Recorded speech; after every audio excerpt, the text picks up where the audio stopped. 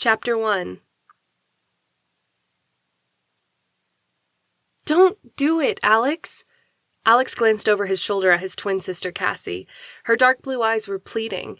He looked back at the older boys as they jumped, one at a time, off of the cliff. They're alphas, Cassie pointed out. The wind tangled in her curly brown hair. She shoved a strand behind her ear. It's not worth it. Think about what you're going to do. You'll suffer consequences they can get away with. She always had a way of sounding older than their 14 years. Alex clenched his hands into fists for a moment, torn.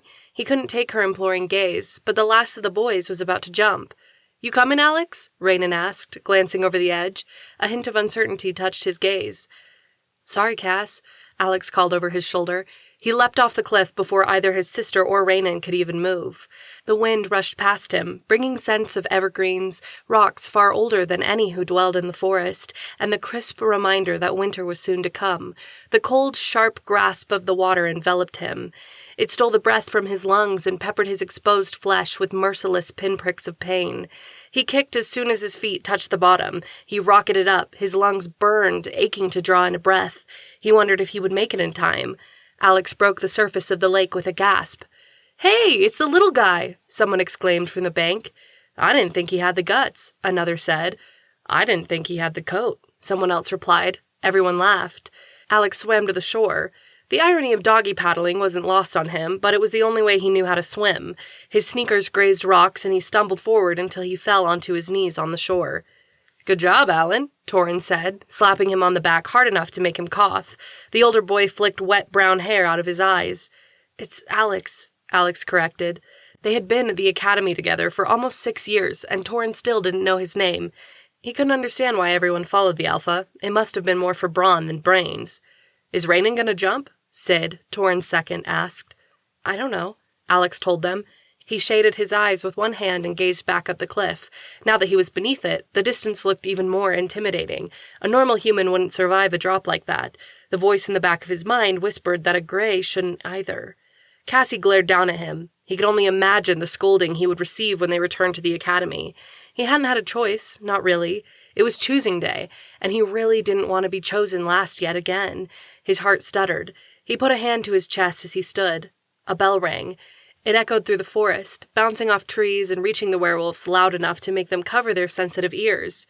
Think they can ring it a bit quieter? Sid asked. I think Professor Nikki likes to torture us, Torrin replied, rolling his eyes. It's another one of her tests. Alex fought back the urge to bare his teeth at the tone Torrin used to talk about the dean's wife. She had always been nice to him. Come on, Torrin said. Last one there's got latrine duty. The Alpha took off through the trees with the rest of the older werewolves close behind. Alex glanced back up the cliff, but Cassie was gone. He sighed and ran after the others. It would have been faster and more fun to phase to wolf form, but the dean would definitely frown upon werewolves arriving naked at the choosing. Alex could hear the others ahead of him. He slipped through the trees to the right, darted around a huge boulder, and found the steep decline. It was a shortcut that cut the time weaving down the switchback trail in half. The only downfall was that it was also littered with poison ivy. Alex jumped, using his werewolf strength to propel himself to a rock, then to a fallen tree. One more jump and he would be back on the path. It was far further than a gray should be able to leap. He ran along the tree trunk, bent his knees, and jumped at the last possible second. He was almost there. He was falling short. Alex landed a few feet from the path. His foot clipped a rock and sent him rolling. He put up his arms to protect his face from the poison ivy and came to a painful stop against a massive tree. The sound of footsteps running in a tight cadence approached.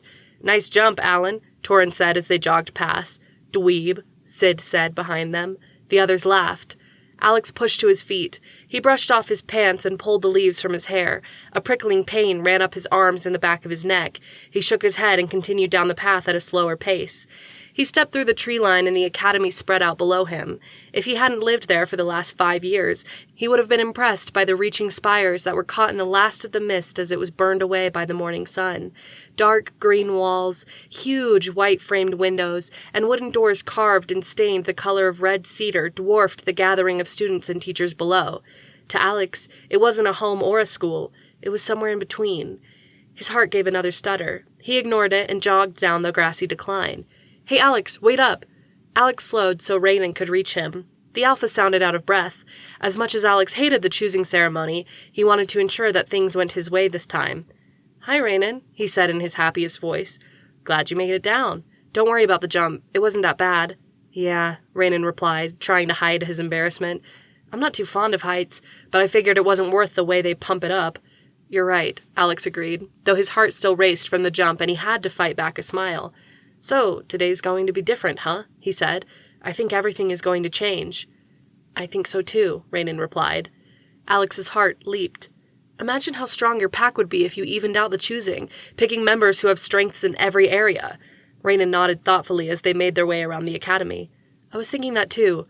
I'm going to change things up this year. It's going to be good." Alex couldn't help the grin that spread across his face. "I'm looking forward to it." "Me too," the alpha replied with a matching grin.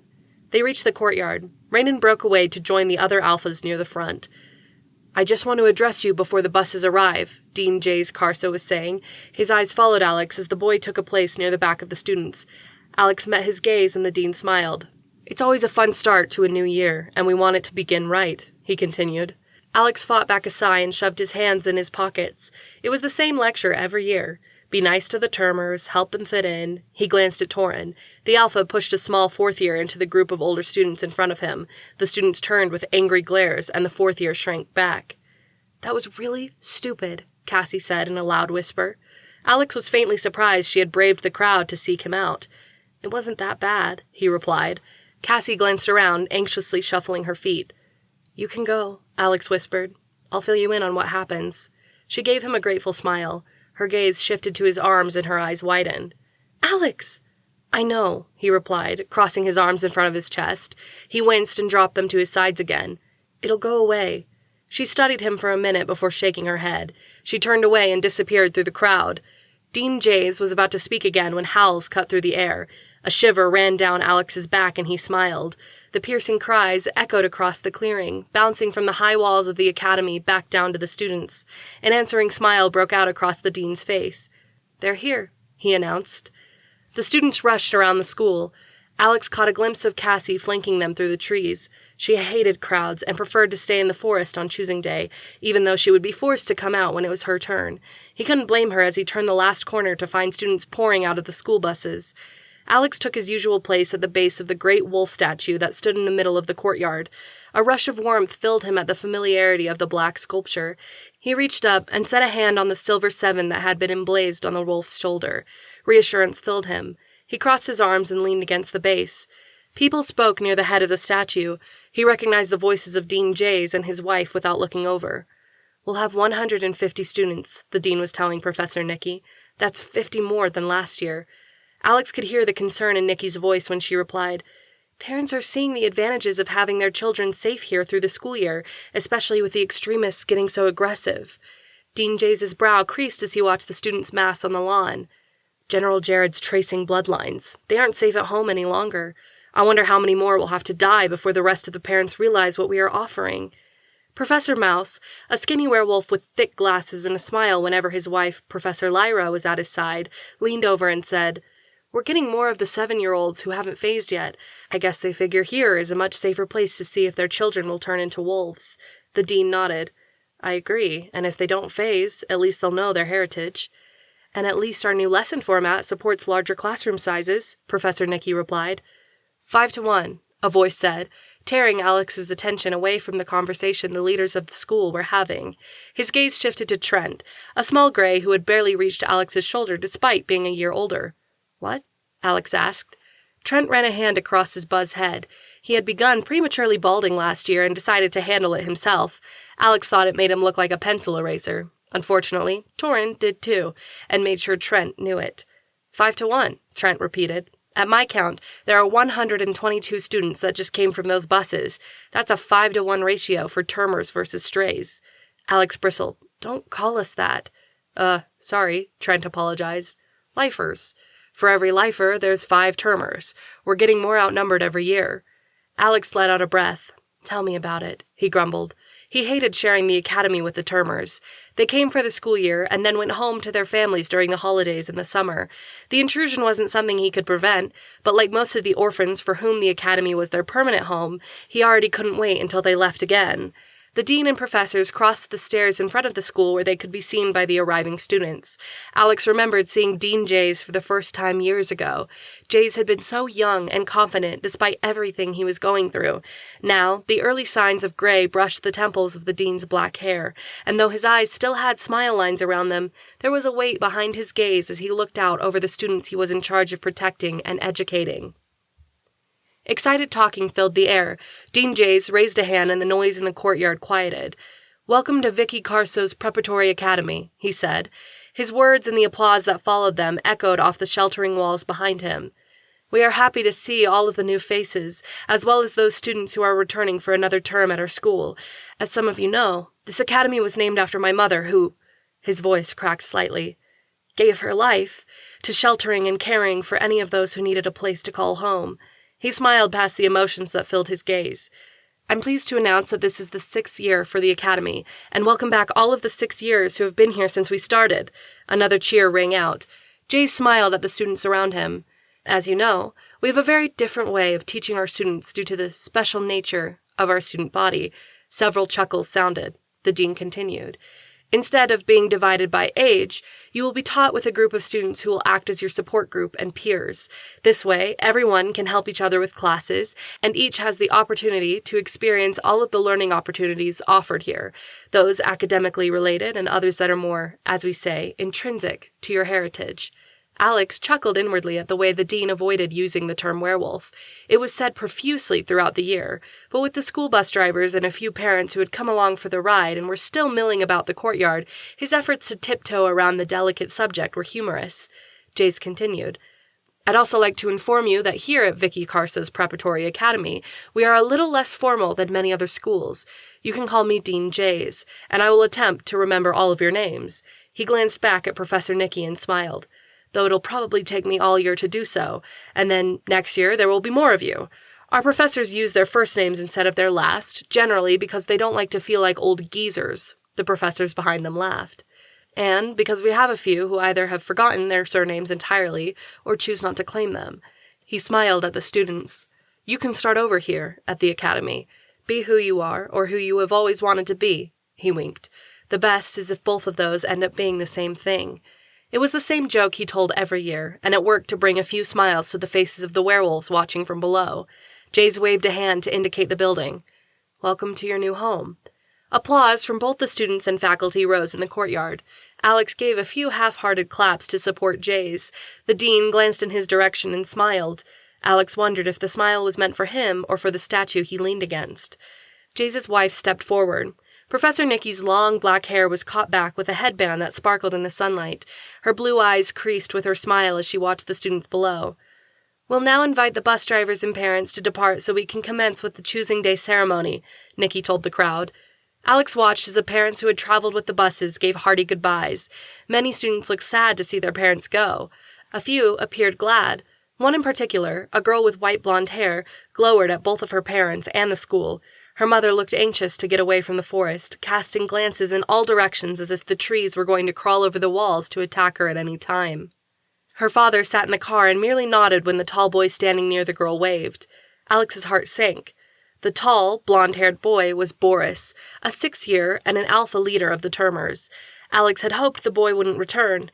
It looked like instead of fulfilling his wish, Boris had brought his sister. Alex felt at least a bit of consolation at the fact that the sister didn't appear pleased with the arrangement either.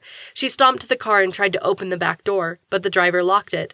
Her father watched impassively from the back seat, giving the smallest wave of his fingers to brush off his angry daughter. "Kalia," her mother called. The girl crossed her arms and glared at the ground. Her mother threw her arms around her daughter despite her stony expression. "Maybe they can fix this and you can return home," Alex heard the mom say. "I'm not like them," Kalia replied, her disgust clear as she gestured flippantly toward the group waiting in the courtyard. "I can't believe you're leaving me here." "We talked about this," her mom said. Her father unrolled the window. "Get in the car, dear," he called just before rolling it back up again. "It's not fair," Kalia protested. Her blonde hair swished just above her shoulders when she shook her head. "You can't do this." "Kalia, Her mother was cut off by the opening of the back window. "Marnie, now," Kalia's father said in a stern tone. Kalia's mother kissed the top of her head before hurrying to the car. Both Kalia and Boris watched it follow the path the buses had already taken. When the car reached the wall, 2 staff members shut the wrought iron gates intricately worked into the shape of 2 wolves howling at the half-moon on either side that connected to make it full when the gates closed. The sound sent an ominous chill through the new students, while Alex breathed a sigh of relief. Though his home was overrun by students, at least they were through with the bombardment. "Take this time to mingle with your fellow students," Professor Nicky encouraged the group. "This will become very important in the ceremony.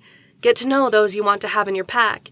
The contacts you make now may very well become your pack later. Learn the alphas. Learn the greys. Everyone is important in a pack.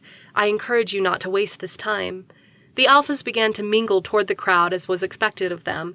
Alex watched greys and younger years talk with enthusiasm, hoping to catch the eye of someone who would watch their back at the academy.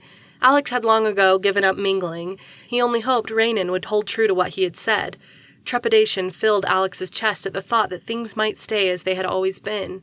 "What's your name?" Surprised, Alex glanced up from his brooding to see a tall, brown-haired boy watching him. Alex hadn't seen the werewolf before. He must have been a first year, but the way he held himself said that he was an alpha. "Alex," he answered. "I'm Jericho," the alpha replied. He tipped his head toward the statue. "That's awesome." Alex nodded without speaking. "You been here long?" Jericho asked. 6 years. Alex replied. Jericho nodded. Another werewolf caught his eye and he wandered away. Alex clenched his hands into fists, then caught himself and shoved his hands into his pockets. A few minutes later, Professor Nicky climbed to the top step of the academy again. "Let's adjourn to the meeting hall for the choosing ceremony," she said. She and Dean Jaze held hands as they led the way through the huge front doors. Alex trailed behind the crowd. His patience was rewarded when Cassie eventually gave up her vigil at the edge of the forest and joined him. "There are so many of them," Cassie whispered. "It's just for the term," Alex reassured her. "They'll go home soon enough." "I sure hope so," she replied.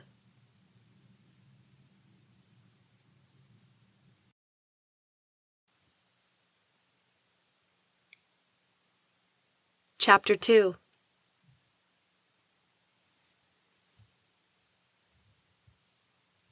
Alex fought down the rush of anxiety he always felt at the choosing ceremony.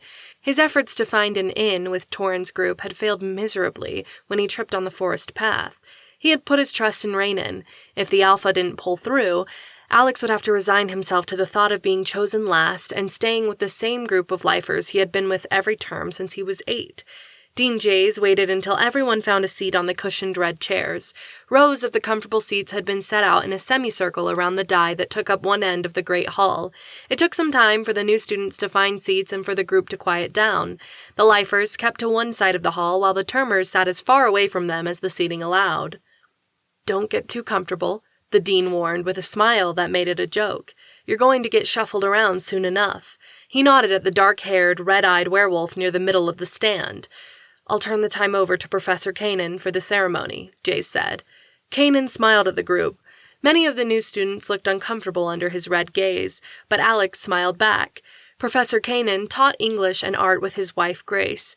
He and his sister Colleen, a wilderness education teacher, were also the only 2 genetically created werewolves as far as Alex knew. He wasn't sure of the specifics, except that when he was younger, he had asked Kanan how it had happened. The look of sadness that filled the werewolf's face was enough to prevent further questions, but Kanan's kindness had helped Alex through a few rough times, and he was grateful for the werewolf. "Wolves run in packs," Kanan began. "Werewolves run in bigger packs." Laughter rang throughout the room. Kanan held up a hand. "Here, at the academy, your pack is your safety net, your security blanket, your go-to, and your family. Your pack is your support and your biggest cheerleader. Starting with a strong connection to your pack means you will have a good year. Choosing day is the most important day of your term here at the academy." Kanan glanced over his shoulders. "Sorry, professors, but it's true. Your classes only make a strong second." They chuckled with the camaraderie of true friends. He turned back to the students. "Packs in the wild are not forced. They're made of family units who have each other's backs and work together for the defense of their territory and security of their members.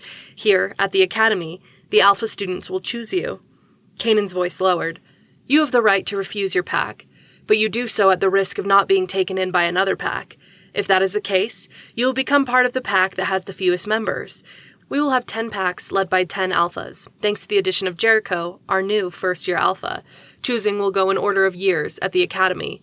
Kanan motioned for Torin to step forward.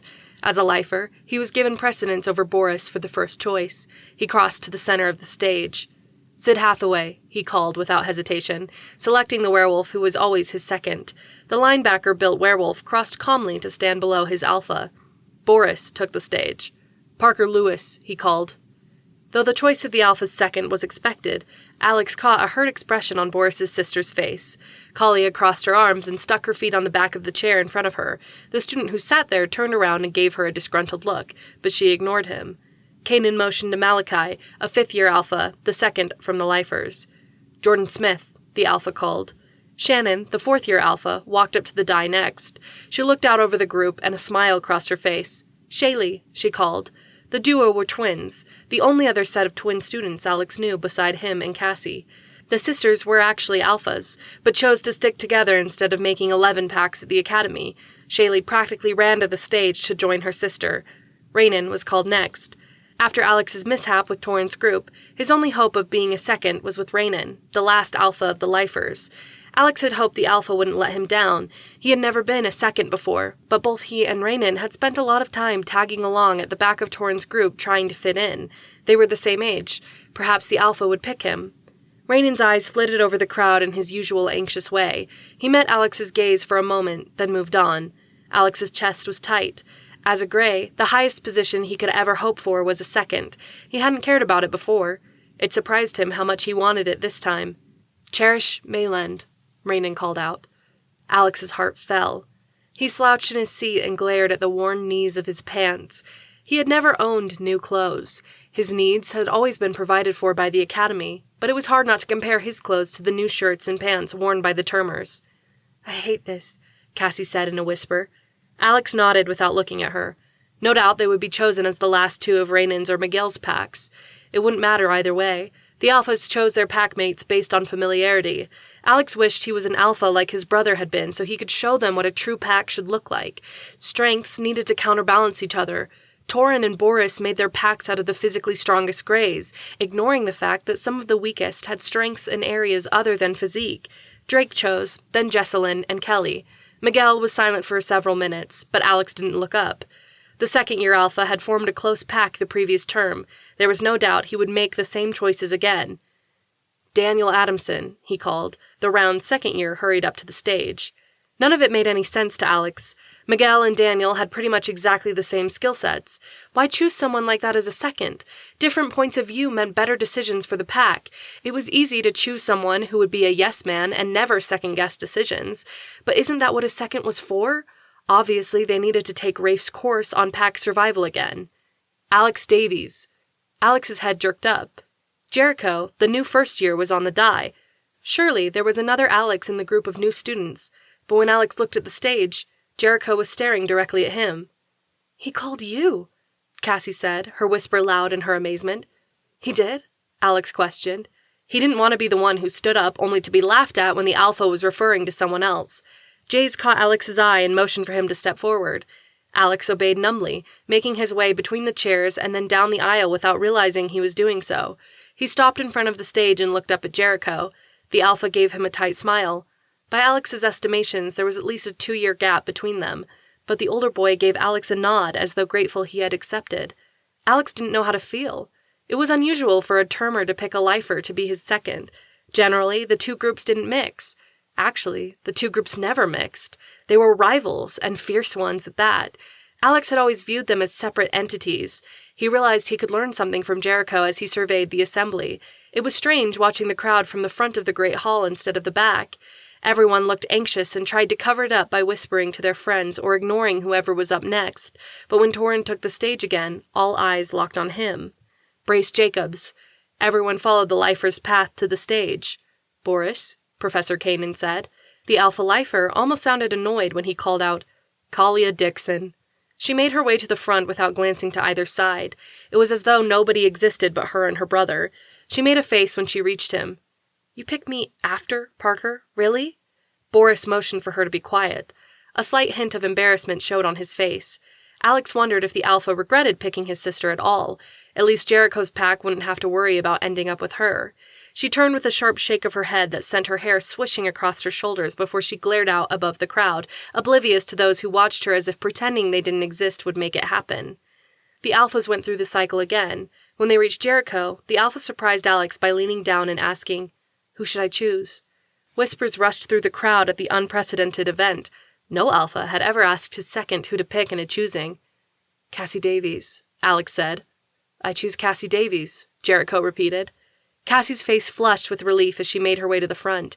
She stood there next to Alex with her head bowed so she didn't have to look at the faces watching her. He could see her trembling. It was the same every choosing. As much as she hated crowds, she had to stand there. He knew she fought the urge to phase and run away. "It's okay," Alex whispered softly as Boris chose his next packmate. "It'll be better when it's over," Cassie whispered back. Alex studied the faces of the werewolves waiting to be chosen. If Jericho asked him who to choose next, he needed to be ready. His gaze fell on Trent. The 6th year was great with numbers, but poor socially.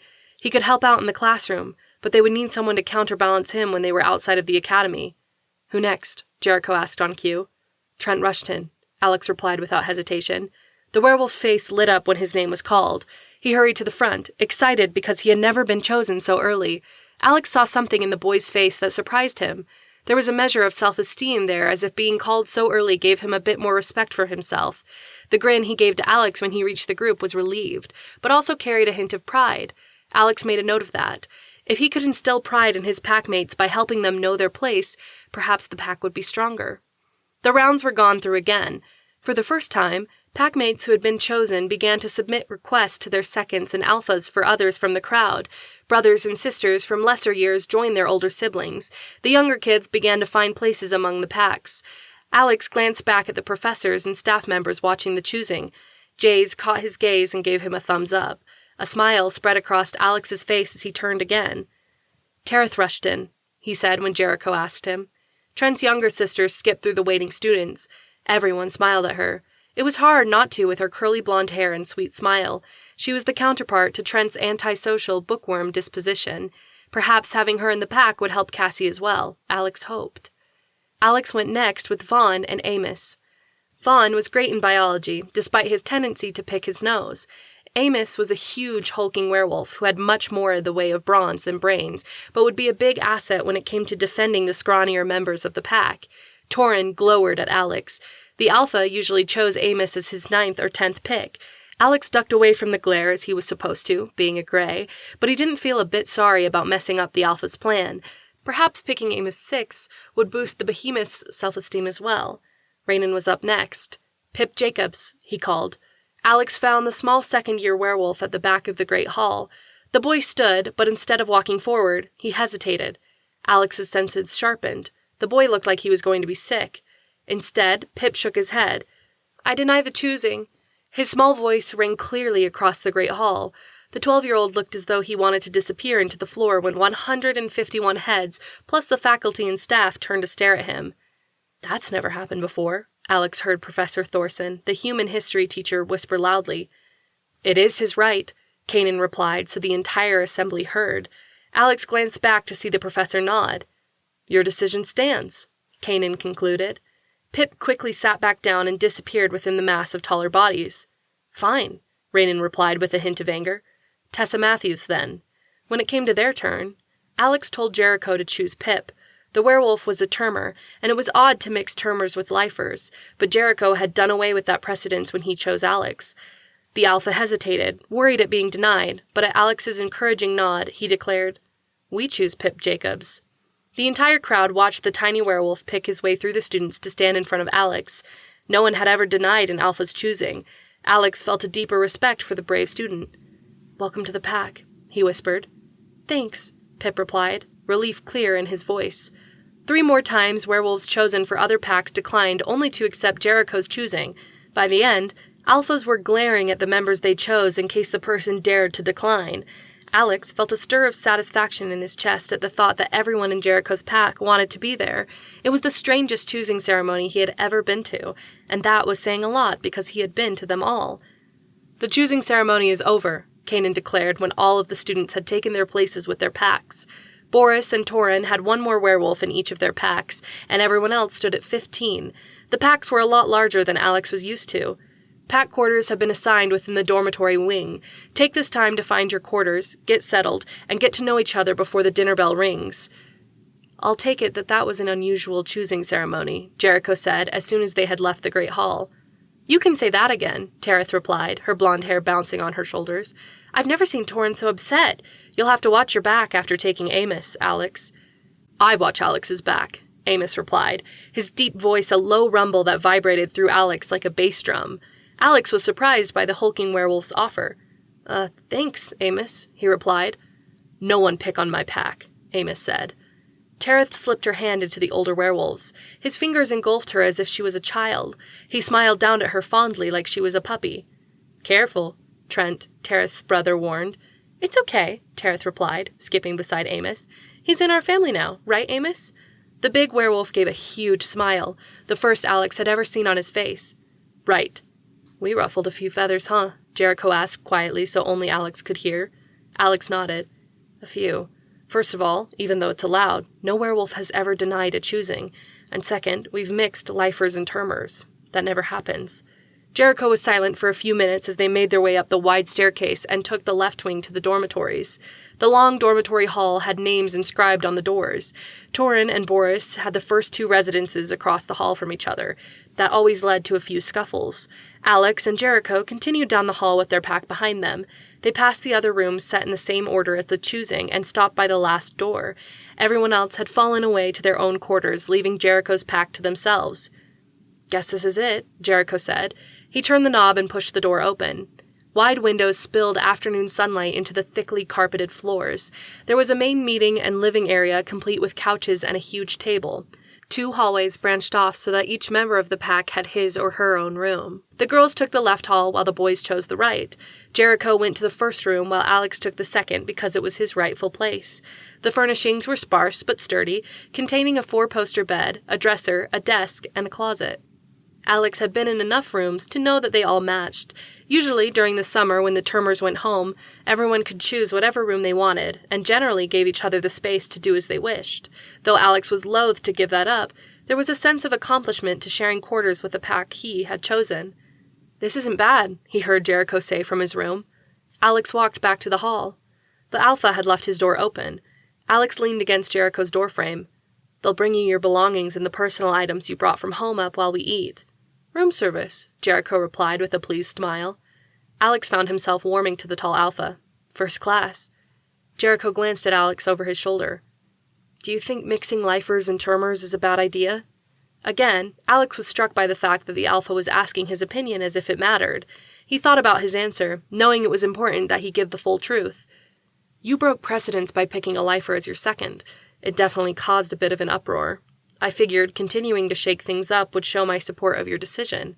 Jericho snorted and turned to face Alex. "So you're setting everything on my shoulders." Alex shrugged. "Everyone heard you ask my opinion for the choosing. It's already on my shoulders.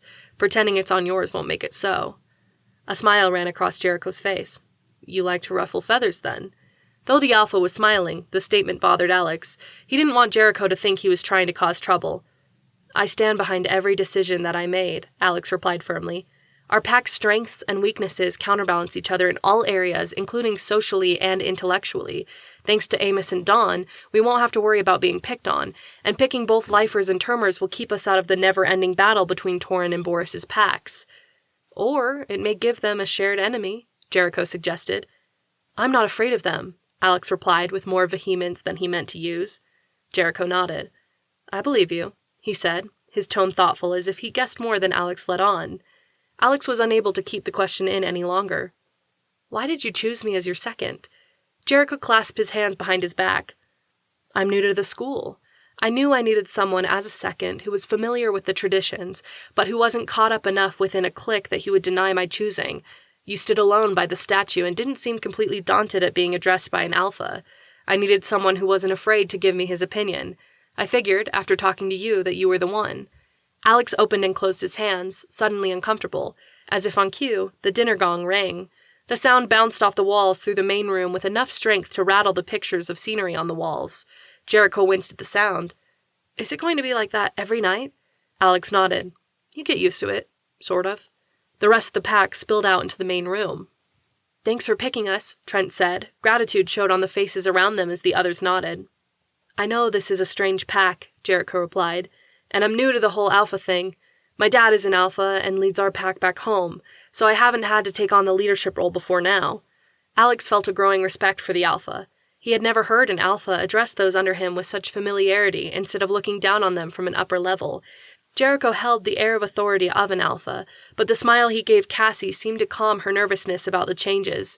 Cassie stood close to Tareth. Alex hoped they would become friends. Give me a bit of leeway while I learn the ropes of being your leader, and I'll give you leniency if you slip up once in a while, Jericho said. I'm grateful I had Alex's guidance when picking this pack, and I feel like we're going to have an excellent term. Everyone nodded, and smiles began to appear on faces. Let's go eat, Jericho suggested. He led the way to the door. When he tried to open it, the door refused to budge. He pulled harder. He's going to rip off the doorknob, Cassie whispered next to Alex. Let me try, Amos offered. I break door down. Jericho held up a hand. I don't think we want to ruin our door. Someone needs to figure out what's wrong with it. I'll go around, Alex said. He went to the window, despite everyone's protests. 2 floors up wasn't that high. He had often skirted the walls while exploring the academy. He pushed the window pane up. Be careful, Cassie said. Alex nodded and stepped onto the ledge. 14 heads stuck out of the window and watched him as he hugged the wall and made his way carefully to the next window. He tapped on the pane. A form crossed to the window. What are you doing? Raynon demanded. Permission to come inside? Alex asked. I'm pretty sure our doorknobs are tied together, so it's not going to help you any, Raynon replied, annoyance still thick in his voice from the choosing ceremony. Good to know, Alex told the Alpha. I'll take care of it.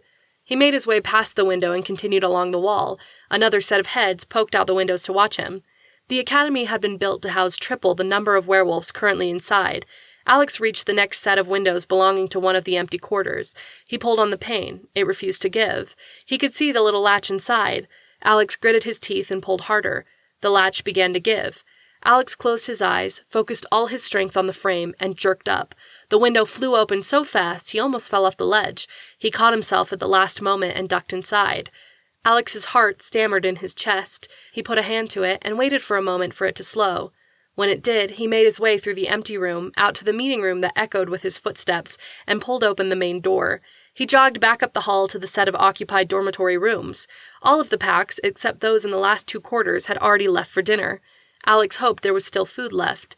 A thick cord bound both doorknobs together. Alex untied it from the doors. Good to go, he called. Jericho and Raynon opened the doors at the same time. Jericho laughed at the sight of the cord in Alex's hand. At least we still have our doorknobs, the Alpha said. Do we have to stay across from you? Raynon protested. I don't need my pack getting hazed because of your stupid actions, Alex. Alex was about to reply when Jericho speared Raynon with a look. You mess with one of us, you mess with all of us, he replied in a tone that carried steel. Raynon looked up at Amos and Dawn as they squeezed through the doorway behind their Alpha. We're good, Raynon muttered. He turned and barked, Get out of here! He stalked down the hallway without waiting for his pack to respond. Jericho's pack waited respectfully until they were gone. Let's eat, Jericho said simply before walking down the hall. The rest fell in line behind him. Cassie smiled at Alex. He couldn't help the thrum of excitement that went through him at the thought that perhaps this term would be different from the rest after all.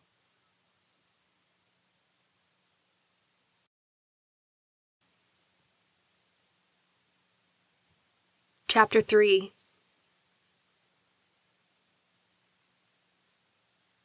Each pack sat at their own rectangular table spaced along the great hall. A spread of turkey, baked potatoes, honeyed ham, fresh rolls, stuffing, and cranberry sauce filled each table. Spiced eggnog and horchata made up the drink choices along with ice water with floating lemon slices. This is better than anything we eat at home, Marky exclaimed. Alex gave the boy a warm smile. The werewolf was one of the new 7-year-olds at the academy for their first term. He had become part of their pack by default, because it was either Marky, a 5th-year named Justice who glared daggers at Alex and would no doubt kill him in his sleep if chosen for Jericho's pack, or Brace, a werewolf Alex had scuffled with on a few occasions. He didn't want to put that animosity on his pack. Seeing Marky's expression as he took a bite of turkey convinced Alex that he had made the right decision. You'll eat good every day you're here, Alex told him. Marky's wide green gaze widened. You mean strays eat like this all year long? A fierce rage swept through Alex. His hand clenched into fists. Trent opened his mouth to snap at the werewolf, but Alex took a calming breath and held up a hand. Jericho watched them both with interest. Marky, we prefer to be called lifers instead of strays. Just because we're orphans doesn't mean we don't have a home. The academy is our home. Alex's heart clenched away from the term, but he forced himself to continue. If you want to make friends here, don't use the term stray again, okay? Marky nodded, his eyes even wider. I'm sorry, Alex. It's all right, Alex reassured him. This is your first year. You're still learning the ropes. Me too, apparently, Jericho said quietly when everyone else had returned to eating and talking. For a second there, I thought you might actually attack him. Alex hesitated, then nodded. I almost did. He met the Alpha's gaze. It's a touchy subject. Jericho nodded. I'll keep that in mind then. Alex felt eyes on him. He glanced over his shoulder to meet Boris's gaze. The leader of the Termers glared at him. Alex stifled a sigh and turned back to the table. Apparently, he had made more than a few enemies at the choosing. You did a good job, Cassie whispered. Alex smiled at her as she piled turkey between two rolls, smashed it down, and took a huge bite. Though Cassie was small, she put even more food away than Alex. She had a tendency to eat when nervous, so dining in the Great Hall actually helped to calm her fear of being around crowds. Thanks, Alex whispered back. Alex loved the soft shush of the grass beneath his feet as he made his way to the statue. It looked even bigger under the midnight sky. A huge alpha wolf ready to protect the academy should it come under threat. No one would mess with you, Alex said aloud. He took a deep breath of the cool night air. His senses flooded with the crisp scent of pines that circled the academy walls, the tangle of moisture that hinted at rain, and the bare wisp of a small herd of deer that bounded away from the walls, probably being pursued by Rafe's pack. I wish you could smell this, Alex said with a touch of sorrow in his voice. I know you'd love it. He shoved his hands in his pocket and leaned against the statue's right foreleg. It was his favorite place at night. The lights were out in the academy windows, stars winked down from their deep velvet blanket, and the wind, always circling, toying with his black hair that was getting a bit longer than he usually let it grow, and promising that a run beyond the walls would be amazing. Alex was about to give in to the urge to run when the front door to the academy opened. The form paused on the top step, then made its way to the statue. The familiar scent made Alex's tight muscles loosen. I thought I'd find you here, Dean Jaze said amiably when he reached the statue. Alex smiled. Maybe I'm getting too predictable. The dean chuckled. You proved that wrong today. Alex nodded. That was a bit out of the norm. A bit, Jaze conceded, smiling at the sarcasm. I suppose the lifers and termers are getting along? As well as can be expected. Someone tied our door shut, Alex said. At Jaze's raised eyebrows, Alex shrugged. I untied it. No harm done. Jaze's gaze said he guessed more than what Alex let on. Be careful, Alex. Don't push yourself too hard. I know how much you want to be an alpha. Alex shook his head. He lowered his gaze and said quietly, I don't want to be an alpha. I want to be like my brother. Jaze's eyes traveled from the young gray to the statue of the black wolf behind him. Heartbreak filled Alex's voice when he asked the question that had circled in his mind hundreds of times but he had never dared to ask. He made himself do so now. Could you have saved him? Jaze let out a slow breath. He turned and leaned against the base of the statue next to Alex. He glanced at the young werewolf. I can't tell you how many times I've asked myself that same question, he said. How many times I've run the scenario over and over in my head. The dean closed his eyes. If I had known that he was going to sacrifice himself for me, I would have demanded to go up there beside him, and he knew that. And then you would have died too, Alex answered in a whisper. Jaze nodded. I would have fought side by side with my best friend and died beside him. He stifled a smile when he said, and he would have been so angry at me for sacrificing myself, even if I pointed out that was exactly what he had done. Alex fought to keep the pain at bay, forcing the memories away of the day his parents were killed. Jet had found them and taken them to a werewolf safe house called 2. It was there where he and Cassie had been told about Jet's death. He hadn't broken down then. He had been strong for Cassie, holding her as she cried, lost inside herself at the thought of all of their loved ones gone. At the academy, he had to be strong for different reasons. While Cassie found consolation in the woods and in the peace that reigned when the terms were no longer in session, Alex was constantly on guard, fighting for his spot among the packs, hoping someday to make Jet proud, to be a brother worthy of the one who had died to make the academy happen. I think he deserves to be here instead of me, Alex said quietly. Jaze looked at him. He was quiet for several minutes. Alex appreciated the way the dean never talked down to him or acted like his opinion didn't matter.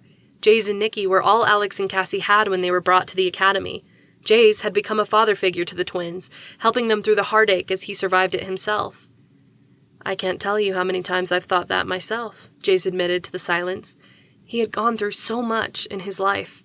To see what he had become in the time I knew him made me realize what it truly meant to love and to sacrifice, to trust and to be loyal. Jaze looked at Alex as if debating how much he could tell the boy.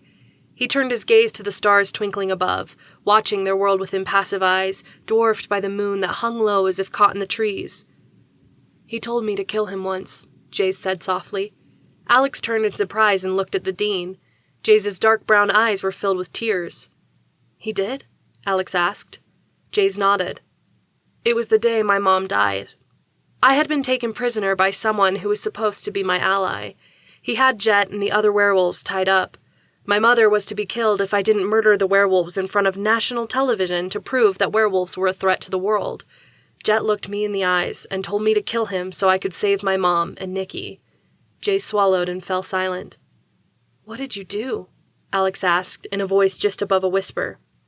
Jaze let out a shuddering breath. "There wasn't really a choice. I realized that, looking at your brother who was chained. It was something I had promised him he would never go through again. I loved your brother with all my heart. He was my brother too. We had fought and bled beside each other."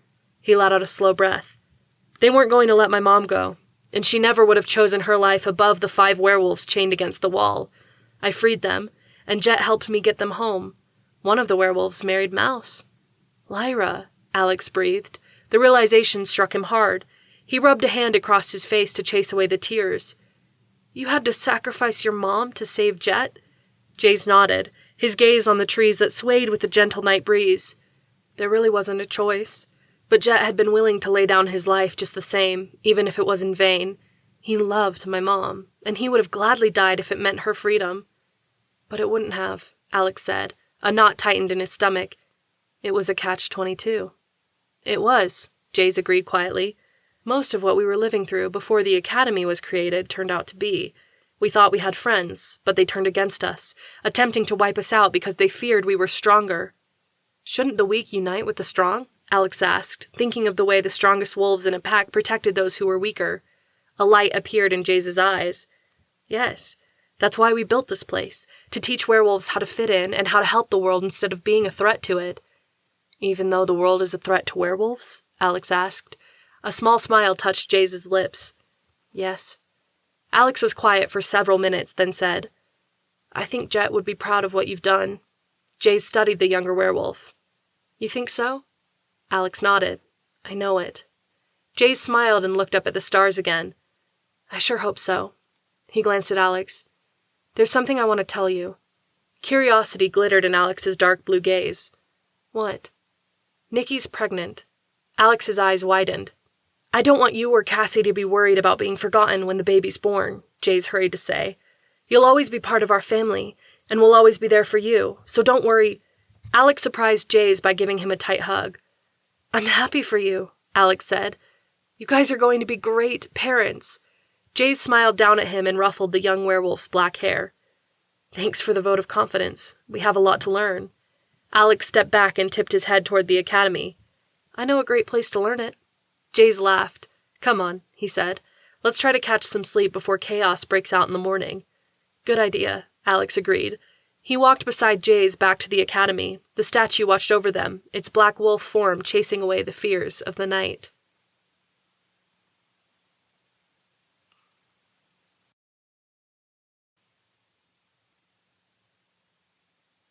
Chapter 4.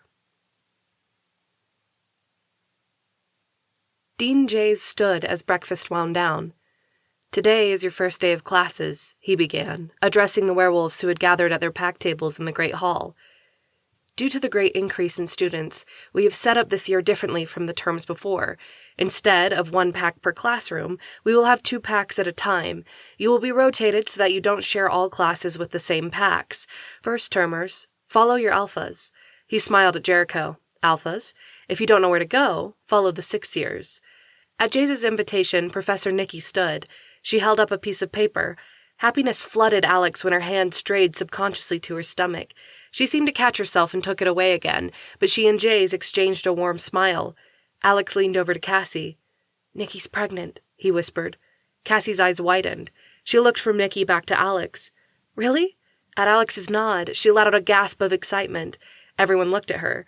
A blush ran across Cassie's face, and she sank down in her chair. When the students looked away again, she whispered, "That makes me so happy." "I know," Alex replied, grinning at his sister. He followed her gaze back to Nikki. The professor read from the page. "Pax Torin and Drake will meet in room 12. Pax Raynon and Shannon will begin with Rafe and Colleen outside the wall." Raynon gave a loud groan. Nikki ignored him and continued. "Pax Malachi and Kelly are to meet in the gymnasium. Pax Jesselyn and Miguel will proceed to room 2, and Pax Boris and Jericho are to meet in the training facilities. After your class concludes, your professor will instruct you where to go next." Jericho gave Alex a surprised look. "What sort of training?" "The only kind befitting a werewolf," Alex replied with a grin. He led the way down the hall toward his favorite class. Maybe things were looking up after all. Beginning the day with training was just what he needed. He was almost there when someone ran into him. "Out of my way, twerp," Boris spat. Alex turned to see Trent sprawled on the ground with the Alpha standing above him. Jericho, Dawn, and Amos hadn't reached the turn in the hall yet, and so were unaware of their packmate's danger. Alex took a step forward. "Alex, no," Cassie pleaded, grabbing his hand. Boris's gaze tightened. "Yeah, Alex, no," he mimicked, mocking Cassie's worried tone. "Stay back like a sissy and watch me teach your packmate some manners." He grabbed the front of Trent's shirt and picked him up so they were nose to nose. "Like getting out of the way when an Alpha comes along." "Leave him alone." The words came out of Alex's mouth before he realized he had spoken. His hands clenched into fists, and he took another step forward despite Cassie's vice-like grip. "What did you say?" Boris growled. He exchanged a glance with Sid, his second. "Did you hear that?" Sid nodded. "I heard it." A vicious gleam sparkled in Sid's eye at the potential fight. Boris dropped Trent and stepped over him to face Alex. "Do we have a problem, Stray?" Boris demanded. Alex held perfectly still. Everything inside him called for him to attack, yet Boris was an Alpha. Alex's jaw clenched. Instinct demanded that he back down. The Alpha was stronger, faster, and werewolf law dictated that a Grey should never challenge an Alpha. But the Alpha was challenging him. "Did you hear me, Stray?" Boris growled in a tone that said he was seconds away from attacking. Alex let out a slow breath and bowed his head, showing the deference he hated. "I don't have a problem, Boris," he said quietly. "What was that?" Boris shouted. "I don't have a problem," Alex replied through clenched teeth. Boris watched him for another minute before nodding. "Good." He pushed past Alex. Alex leaned against the wall as the rest of Pack Boris walked by. The girl, Kalia, trailed last. She studied Alex as she passed. He refused to meet her gaze. He had to show deference to Boris, but there was nothing that dictated he owed her anything. The rage rushed through him, barely contained. He wanted to tear something apart. Anything. "Alex?" Cassie asked quietly. Alex shoved past her into the training room. He walked blindly to the wooden dummies in the corner and pulled out a practice sword. He had trained in this room for the last 6 years. Dre and Chet had helped him turn his helpless frustration at losing everyone he cared about into honing his fighting skills. It let him vent his rage and prevented him from hurting others or himself in the process. Now, though, all he saw was red. He swung the sword so hard it snapped in two when it connected with the dummy.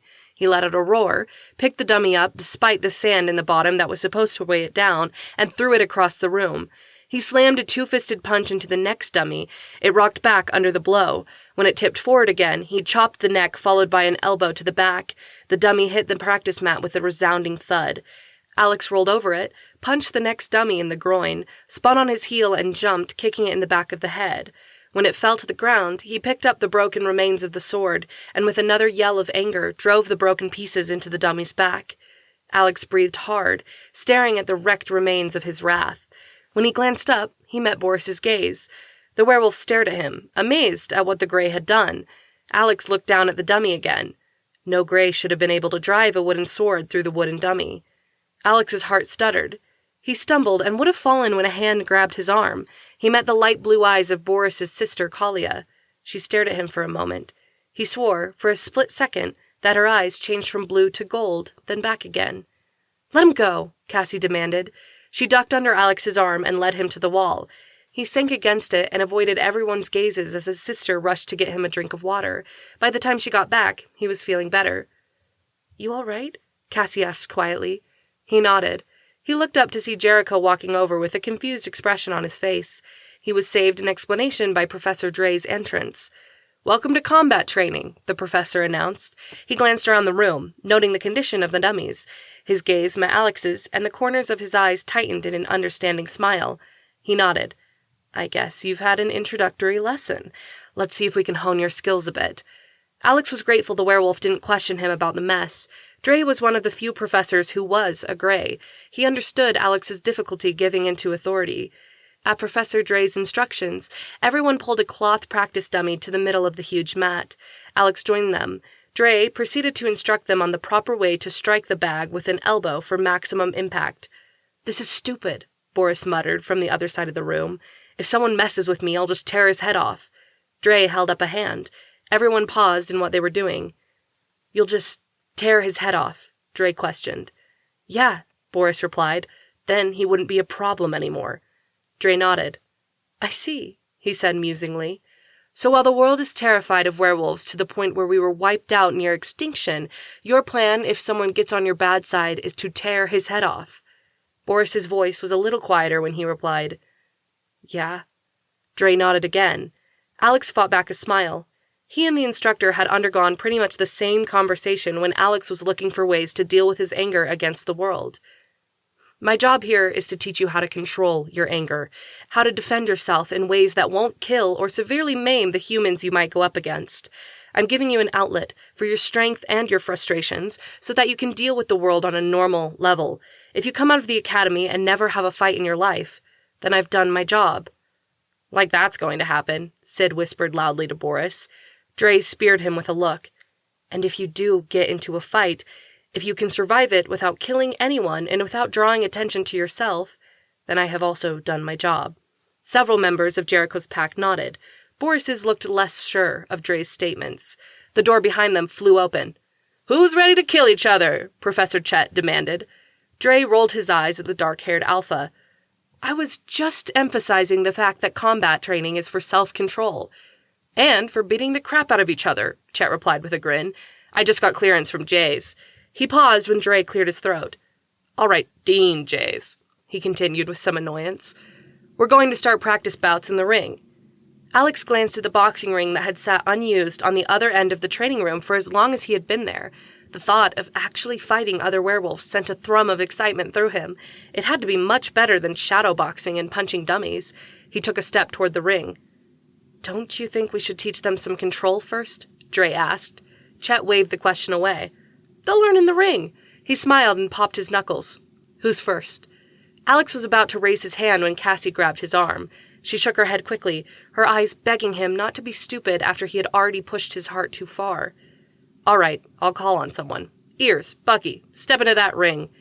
Everyone looked at Pip, whose big ears were hard to miss. The second-termer stared at Jericho and swallowed nervously. The sound was heard throughout the training room.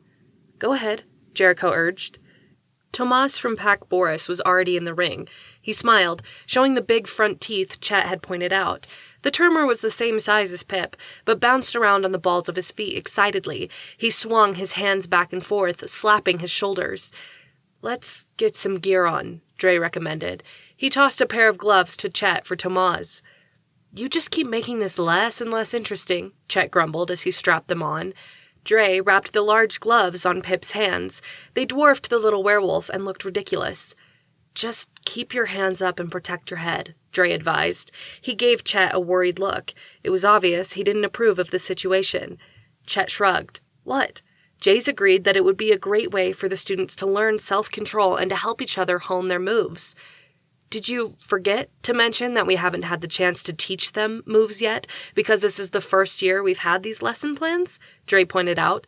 Chet shrugged again. "Possibly." He turned his attention to the waiting werewolves. "Now fight!" Tomas threw 2 punches before Pip even had his hands up. The little werewolf rocked back on his heels. Alex took a step closer. Cassie followed, her expression anxious. "Put your hands up," Dre repeated. "Protect your head." Pip raised his hands, and Tomas immediately punched his stomach. Pip looked like he was about to cry. Chet, Dre said. Wait for it, Chet urged. Pip lowered a hand to his stomach, and Tamaz hit his head again. Alex saw tears in Pip's eyes. He was about to reach for the ropes when Jericho shook his head. Alex paused, surprised by the unspoken command from the Alpha. He followed Jericho's gaze back to the ring. Tamaz hit Pip in the kidneys. Pip attempted a desperate swipe at the other Termer's head, but Tamaz ducked and landed a punch on Pip's chin. Something snapped. Alex saw the moment Pip changed from scared and cowering to something else. He threw his hands down hard enough to force the gloves off and dove at Tamaz. He phased as he did so, tearing his clothes and slamming against Tamaz's chest in the form of a gray-coated wolf. Even though the mass of the wolf and of the boy was the same, the wolf form and the muscles coiled beneath its fur gave him an impact that echoed through the room. Tamaz landed on his back with the wolf snarling on his chest. Enough, Jericho said quietly. Pip closed his mouth as if he had just realized what was happening. He looked down and his eyes widened. He stepped off of Tamaz and backed away. Chet clapped. He ducked under the ropes and crossed to Tamaz. Well done, he said. Jericho gave Chet a searching look as the Alpha held up the rope for Pip to climb under. There's a change of clothes in the locker room, Dre said, pointing to a door. Help him find them, then come back. Jericho did as he was told while Chet helped Tamaz up. You threw some good punches there, he told the boy. Thanks, Tamaz answered. He climbed over the ropes and made his way back to Boris. The Alpha gave a single nod of approval. A smile spread across Tamaz's face. The rest of his pack commented on his fighting style, patting his back and congratulating him. Was there a point to this? Dre asked Chet quietly. Chet nodded and raised his voice to the class. There was a hard edge to it when he asked, Did you see what just happened? Everyone immediately sobered at his tone. Chet waited. Alex had been around the werewolf enough to know that he would wait until someone gave an answer. He raised a hand. Chet tipped his head. Yes, Alex? Everyone has a breaking point, Alex stated. Chet nodded. Exactly. His voice still carried a bite. And if you reach that breaking point in public, what happens? You'll be shot, Boris said. Chet pretended like he didn't hear the Alpha. Boris let out a loud sigh and raised his hand. At Chet's indication, he repeated, You'll be shot. Jericho and Pip walked back into the room. Chet gave each a short nod before he continued.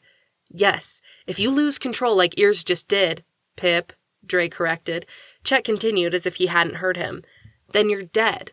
Your goal in combat training this year is going to be extending your snapping point. If you can't control yourself here, you aren't going to do it out there. Let's get busy. Now, who's going to fight Boris?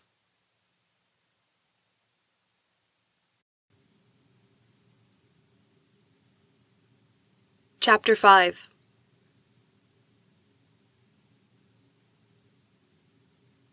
Everyone was black and blue by the time someone tolled the gong 3 times, indicating the conclusion of class. I'm going to enjoy combat training, Boris said in the hallway. Alex stood near Jericho. The Alpha bristled. Even though Dre had warned the werewolves to go light on each other, neither Alpha had pulled their punches. By the end, all of the werewolves were slamming their opponents as they ran through the punches and blocks Dre showed them. Alex was grateful werewolves healed quickly. Even so, if every day was like that, they would all be one big bruise before it was over. He rubbed a particularly sore bruise on his arm from blocking a kick Sid was supposed to land on his shin, but had aimed for his groin. It was a good thing Alex had fast reflexes. That might have been his snapping point after all that had happened. I'm not sure if I approve of Chet's training techniques, Cassie said quietly, rubbing her arms. Boris's team was severely lacking in any weaker members, so Cassie had been forced to train against Brace, who had it out for Alex already and didn't mind showing his aggression against Alex's twin. Chet had finally stepped in, and Dre finished training with Cassie. Maybe they'll let us train with our own pack members next time, Alex said. He wanted to give her hope that it would get better, but part of him needed to pit his strength against Sid again. The hatred in Boris's second gave him something to match. He didn't hate Sid, but there were a few punches that made it a close thing. Dre says we have wilderness education next, Jericho said, catching up to them. Where's that? Alex and Cassie exchanged an excited look. We'll show you, Alex said. He took off running down the hall with Cassie at his side. The rest of the pack fell in quickly behind them. Alex pushed open one of the rear doors to the academy and stepped into the sunlight. He took in a deep breath of fresh summer air as they jogged across the clearing. Do you have to run everywhere? Dawn protested, panting. I'm built for strength, not running. "That's gonna change," Alex called over his shoulder. Cassie reached the gate first and quickly unlatched it. Everyone piled through. Alex began to pull off his shirt. He glanced around and realized that everyone was just watching him. He grinned. "Time to phase! Come on!" Faces lit up around him at the command. Everyone stepped behind bushes and trees to pull off their clothes before they phased. Alex willed the change to come. It took only a matter of seconds, but he enjoyed the way his arms and legs shifted, changing size and musculature. His ears lengthened and grew pointed, shifting to higher on his skull. His nose and mouth elongated and formed into a muzzle. Dark gray fur ran down his back and up his arms. He stretched, then shook, settling the fur around his shoulders. It had been far too long since he had been in wolf form. A howl called through the trees. It was a command to gather. Alex gave a wolfish grin and stepped out from behind his tree. The other members of his pack joined him. Jericho had the thick black fur of an alpha.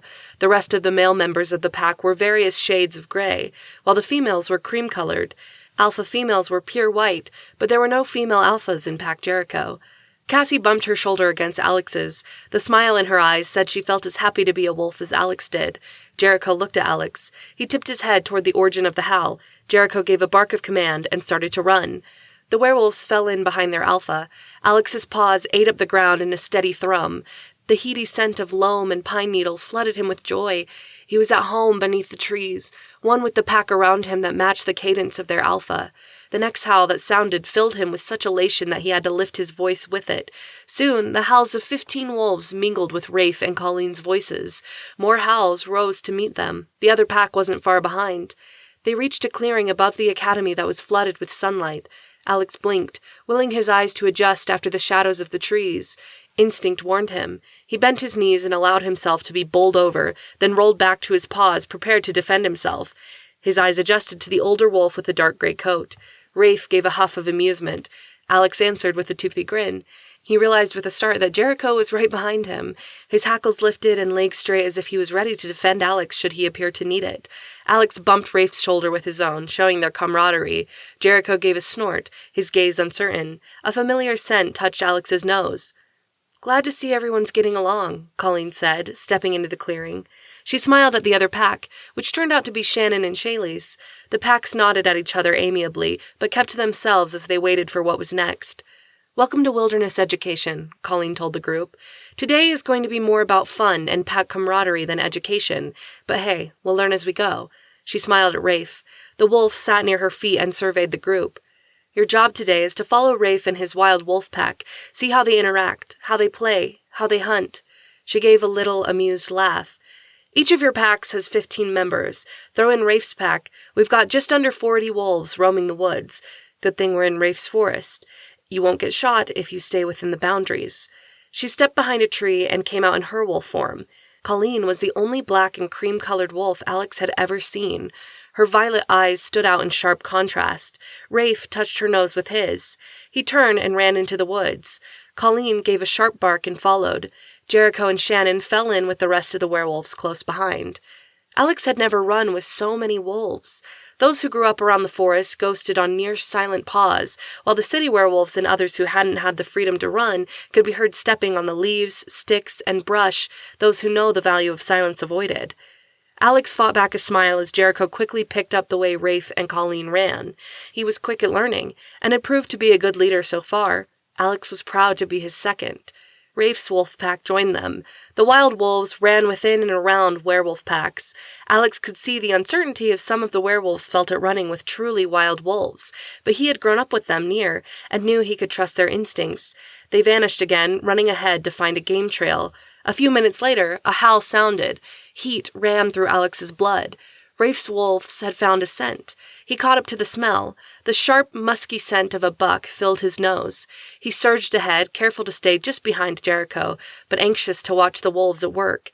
Jericho glanced back and saw how close Alex was. He leaped forward, willing to play along. Rafe's pack backed the buck against a slab of rock. It was an older animal, and limped heavily on its front leg. A closer look showed that the leg had been injured and healed wrong. The animal wouldn't survive the coming winter. It lowered its head and swiped at the wolves with huge antlers. Adrenaline rushed through Alex. He wanted to be there with them, helping them to pull down the animal as he had done in the past. He glanced at Jericho. Pack protocol dictated that he didn't participate unless his alpha did, but the emotions from the earlier run-in with Boris were still fuming in the back of his mind. He needed to let it out somehow. To his surprise, Jericho tipped his head toward the buck. Alex stared at him. Jericho gave what passed as a smile for a wolf and nodded his head at the buck again, granting Alex permission to go. The rest of the pack watched with uncertainty. Shannon and Shaylee exchanged glances and didn't move from their position. Alex looked at his sister. Cassie's gaze was on the buck. She had helped the pack hunt enough times that he could see the want to participate in her eyes, but she held back. Alex snorted. She shook her head without looking at him. Alex blew out a breath and leapt forward. Rafe jumped at the buck's head. One of the wild animals bit a foreleg. The buck swept his head to the side, attempting to dislodge the animal with his antlers. Colleen grabbed an antler in her jaws. The weight of the wolf pulled the animal forward. Alex leaped at the animal at the same time Rafe did. Each latched to a side of the buck's neck. As they pulled it down, a wolf disemboweled the animal. Rafe grabbed its throat and freed the buck's lifeblood. The wolf stepped back as it thrashed once, then grew still. Alex's heart pounded loudly in his ears. Pride filled him at what he had helped the pack accomplish. Usually, the pack went after smaller game. He had never helped them pull down a full-grown buck before. The sense of accomplishment chased away the frustration and rage he had felt towards Boris. He panted and looked over his shoulder. The other werewolves were watching them with wide eyes. If ever a wolf showed a look of horror, it was reflected on Shannon and Shaylee's faces. Even Jericho seemed a bit pensive as he watched Alex. Shannon and Shaylee turned away. The rest of their pack followed. To Alex's surprise, Cassie was the next to leave.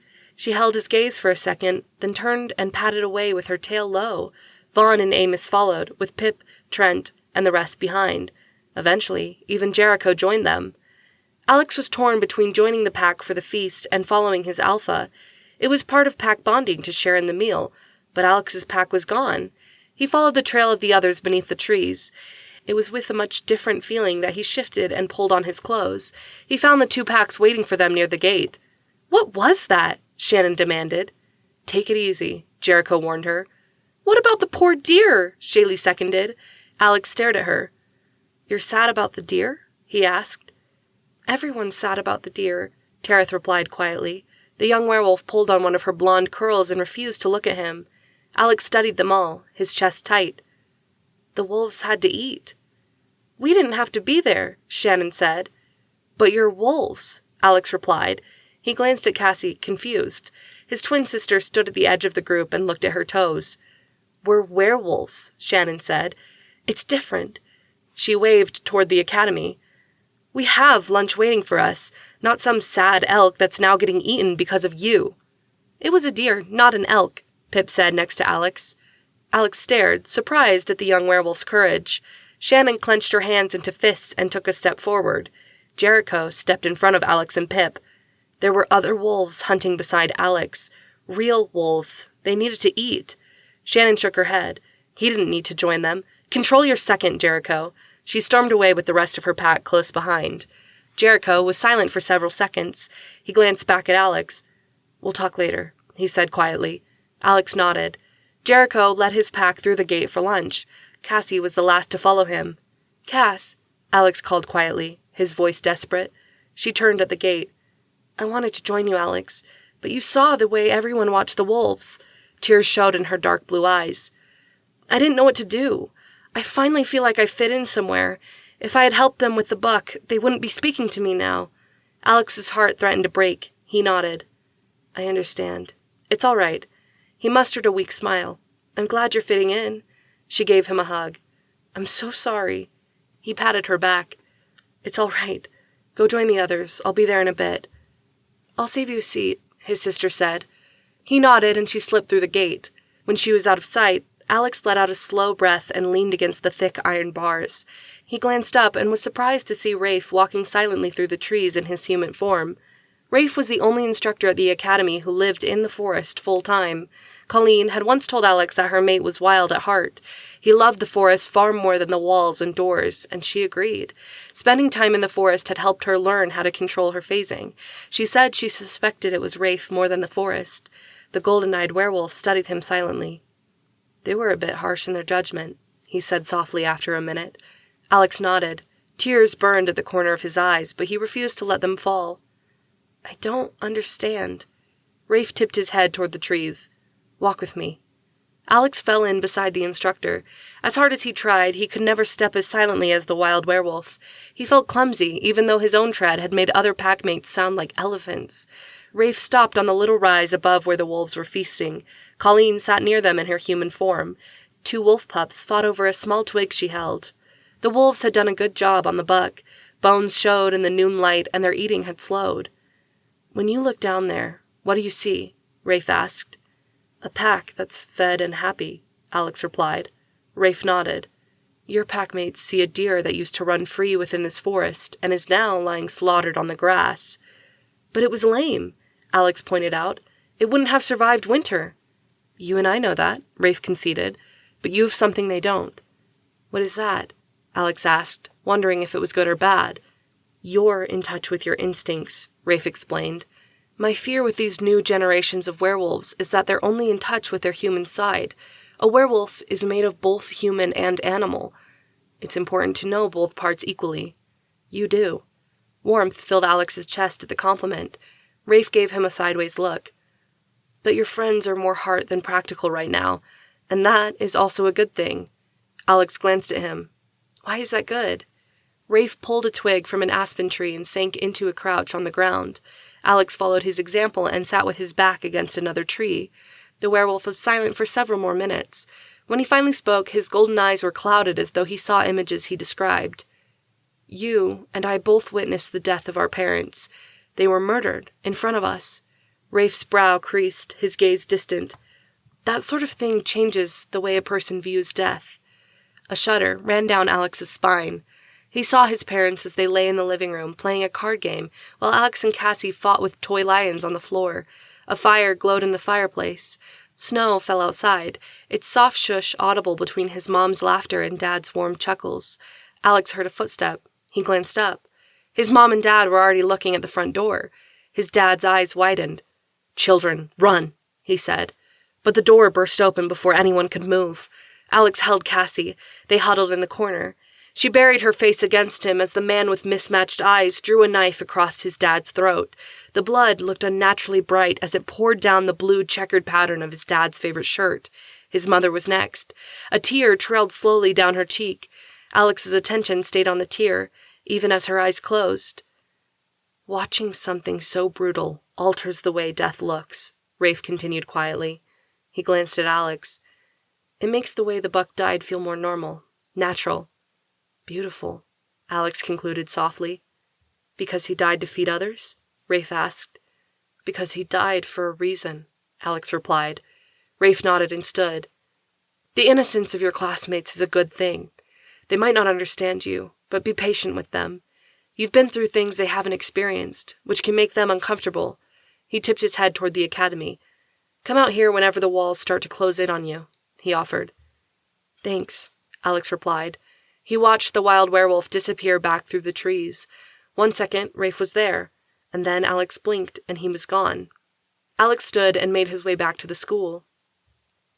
He let his hands trail on the bark of the trees, enjoying the way some were rough and pulled at the skin of his fingers, while others were smooth, like a rock in a stream. The birds sang with the carefree notes of robins, sparrows, and starlings that had plenty to eat and warm sunlight on their wings.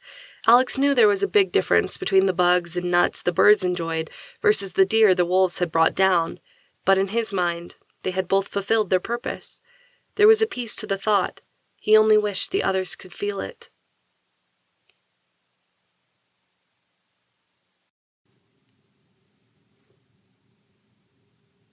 Chapter 6. Alex smiled at the sight of the plate Cassie had dished up for him. The others were already eating and barely noticed his entrance. Alex sat down beside his sister, and she gave him an apologetic smile. I really am sorry, she said quietly. He shook his head. I talked to Rafe, and he explained things. It's okay. Are you sure? She asked, her gaze worried. He nodded. Thank you for dishing me up some food. I was worried Amos and Dawn would eat it all, she replied. Jericho chuckled from across the table. It's not Amos and Dawn you need to worry about, he said. He pointed at Pip's plate. The little werewolf had piled spaghetti, meatballs, salad, and rolls so high that the meatballs kept spilling off the table. The second year ate them as fast as they fell. "What?" Pip asked, with his mouth as full as a chipmunk's when he realized everyone was looking at him. Alex laughed and shook his head. He took a bite of spaghetti. "Better than moose?" Shaylee called from across the room. "It was a deer," Pip corrected, spitting food onto the table. "Ew, Pip, gross," Tareth complained. She shoved the pieces back to him with her napkin. "Whatever," Shaylee replied. "We know you prefer something with hooves." Alex ignored her, concentrating on his food to get it cleared as fast as possible. "Why aren't the professors here?" Jericho asked. Alex and Cassie exchanged a look. Several other lifers at the table fought back smiles. "There's a tradition," Alex answered. "Every year," Trent said.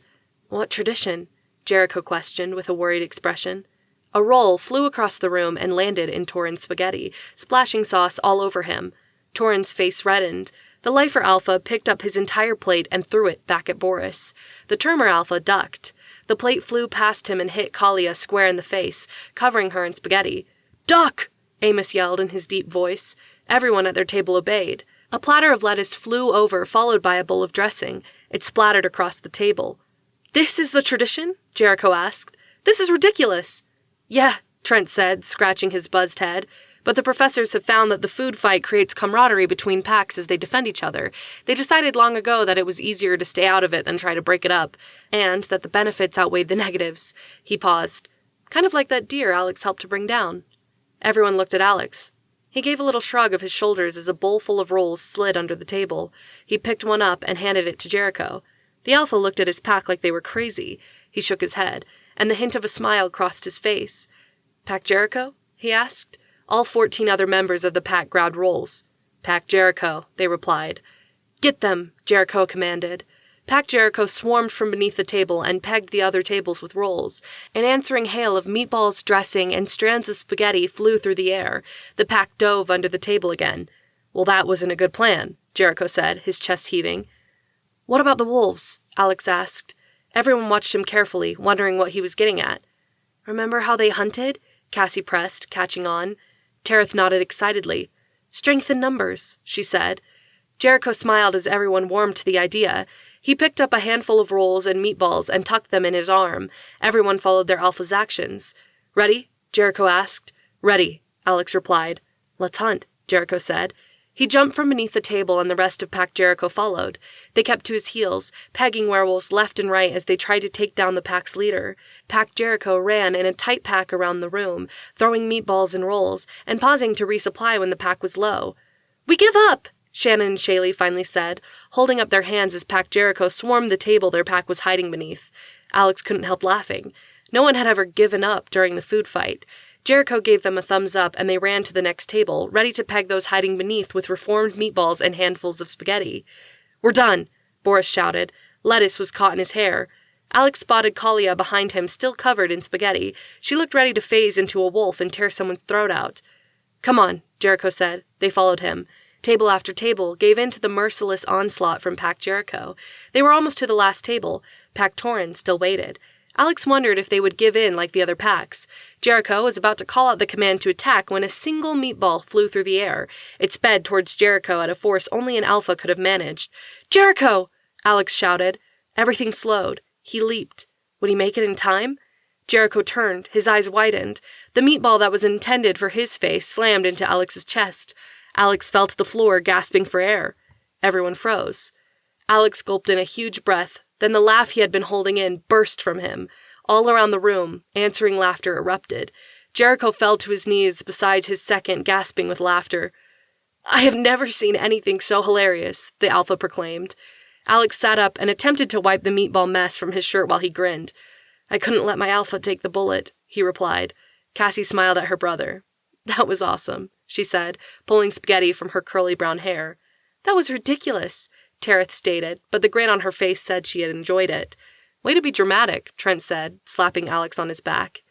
Amos grabbed Alex by an arm and lifted him to his feet. "Thanks, big guy," Alex replied. "You funny," Amos said, giving a deep chuckle. "You make me laugh." "He made all of us laugh," Jericho agreed. The packs climbed from beneath their tables, everyone looking around at the mess. "Well," Alex said, "guess we better get cleaning." You mean you clean up too? Jericho said. Not like we can leave this for the professors, Pip replied. He grabbed several brooms from the corner where they had obviously been placed on purpose. Alex took one and began sweeping. The other packs joined in, marking the conclusion of the first lunch of the term. The students went back to their quarters to change. Awesome job, Second, Jericho said. Way to go beyond the line of duty. Any time, Alex replied. He stepped into his room and froze. The scent of blood filled his nose. He flipped on the light and grimaced at the carnage. Someone had taken a chicken and smeared the blood all over his bed and the floor. The following word was written in blood on the wall. Dinner. I just wanted to ask. Jericho's voice died away when he saw what Alex was looking at. Any chance that's syrup? He asked, though it was obvious by his expression that he could smell the blood. It's all right, Alex said. I'll take care of it. He took a step forward. Jericho grabbed Alex's arm. No, Alex. We'll take care of it, the Alpha said. He called over his shoulder. Pack Jericho to Alex's room. Within seconds, every member of the pack was staring at the blood. Cassie's eyes filled with tears. Alex shook his head, telling her not to cry. She took a calming breath and nodded, but her dark blue eyes still glittered brightly. Jericho's voice carried steel when he told the pack, Someone came into our quarters and violated the room of one of our pack members. Are we going to stand for this? The fierce no that answered rang through Alex's heart. He had never had a pack member defend him before, let alone the Alpha. Alex watched numbly as everyone got to work scrubbing his room. He carried his blankets to the wash basket and was bringing a clean change back when Professor Kanan opened the door to pack Jericho's quarters. Kanan's nose wrinkled at the scent of blood. Is everything okay? He asked. Alex nodded. Just a bit of hazing. No one got hurt. Are you sure, Alex? Kanan pressed, his red eyes searching the meeting room. I'm sure, Alex replied. Are we late for class? Kanan nodded. About 10 minutes late. Grace is waiting to teach you guys English. Then you have Mouse and Lyra for biology. Pac Malachi is already down there. We'll hurry, Alex promised. Amazed, he must have missed the bell with everything else that was going on. Kanan hesitated, but Alex gave him a reassuring smile. Kanan nodded and left the room. A bit of hazing? Jericho said, entering the meeting room. Alex shrugged. A bit. If that's a bit, I don't want to know what a lot of hazing is, Jericho replied with a shake of his head. Someone's still holding a grudge against your hunt, Trent told Alex. Nobody had to say who had done the dirty work. Though Shannon and Shaylee had been the most vocal about it, they must have told Boris. His scent was mixed with the blood in Alex's room. The Termers were holding true to the Academy tradition of hating lifers. They were banding together. Alex realized it didn't matter if he was a lifer underneath an Alpha who was a Termer. The target was still on his back. Alex led the way to the classrooms. Jericho was content to follow, learning the hallways of the academy. Alex liked the Alpha's quiet ways. He had been under a few Alphas who insisted on pushing their leadership on everyone, making sure each knew who was in charge. Jericho actually accepted that he was one of the newest members of the academy, and it didn't seem to bother him to ask Alex for advice. Alex's views on what made a leader were changing. Welcome to English, Grace said from the front of the room. Her long, dark brown hair swayed around her waist as she turned to smile at them with sightless blue eyes. Alex took a seat and smiled at her even though she couldn't see him. Grace had lost her eyesight due to experiments done during the same time Kanan was made into a werewolf. Somehow, that linked them. Grace could see when Kanan was in wolf form beside her. She taught without needing to see, however, and was one of Alex's favorite teachers. We thought it would be interesting to begin the term learning about the Call of the Wild, Grace said. Several students in the class laughed. She held up the book. Prepare to be Educated by Jack London. This story was originally published in serial form in a magazine, with one portion being released at a time. We'll follow the same format as we read. Alex glanced at Cassie. His sister was already 10 pages into the book. He sighed and opened his own. Reading wasn't his favorite thing, but he would humor Professor Grace and attempt it.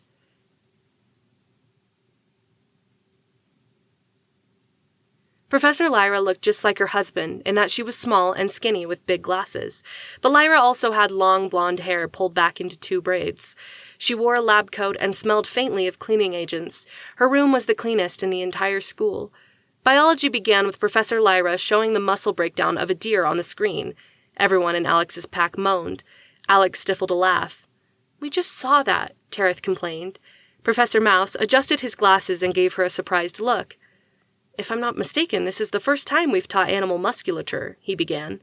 Vaughn spoke up with a finger in his nose. Professor Rafe's wolf killed a deer while we were in wilderness education. Trent nodded. It was a first-hand encounter with the deer's musculature, he said. Mouse fought back a smile at the student's dismayed tones. The professor glanced at Pac Rainan's side of the room. Did you happen to have a similar experience? He asked. Rainan shook his head. The deer was pretty much eaten when it was our turn. We saw mostly bones. Lucky, Tereth said quietly. Mouse glanced at Lyra. Wish I could have been there, she stated. Tereth shook her head and let out a loud sigh. You're all sick. Mouse chuckled. Well, since you've already been up this close, you'll know the answers to the questions I'm about to ask. He pointed with a laser pen to the hind leg. What is the name of this muscle? The rump roast? Pip replied. Several members of Rainan's pack laughed, but Jericho's wasn't amused. Alex shot him a grin, surprised at the small second year's bravery. If he wasn't careful, the termer was going to be hazed next. Mouse rolled his eyes. Very funny, Pip. We're going to go with the biceps femoris muscle. Can anyone tell me why this is important?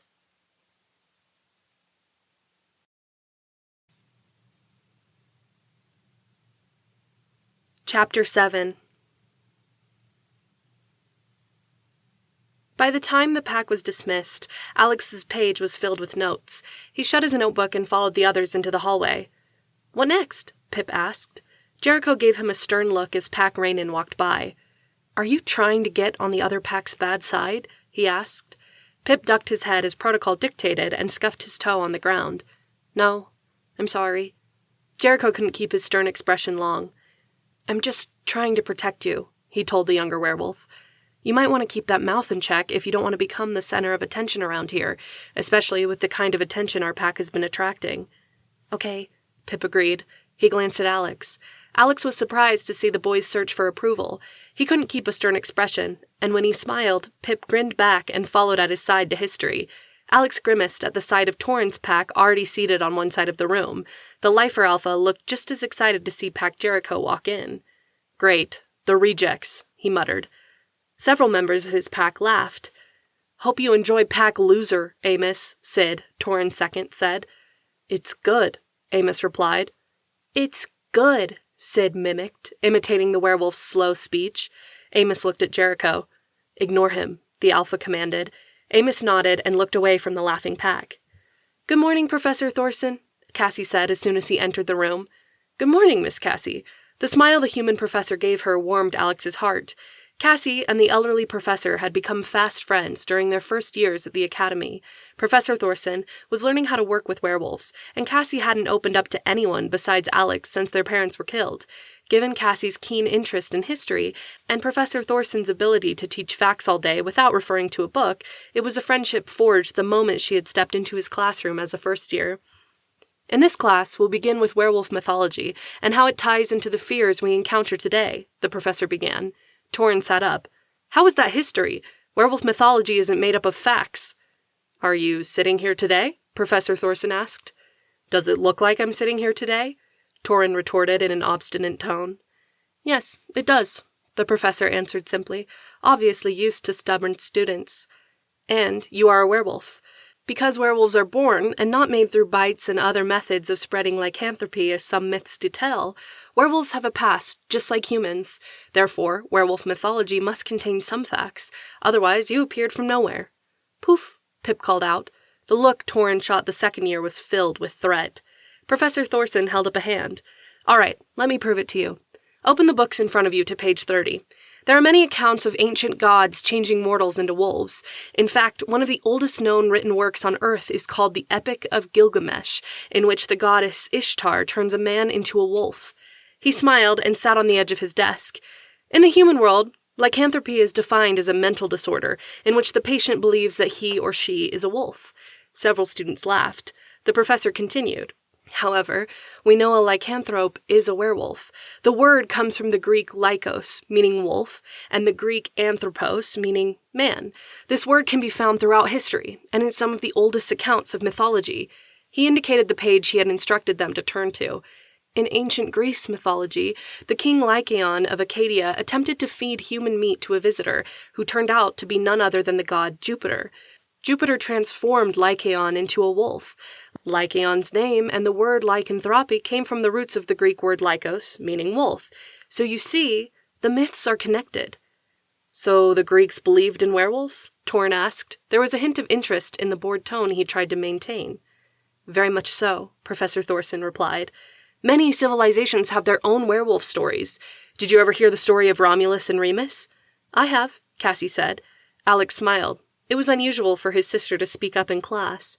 At the professor's nod, Cassie recited, Romulus and Remus are part of Roman mythology. Their mother, Rhea Silvia, conceived twins by the god Mars. When the twins were born, they were thrown into a river by Rhea Silvia's jealous uncle, Amulius. The twins were saved by a wolf who raised them. Remus was later killed, and Romulus founded a great city and named it after himself. Rome, Pip said, his eyes wide. Professor Thorson nodded. Very good. The she-wolf who suckled the twins became an iconic symbol for the city and the legends. But they weren't directly werewolves, Torrin pointed out. True, Professor Thorson conceded. He smoothed a hand down his thin white hair. Don't forget that I'm new to werewolf lore myself. I had to do research to teach this class. He smiled at Cassie. It isn't often that I've had to do research in order to teach. He pointed to his head. It's all in here. That's why I'm going bald. All the knowledge I've learned has taken up too much room, so my hair can't grow. Alex chuckled. Torrin rolled his eyes. Professor Thorson held out a hand. It used to be thought that people became werewolves by putting on a piece of clothing such as a belt made from wolf skin. Germany, Belgium, and the Netherlands have such legends. If it was that easy, I think everyone would do it. He became sober. But in Europe, tales of werewolves began to increase. People began to fear for their lives and for their livestock. A man named Peter Stubb was one of the first captured werewolves. Unfortunately, he was tried and convicted of murder, putting a very black mark on the werewolf name. The students were becoming more and more interested with each story. Even Torrin had forgotten to keep his bored expression and was sitting straight in his seat, intent on what the professor was saying. Professor Thorson leaned forward with an arm on his knee. It's those kinds of acts that forced werewolves to go into hiding. Many civilizations have their own tales of werewolves. There are legends of skinwalkers among the Native Americans. Scottish and Irish folklore detail men and women turning into wolves and seals, and ancient Egyptians worshipped and feared their wolf god Wepwait. Throughout their history, tales of wolves flourished, but the werewolf race has been very good at hiding. Until now, Alex said quietly. Professor Thorson nodded. Until now. As you know, Jaze Carso, the founder of our academy, revealed werewolves to the world 6 years ago in order to protect your race from the extremists who attempted to wipe it out. It was the only option. However, allies turned against him, and genocide of the werewolf race was almost successful. You've been forced to go into hiding once again. History repeats itself, Cassie said. The professor's gaze was sad. Yes, it does. But maybe this time we can find a way to solve the werewolf problem. What problem is that? Tereth asked. The professor adjusted his glasses and leaned forward. You are such fearsome creatures that every time you are found out, society tries to annihilate you. Smiles showed on all of the faces at his scary storyteller tone. That is a problem, Jericho said. Professor Thorson nodded. It's a problem for your generation to solve. What if we all just take power? Torrin asked. Yeah, Sid echoed. What if we take over completely? The professor watched everyone with an interested expression. At his silence, Torrin pressed, Well, you tell me, the professor invited. We become exactly what society fears, Cassie said. She fell silent when everyone turned to look at her. At Professor Thorson's encouraging nod, she continued in a quieter voice. They fear us because we're the more dominant species. Then let's dominate, Torrin said. Cheers went up from his pack. But we don't have the numbers, Cassie said, her voice slightly shaky at addressing an alpha. They would wipe us out completely. Let them try, Torrin said with a snort. They did, Pip replied. Torrin glared at him. Cassie's right, the professor said. So what options do you have? We could hide ourselves forever, Tereth suggested. Or prove that we want to live in peace, Alex said. Professor Thorson nodded. That is exactly what Jaze tried to do, but his efforts were negated by allies who turned out to be enemies. They gave the world more reasons to fear werewolves than your race had to refute them. So we work on those reasons, Alex guessed. And keep yourselves hidden until society is better able to accept you, the professor agreed. To physical education with Professor Vance, Jericho repeated the instructions Professor Thorson had given him. Just Vance, Alex corrected. Isn't he a professor? Jericho asked, confused. Alex nodded. Yeah, but he hates the title. I'd call him just Vance if you don't want to be stuck running laps. He's been pressing the dean to let him form a football team. He already runs class like we're on one. Good to know, Jericho replied. When they reached the gym, Alex stifled a groan at the sight of Pac Boris already stretching on the floor. Again? Trent complained under his breath. We haven't been tortured enough? No, Vance replied. The instructor was a huge werewolf, the biggest Alex had ever seen. He towered above any teacher at the academy and seemed more like a bear than a wolf. His dark blonde hair was cut short in a buzz cut, and he sounded like a drill sergeant straight from the movies. Alex hadn't had many classes with Vance, but he knew the instructor had a short fuse. When he asked Jaze about it, the dean said Vance had lost his love Nora during the attempted genocide. Since then, he hadn't been especially happy around anyone, and who could blame him? You haven't been tortured enough. That's why you have PE with me, Vance continued. He motioned toward 2 doors. The locker rooms are back there. Find the clothes, get changed, and be back here in less than 2 minutes. 2 minutes? Pip protested. How is that even possible? Vance gave him a flat look. I'm counting. Pip turned white and everyone rushed to the locker rooms. I knew our last class wasn't going to be an easy one, Trent whined as he pulled on the unflattering green shorts and white shirt. Alex was relieved that at least the gym clothes smelled like they had been laundered. He pulled them on as quickly as he could. Phys ed with Vance, Boris said, stepping around the corner, already dressed in his gym clothes. How scary. Are you going to call your mommy? Oh, wait, I forget. You don't have a mommy, stray. Trent dropped his gaze and didn't answer. Boris shoved the boy into a locker. Jericho was suddenly there.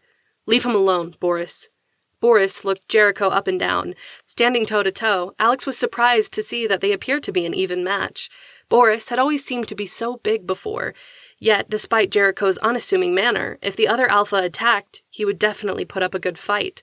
A whistle blew outside the locker room. Boys, get out here! You got beat by a bunch of girls! The alphas turned away from each other and rushed out of the room with their packs on their heels. The girls stood dressed in the same green and white clothes and looked like they enjoyed themselves even less. Hope girls beating boys isn't a habit you're forming, Vance said. Let's find out. He pulled out a cart filled with kickballs. Dodgeball. Whoever loses has to run 10 laps. 10? Pip protested. 20, Vance corrected. Everyone glared at Pip. Mom said no throw things at girls, Amos said with confusion on his large face. Then make her regret sending you to the academy, Vance replied. He dumped out the cart of balls and walked away. Pleasant, Jericho whispered, picking up a ball.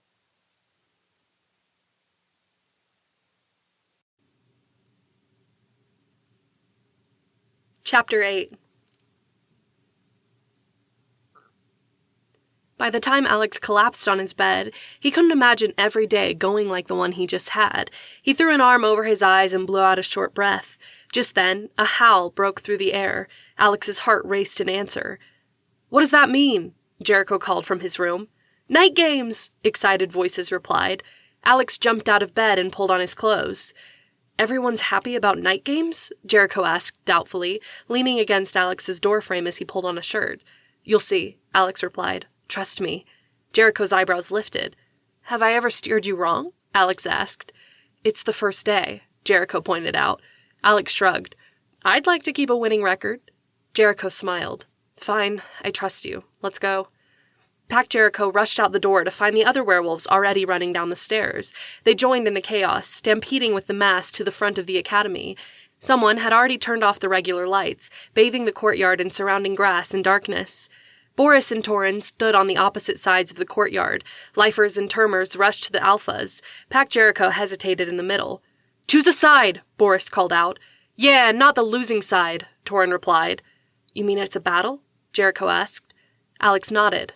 Termers versus Lifers, except our pack is split. That hasn't happened before. I don't think splitting up would be a good idea, Jericho said. Alex agreed. He thought quickly. Let's play wolf tag, he called out. The alphas looked at each other. It was a game the students used to play when the academy was first formed, but night games had since evolved into more team-oriented games, like Steal the Flag. That's a sissy game, Boris argued. Are you admitting you're too sissy to play, then? Torin asked. Alex felt a rush of gratitude for the lifer alpha whose side he was usually on. Boris grimaced. Wolf tag, fine. You're on. I'll be the first wolf. Everyone started to run. What's the goal? Jericho asked, sprinting beside Alex. If you're touched, you have to phase. Then you're one of the wolves, and you join in the chase. Last one in human form wins. Then it flips, Alex explained.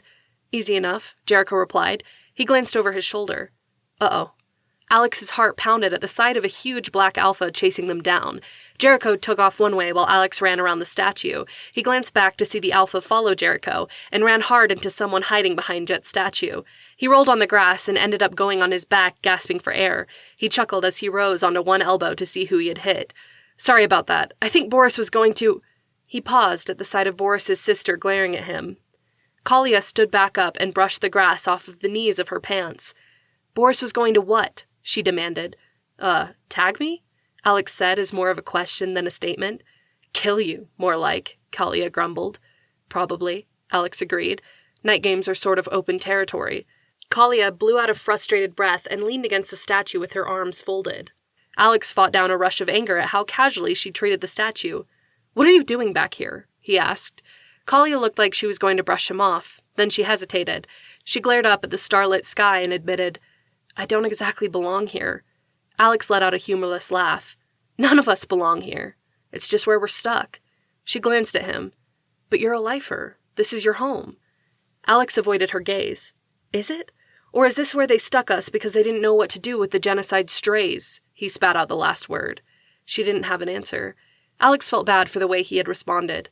Sorry, I don't normally vent on total strangers. He paused. Or anyone, for that matter. Let's start over. Hi, my name is Alex Davies. I'm Kalia James. He was surprised when a slight smile crossed Kalia's face. It was the first he had seen. I can't imagine being stuck here. He smiled. It's not really that bad. I kind of like it. He met her gaze. So why don't you belong here? She hesitated as if debating whether to trust him. She studied his face as she searched for something in particular. Her head tipped slightly to one side, and something tightened in her icy blue gaze. I'm not a werewolf. Alex lifted an eyebrow skeptically. Yet here you are. She nodded. Yes, here I am. Ironic, isn't it? Is it? He pressed. She let out a breath, allowing true loss to touch her face. I'm not supposed to be here. I never phased like Boris did. I'm not a werewolf. Then why are you here? Alex asked. Werewolves usually phased for the first time when they turned 7. It wasn't uncommon for parents to send their 7- and 8-year-olds so that if they phased, they would be at a safe place to do so. But Alex hadn't heard of someone Kalia's age being sent even though she hadn't yet phased. Kalia grimaced. My eyes. Alex found himself searching them. They were a pale, icy blue that hid her true emotions well. Her eyes flicked to his, and then she dropped her gaze. What about them? Kalia ground the toe of her shoe into the grass. When I get mad, they turn gold, so people tell me. My parents thought it meant I was going to phase. They might be right, Alex said, though he had never heard of such a thing. I'm not like Boris, Kalia protested. The aversion with which she said her brother's name surprised Alex. She must have read it in his expression, because she dropped her gaze again. I'm not a werewolf, she repeated, saying the last word with some difficulty. We're not that bad, Alex replied quietly, feeling slightly insulted by the disgust in her tone. I know, Kalia protested. I just don't... Alex! A whisper of pause heralded the wolf rushing toward them faster than Alex could react. The animal barreled into him from behind and sent him flying through the grass. He rolled as he landed and came up on his feet ready to fight. He realized with a start that it was just the students playing wolf tag. I guess I better go, Alex said. Kalia nodded, her face silhouetted by the moon that had risen above the statue. Alex shook his head and pulled off his shirt as he hurried around the other side of the statue. He phased with her words repeating themselves over and over in his mind. I'm not like Boris. I'm not a werewolf. Her disgust ate at him. The way she said the word werewolf made it sound like something dirty, something lower than garbage. The fact that he was one of them filled him with dislike for her. He gritted his teeth and ran after the fleeing werewolves who were still in human form. He found Cassie hiding in her usual place within the bushes that lined the walls. The bushes had been planted a short distance away from the wall, but as they grew, the branches reached out to touch the cold stone, forming a tunnel in which the twins liked to hide. Alex! Cassie exclaimed on seeing his dark gray wolf form. I haven't been found yet! Alex snorted and gave her a wolfish grin. What do you want? She asked. He ducked his head. Her eyes lit up. She climbed onto his back, her smaller form fitting easily. She tangled her hands in his thick fur. "Let's ride," she said, like she used to when they were 8 and used to play by themselves behind the academy, pretending that it was a castle and she, the princess. Alex took off beneath the bushes and rounded the academy in time to hear Boris proclaim, "Kalia is the last standing in human form." "No, I'm not," Kalia protested, pointing at Cassie. "She is." 150 werewolves looked at Alex and Cassie. Alex felt Cassie's hands tightened in his fur. He gave a wolfish grin and answered with a bark of defiance. "Tag them," Boris commanded. Alex spun and took off through the grounds. He had the advantage in that he had explored every inch of the Academy's lands as it was being expanded. He leapt across the small stream that went behind the greenhouse, dove beneath the apple trees in the orchard, and darted across Professor Dre's and Jem's garden. He cleared the small fence that separated the flower beds and charged around the front of the school again. Alex climbed the steps just as the other werewolves were rounding the corner of the school. He stared down at them in triumph, his chest heaving as he fought for breath. Kalia was nowhere in sight. The truth dawned in Boris's eyes. Cassie was the last human. The tables had turned. The Termer Alpha gave a bark and began to run in the other direction. The other werewolves realized what was going on and ran as well. "Let's get them," Cassie yelled. Alex leaped off the stairs and loped across the lawn with Cassie still on his back. She reached out and touched a gray wolf. The wolf slowed and turned back to find his clothes so he could phase and hunt the rest of the werewolves with them. Cassie touched another. Soon, dozens of werewolves in human form were rushing around them. Alex herded the werewolves in wolf form toward them as wolves did in the wild, rushing their prey to those who waited refreshed and ready to catch it. The wolves scattered when those in human form jumped out from the Academy's shadows and touched as many as they could reach. A dozen more joined their ranks. Soon, only Boris, Torin, Jericho, and Raynon remained in hiding. The Alphas were showing off their true strengths. Alex phased near his clothes and hurriedly pulled them on. He jogged to the steps to find other werewolves waiting. "We can't find them," Pip said. "They've got to be here somewhere," Alex replied. "Have you searched the greenhouse?" "Yes, as well as the storage sheds. They're nowhere," Tereth protested. "Did you check the tunnels?" Alex asked Cassie. She nodded. "Every one of them." Alex looked around. He had personally checked pretty much the entire distance around the Academy. There were only 2 other options. Either they're in the Academy or they're in the forest. "We can't go in the forest," Trent said, his voice tight. "The Academy is off limits," Pip replied. "They have to be in the forest. We should look." "But it's night," Tereth protested. "That's a bad idea." "Rafe's wolves keep the forest safe," Alex pointed out. "If the Alphas were inside the walls, we would have found them by now." "They wouldn't give up without a fight," Sid agreed. "They're out there somewhere." "What do we do?" Parker, Boris's second, asked. Alex smiled. "We find them."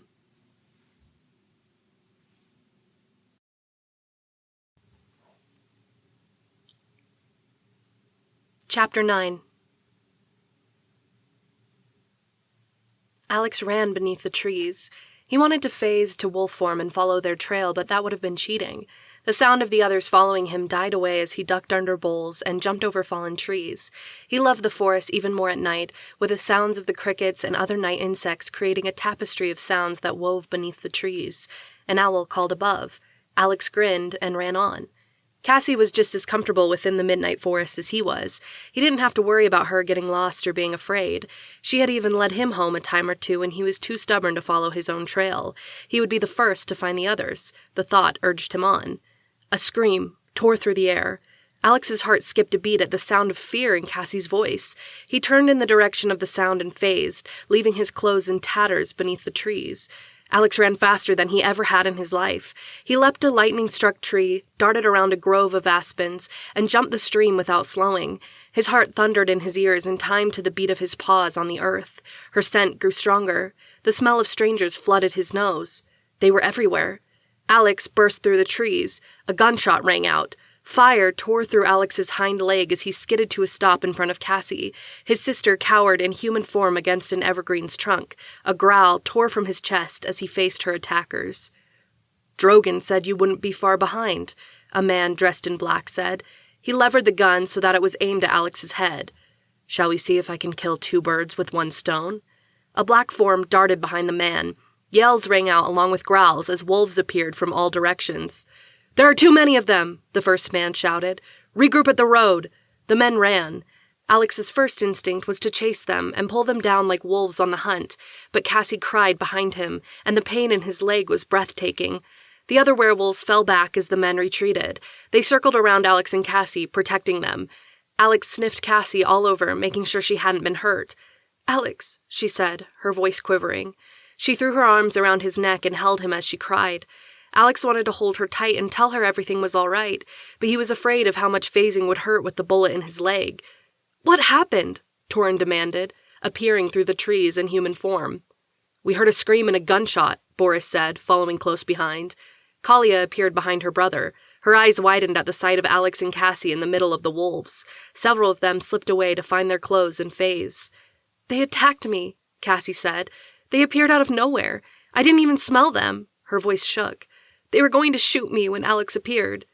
"You were shot?" Jericho asked, appearing again through the trees in his human form. His shirt was still only halfway pulled down as he ran to them. He dropped to his knees beside the siblings. Blood ran down Alex's leg. Pain stole in a numbing path from the wound. It was getting harder to breathe. Dean Jaze appeared with many of the other professors close behind. It was obvious by their state of apparel that they had all dropped whatever they were doing, which was probably sleeping, and ran straight from the academy. "Is everyone all right?" His head turned at the smell of blood. "Alex got shot," Cassie said, with tears streaming down her cheeks. Jaze checked Alex quickly. Gasps sounded from the students who had phased back to human form when Jaze's hand came away bloody. "Don't phase," Jaze told Alex. "It'll only make the damage worse." Jaze met Kanan's gaze. "Bullet wound. We have to assume it's Silver. Get the medical ward ready." "Silver," Pip replied, his voice tight. "I've got him," Vance said as he knelt beside the dean. Alex felt humiliated at being picked up in the huge Alpha's arms. "Meet us at the school," Jaze told Kanan. "Tell Nikki and Lyra to be ready." Kanan phased into his wolf form. His deep red fur and red eyes made him look like a creature out of a nightmare. He vanished before most of the students were even sure what they had seen. "Vance, Chet, and Dre, get Alex and Cassie back to the academy. Mouse, stay with me. We need to make sure everyone makes it back inside safely." Professor Mouse nodded, his eyes huge behind his big glasses. Jaze met Rafe's gaze. The wild werewolf's eyes glinted gold in the moonlight. "We need to find out where they came from and how they got past the wolves. Rafe, you and Colleen check the perimeter and the scents going in and out. I want to make sure this forest is clear." "Got it," Colleen answered. Pain surged through Alex's leg. A whine escaped his gritted teeth at the burning sensation. Vance and Jaze exchanged a look. "Hurry," Jaze said. Vance took off running through the trees. Alex struggled to look back and saw Chet pick up Cassie as easily as if she was a rabbit. Dre shifted and loped past them, checking the groves for unfamiliar scents. Alex's thoughts numbed. The pounding of Vance's legs as they ran through the forest pulsed within him, sending his thoughts into a whirlwind as his blood system worked the silver from the bullet through his body. "Stay with me, Alex," Vance growled in a low voice without slowing. His shirt was loose, having been barely fastened when Cassie's scream reached the academy. Alex realized dazedly that the black whip scars that covered the Alpha's arms also tattered his chest in cruel black streaks. He wondered where they came from and if they hurt. The gate creaked as it was thrown open. Vance ran across the yard and into the academy.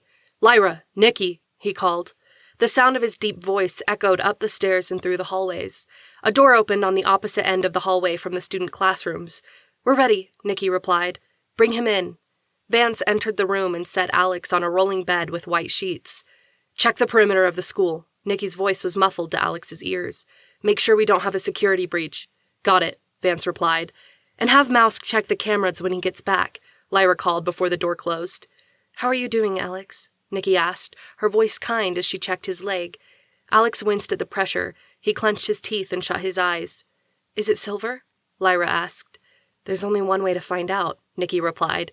She leaned closer to Alex. He heard Lyra wheeling a cart of supplies over. They clinked together gently. "This is going to hurt just a bit," Nikki said. "We need to get the bullet out." Alex nodded. He exhaled as something was injected into his leg. "It'd be easier if he phased," Lyra said. "You wouldn't have to worry about fur." "Yes, but phasing with a wound pulls at the muscles and could make it worse," Nikki replied. "I'd rather have him wait. We'll work with what we have." 2 more injections followed. The muscles around the wound began to ease, but Alex's lungs felt tight. "He's having a hard time breathing," Lyra said. "Give him oxygen. His body's reacting too quickly to the silver," Nikki replied. "Hold on, Alex." He felt pressure as she worked on his leg. Lyra slipped an oxygen mask over his nose. "Take deep breaths," she instructed, her voice gentle. "It'll be over soon." Alex tried to ignore the sensation of Nikki digging for the bullet. He took a deep breath, then another. He had to fight the pressure in his lungs. His heart stuttered. He willed it to calm. It stuttered again. "His eyes are rolling back," Lyra said. "His pulse is weakening." "Almost there," Nikki replied. "Just one more push and—" "Got it!" There was a metallic clink as the bullet was set on the tray. "It's silver," Nikki noted. "They're designed to splinter. He might have some in his bloodstream." "Alex?" she called. He couldn't get his eyes to open. His heart gave another stutter, and darkness swarmed his thoughts.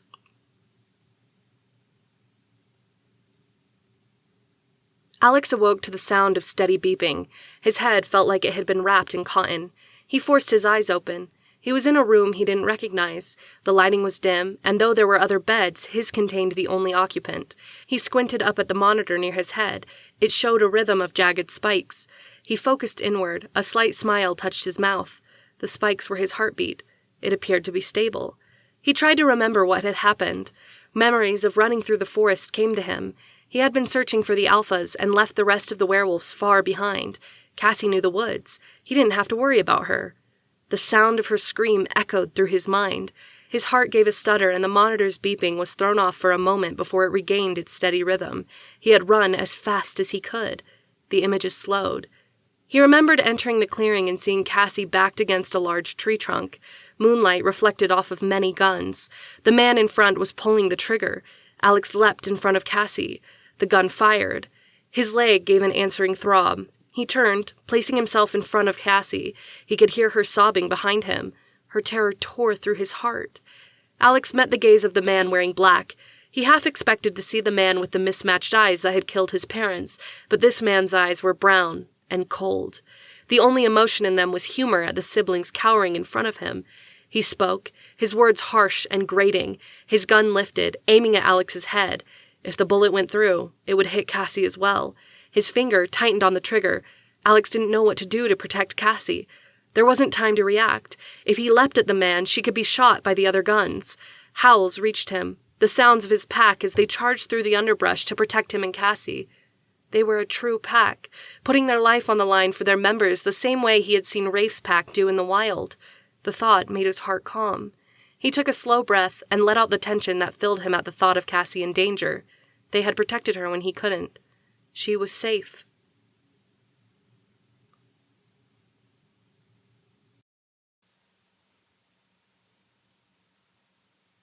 Chapter 10. Alex looked around the room. He found the camera in the corner of the ceiling and gave a thumbs up. A few seconds later, the door opened. "You gave us quite the scare," Dean Jaze said, entering. He smiled down at Alex. It was a bit of touch and go there. Alex tried to find a comfortable position, but his leg throbbed. He looked down at it, surprised that it hadn't healed. "Wounds from silver bullets take a lot longer to heal," Jaze said, following his gaze. "You know this from experience?" Alex guessed. Jaze nodded. He leaned against the counter. "At least Nikki has her nursing degree. Professor Thorson removed a bullet from my side with only a pair of pliers and a bottle of whiskey." "The history teacher?" Alex asked, amazed. Jaze chuckled. "How do you think we met?" He pulled up his shirt and showed Alex the scar. There were other scars as well, but Alex knew better than to ask about them. "Do I have to stay here?" Alex looked around. "It's nice, but—" Jaze smiled. "Not at all. If you're feeling up to it, I know there's a pack waiting up there that hasn't slept yet because they're too concerned about you." He held out a hand. Alex took it and pulled himself slowly to a sitting position. He was amazed at how weak he felt. "Take your time," Jaze warned. "Nikki suspects that some silver got into your bloodstream, which was causing your heart to beat irregularly." Alex chose not to tell the dean that his heart had beat that way ever since his family was killed. He stood slowly. His legs wobbled, but Jaze kept him steady. "You want a crutch?" the dean asked, pointing to one that had been propped in the corner. The wolf's instinct to never show weakness made Alex shake his head. Jaze smiled as if he guessed exactly why Alex refused. "It's okay to take time to heal," the dean said. "I'm already healing," Alex replied tightly as he tested his weight on his leg. The wound about halfway up his thigh ached, and he could feel the pull of muscles that had been damaged by the bullet. "You could stay here, or I could carry you," Jaze offered. At Alex's dismayed look, he chuckled. We'll just go slow." Alex limped with his arm over Jaze's shoulder. By the time they reached the door, he had broken out in a sweat. He gritted his teeth and refused to say anything, but Jaze shifted his grip, holding more of Alex's weight.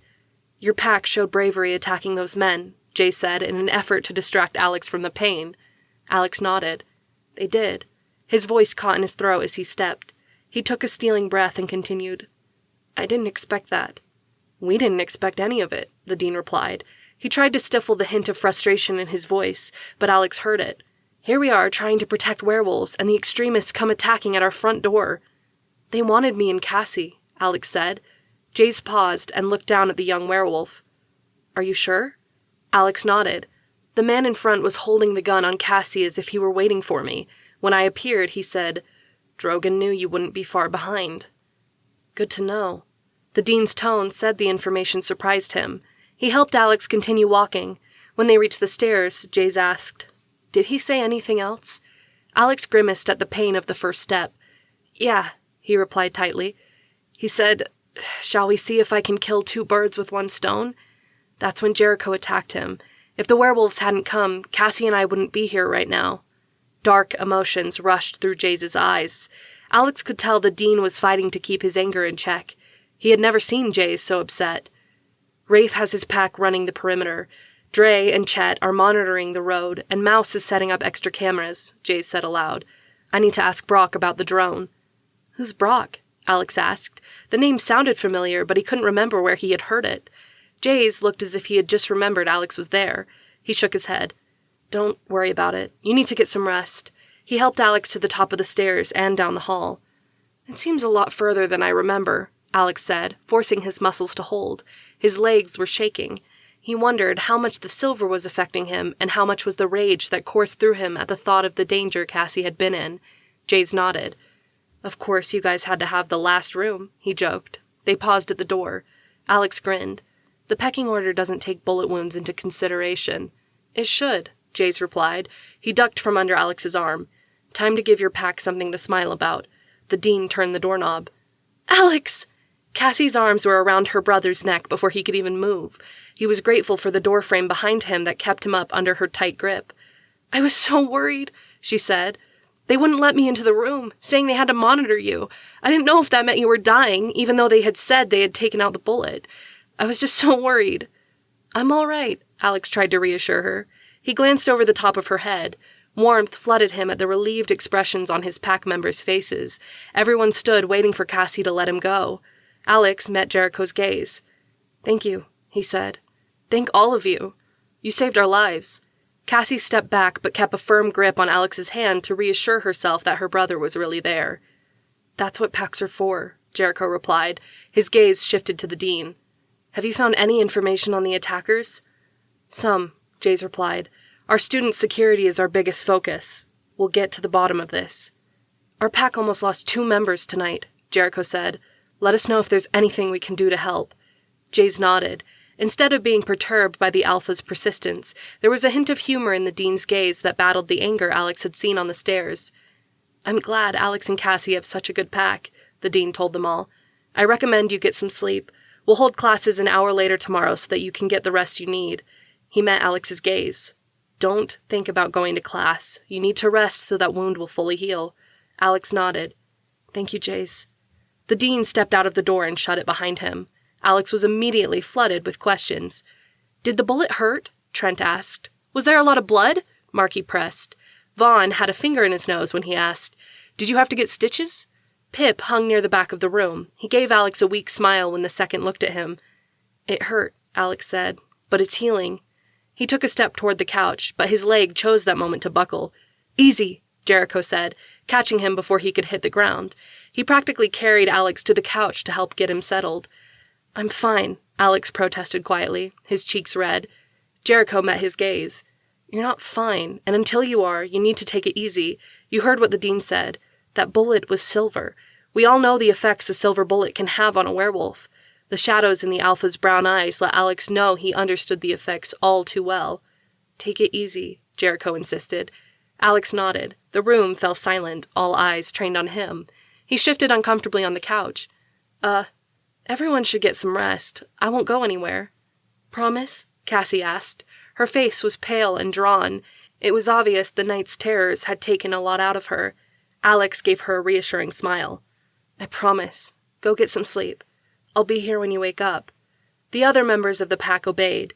They were too exhausted to protest, and knew being late to combat training in the morning would come with a price, especially since they had been given an extra hour of sleep. It was well past midnight. Every hour of rest was going to count.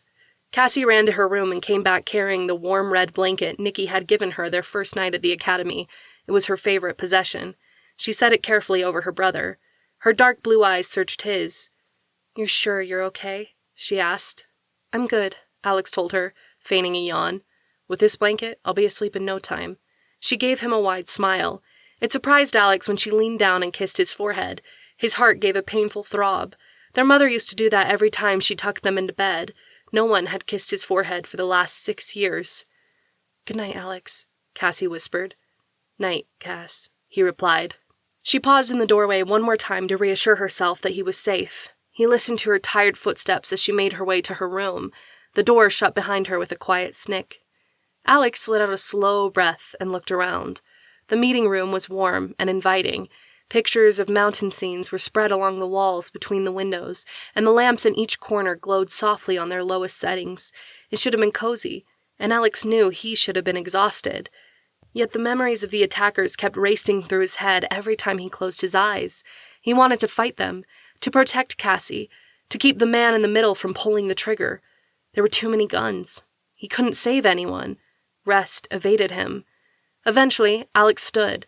The pain in his leg chased the other thoughts from his mind. He wanted to hit something, anything, yet there was nothing he could punch without damaging it. The thought of the combat training room below toyed in the back of his mind. The rage in his veins cycled over and over until he felt like he would go crazy if he couldn't let some of it out. He glanced down the hallway where Cassie slept. The sound of soft breathing and one person muttering in her sleep came to him. Alex limped toward the door to their quarters. With each painful step, he reminded himself of the men who had threatened his sister. They would pay someday. He would make sure of it. The anger fueled him as he limped down the stairs by leaning on the railing and easing his injured leg down one step at a time. When he reached the bottom, he felt like he had accomplished something. After what felt like an hour later, Alex stood triumphantly in front of the combat training room. He pulled the door open and limped to the dummies in the corner. The image of the man with the gun floated in his mind, then shifted to the face of the man with mismatched eyes.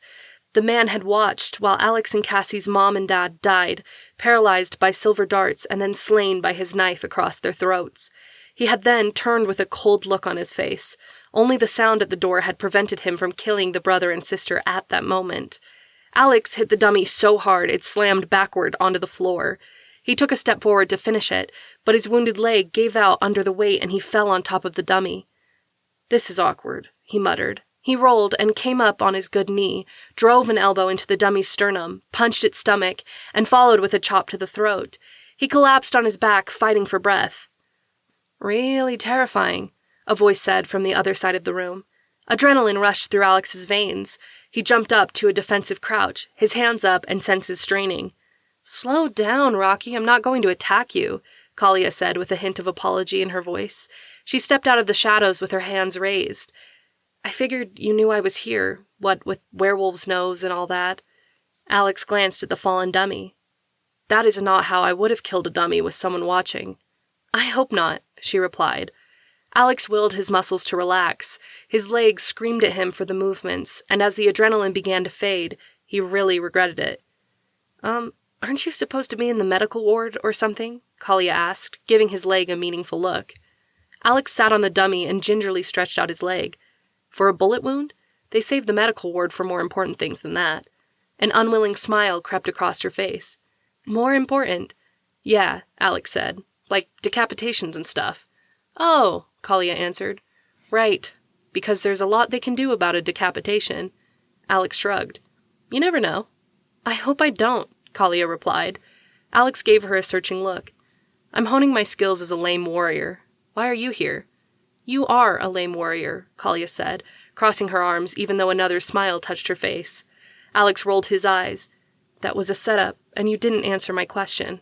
I couldn't sleep. Kalia's icy blue eyes studied the ground. Are you generally an insomniac? Alex asked curiously. She shook her head. She swallowed, then admitted, I have a fear of guns. A chill ran through Alex's body. He nodded, his voice quiet when he said, That's understandable. Silence filled the space between them for a few minutes. Alex broke it by asking, So why the training room? I guess it's not the safest place. I just supposed that if I could, defend myself, I might not be so afraid. Her last few words trailed off until they were barely audible. For the first time, Alex saw past her stony countenance, icy blue gaze, and the tension he felt when she was around. Instead, he saw a girl his age who had been uprooted against her will and thrown into an academy filled with people she feared. You don't even have the strength of a werewolf, he said quietly. She shook her head, and her white blonde hair swished above her shoulders. You don't have to fear us, Alex said, willing her to believe it. I know, she replied with hesitancy in her voice. It's just, She sighed and began again. I don't fit in at home, and I don't fit in here. What happens when they send me away? They don't have to send you away, Alex told her. With you and Cassie being attacked, they're going to tighten down on security, and my parents used to be extremists.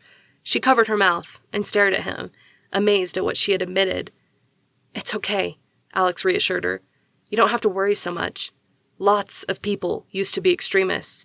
I can't blame them for being afraid, and neither does Jaze. We just have to find a way to exist side by side in peace. Kalia searched his eyes as if looking for something.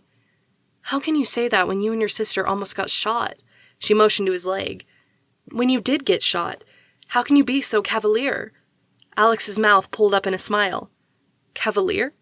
She rolled her eyes. My mom's big into vocabulary. She says, you must talk like a lady to attract a true gentleman. Alex snorted. Seriously? What if you don't find a gentleman that can understand your vocabulary? She laughed. That's exactly what I told her. And what'd she say? To stop being so cavalier, Collier replied. Alex laughed. His leg began to ache.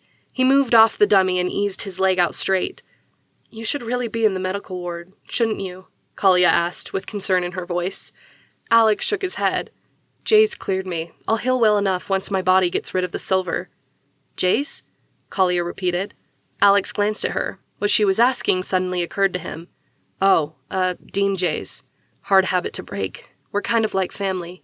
Interest showed in Kalia's gaze. How'd you become family with the dean? Alex wasn't sure how much he wanted to tell her. He settled onto his back on the mat and studied the white panel ceiling. My parents were killed by extremists when I was 8. We were brought to the academy as orphans. Jaze and Nikki took care of us and the rest of the strays. He said the word with a hint of bitterness that he tried to hide. But they cared about Cassie and me because Jaze and my brother were really close. Kalia's voice was quiet when she asked, What happened to your brother? Alex was silent for a few minutes. His voice was almost steady when he said, My brother was Jet. Surprise filled Kalia's words. You mean the statue of the werewolf who fought hundreds to save the werewolf race? I'm not a werewolf, and even I've heard of him. Alex nodded without looking at her. The image of the black statue in front of the school filled his mind. Sadness brushed his thoughts. Yes, that Jet. He had become a legend through the werewolves he had saved, and a martyr to their cause, one of those who had sacrificed everything to save others. Yet to Alex, he was the big brother the young werewolf had never had enough time with. Sometimes, Alex wished Jet wasn't a legend, because then Jet would still be alive. Your brother was brave, Kalia said softly. Alex nodded, but didn't say the words that burned in his heart. He didn't tell her that stories couldn't hold someone when they hurt, and legends never soothed a broken heart. They couldn't teach you how to ride a bike or track in the woods. They couldn't take you to your first ball game or show you how to throw a football. Legends felt insubstantial when the brother left behind no longer had the one he used to look up to. Alex pushed up from the floor. Kalia reached out a hand to help, but Alex let out a slow breath and willed his legs to hold. He felt a whisper of pride when they obeyed. I'd better go to bed. See you in the morning, Alex said. Good night, Alex, Kalia told him. I'm glad you're okay. Alex wasn't sure if he would go that far, but he nodded and left the room. When he reached the bottom of the stairs, he regretted the rashness of his decision to go down them in the first place. He clenched his hands into fists and worked his way up slowly. By the time he collapsed on his bed, He had wondered for the 30th time if fighting the dummy had been worth it. He definitely felt like more of a dummy than the one he had slammed to the ground in the training room.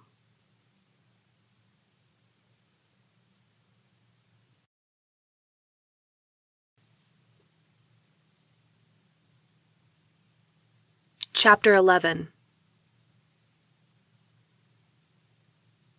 As you know, we've already questioned Cassie about what she saw. We just need to go over the details in case we missed anything, Jaze said, his tone kind. Cassie sat next to Alex with her gaze on the table. He hated the terror that had filled her gaze when she recounted what happened 2 nights ago. Alex looked at the professors and staff members who watched him. Nikki and Lyra gave him warm smiles. Mouse was busy fiddling with a small electronic device. Jaze gave him an encouraging nod, while there was a true interest in Vance's expression. Alex couldn't forget the way the huge werewolf had carried him to the academy as if the fate of the world rested on his life. He shifted uncomfortably in his seat. "I think I told you everything," he said. "The tiniest detail could help us," Chet pressed. "You sure you don't remember anything else?" Alex let the memories flood over him, hoping for something that would help them. He finally shook his head, frustrated. "I was too worried about protecting Cassie to pay more attention to the men. I would know their scent if I saw them again, but that's about it." The dean nodded. "Thank you, Alex. If you think of anything else, please, let us know." "I will," Alex promised. He and Cassie rose. Together, they watched the professors walk out of the room. Several heads were bowed as they walked in 2s and 3s, in deep discussion. "Where do you think they're going?" Alex whispered to Cassie. "I'm not sure," she replied. "Probably their offices." "I'm going to follow them," Alex told her. "Why would you—" "Alex!" Cassie said in a loud whisper. Alex motioned for her to keep quiet as he limped around the table and paused at the door. The staff members were heading to the other end of a hallway away from the classrooms. The students never had a reason to go that way. It was made up of teachers' offices and a storage closet at the very end. "See, I told you," Cassie whispered. "Wait a sec." Alex's eyes widened when Professor Dre pulled open the door to the storage closet, glanced behind the other professors to make sure nobody was watching, and stepped inside. Chet followed, then the other professors. Soon, even Jaze was inside the closet, the door shut with an audible click. "Did you see that?" Alex asked excitedly. "All the professors are crammed in the storage closet? So?" Cassie replied. Alex limped down the hallway as quickly as he could manage. He threw open the storage room door. Disappointment flooded him when he saw that it was empty. He turned to show Cassie, but his bad leg faltered at the sudden movement, and he fell against the back of the closet. Something popped, and then he was rolling down a flight of stairs. He covered his head and rolled as he hit the bottom with a loud thud. Dazed, Alex blinked at the surprisingly well-lit room. Monitors, screens, diagrams, and digital readouts lined the wall from floor to ceiling. Red and yellow markers moved across city maps. Several people on rolling chairs watched the screens. They wore headsets and spoke into them. A few glanced down at the intruder before turning back to their work. Alex's gaze shifted to the professors, who glared down at him with disapproving looks.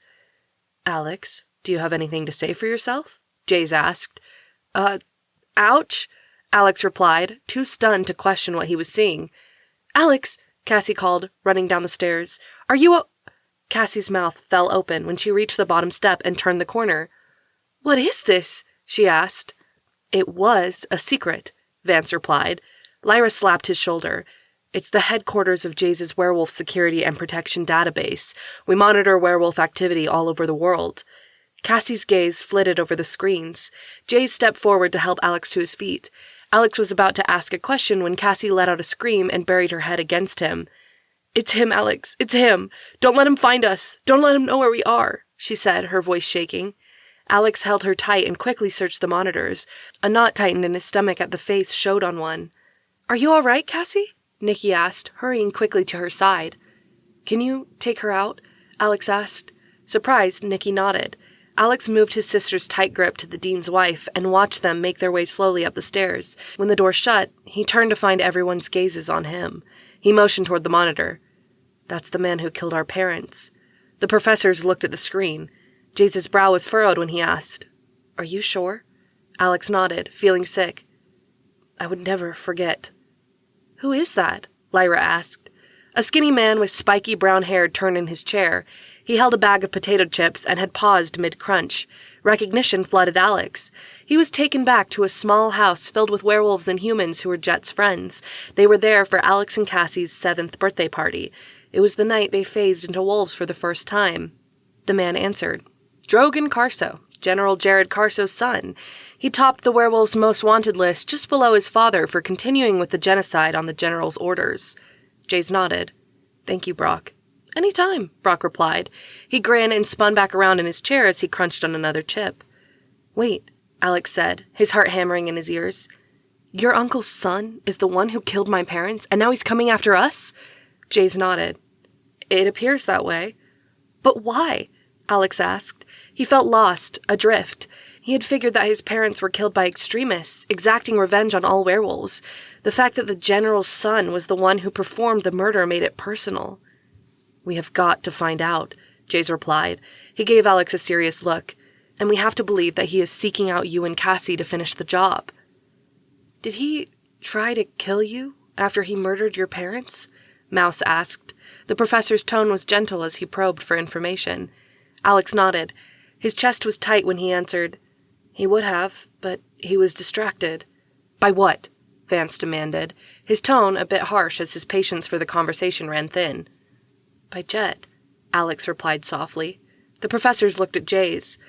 The dean nodded and swallowed with some difficulty. Jet brought Alex and Cassie to 2. He didn't mention Drogon, but we didn't know Drogon and Jared were connected at the time. Now that we know Drogon is Jared's son, we've been trying to track him down. But he disappeared off the grid, Brock concluded, spinning back around with a popcorn ball in his hand. Until now, that is. Alex looked at the man. He realized by the scent that Brock was human. Until now? Brock ran a hand through his spiky hair. Our sources spotted Drogon in Haraldsburg just before you and Cassie were attacked. With the information you've given us about the attack, we assume he's the one who sent the men. What? The whole Drogon said you wouldn't be far behind tipped you off, didn't it? Vance stated in irritation at the obvious. But why do it himself? Nikki asked, ignoring Vance. He didn't have to go to the city to order the attack. Why not just send his men? Maybe he didn't trust that they'd get the job done, Vance answered. And apparently he was right. Thank goodness, Lyra said, setting a hand on Alex's arm. We're so glad you're okay. Alex gave her a warm smile, aware that she was partially the reason he was still standing. Thank you. He shifted his attention to Jaze. So, what do we do? Jaze's expression was firm. You will go back to class when you are rested and do your studies with the rest of the school. We will work on Drogon's location and find out what we can about the attack on you and Cassie. Alex opened his mouth to argue, but Jaze shook his head. He put a hand on Alex's shoulder. I'm glad you're all right, but it was too close.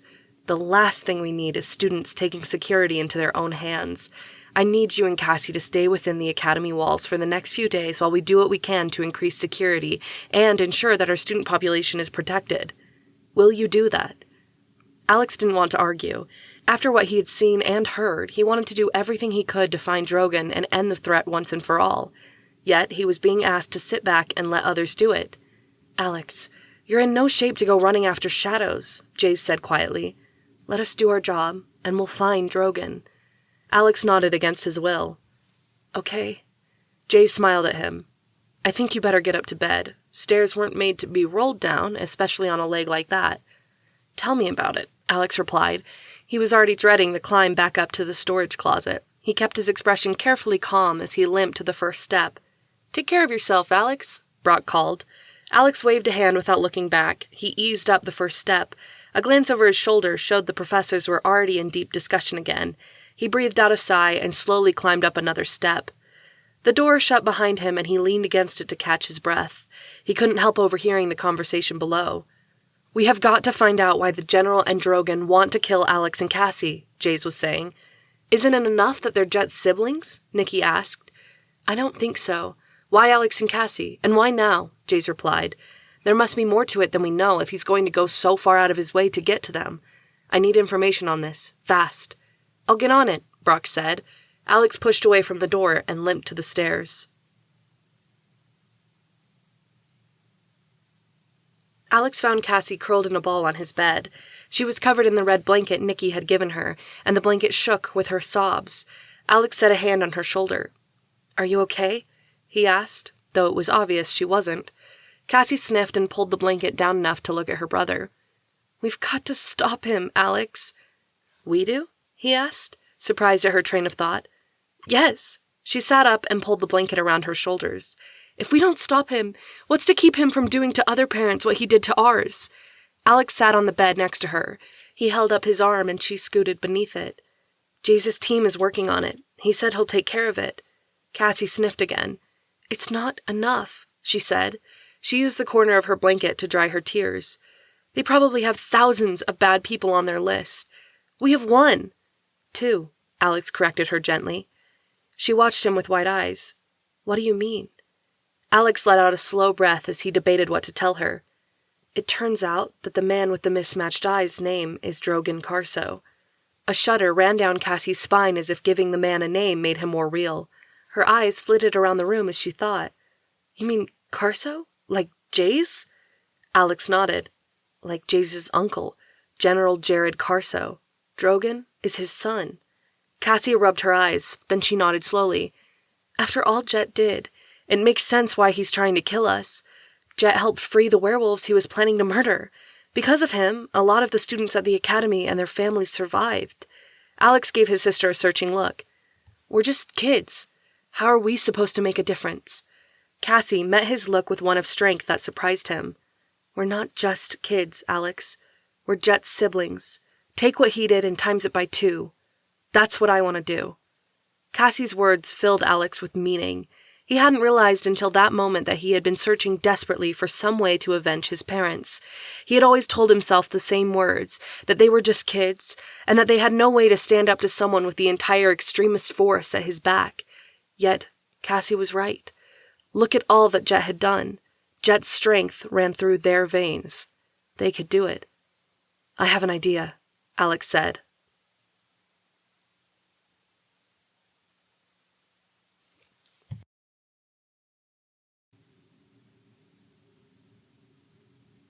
Chapter 12. "You sure this is a good idea?" Cassie asked. "Definitely," Alex replied. He cupped his hands around his mouth and howled. Lights flew on around the academy. Alex stretched out his sore leg on the top step of the academy courtyard and waited. "You want to go after the general and Drogan, right?" Cassie nodded. "Then we're going to need an army," Alex told her. Werewolves began to pour out of the school. "Night games!" a few of the younger students yelled excitedly. The alphas followed at a more sedate pace. Alex caught their confused looks. It was customary for an alpha to make the call for night games, yet all of the alphas left the school together. Jericho spotted Alex. "Shouldn't you be in bed or something?" the alpha asked, with a bemused smile on his face, as if he guessed Alex was up to something. "I probably should," Alex replied. He attempted to rise. The alpha reached out a hand and helped Alex up. "Thanks," Alex told him quietly. "Who called the night games?" Boris demanded. Kalia leaned against the building next to her brother. She had her arms crossed and looked disgruntled at the fact that Boris had required her to participate. "I did," Alex said, limping forward to the curve of the steps. The werewolves milling below looked up in surprise. The alphas crossed to him. "Skipping protocol?" Boris asked, though he didn't look as angry as he first had. "Good to see you up and about," Torrance said, holding out a hand. Alex shook it in surprise. "Thanks. Can I have a minute?" Torrin nodded. Alex shifted his gaze to Boris. The Termer alpha finally nodded. "Go for it."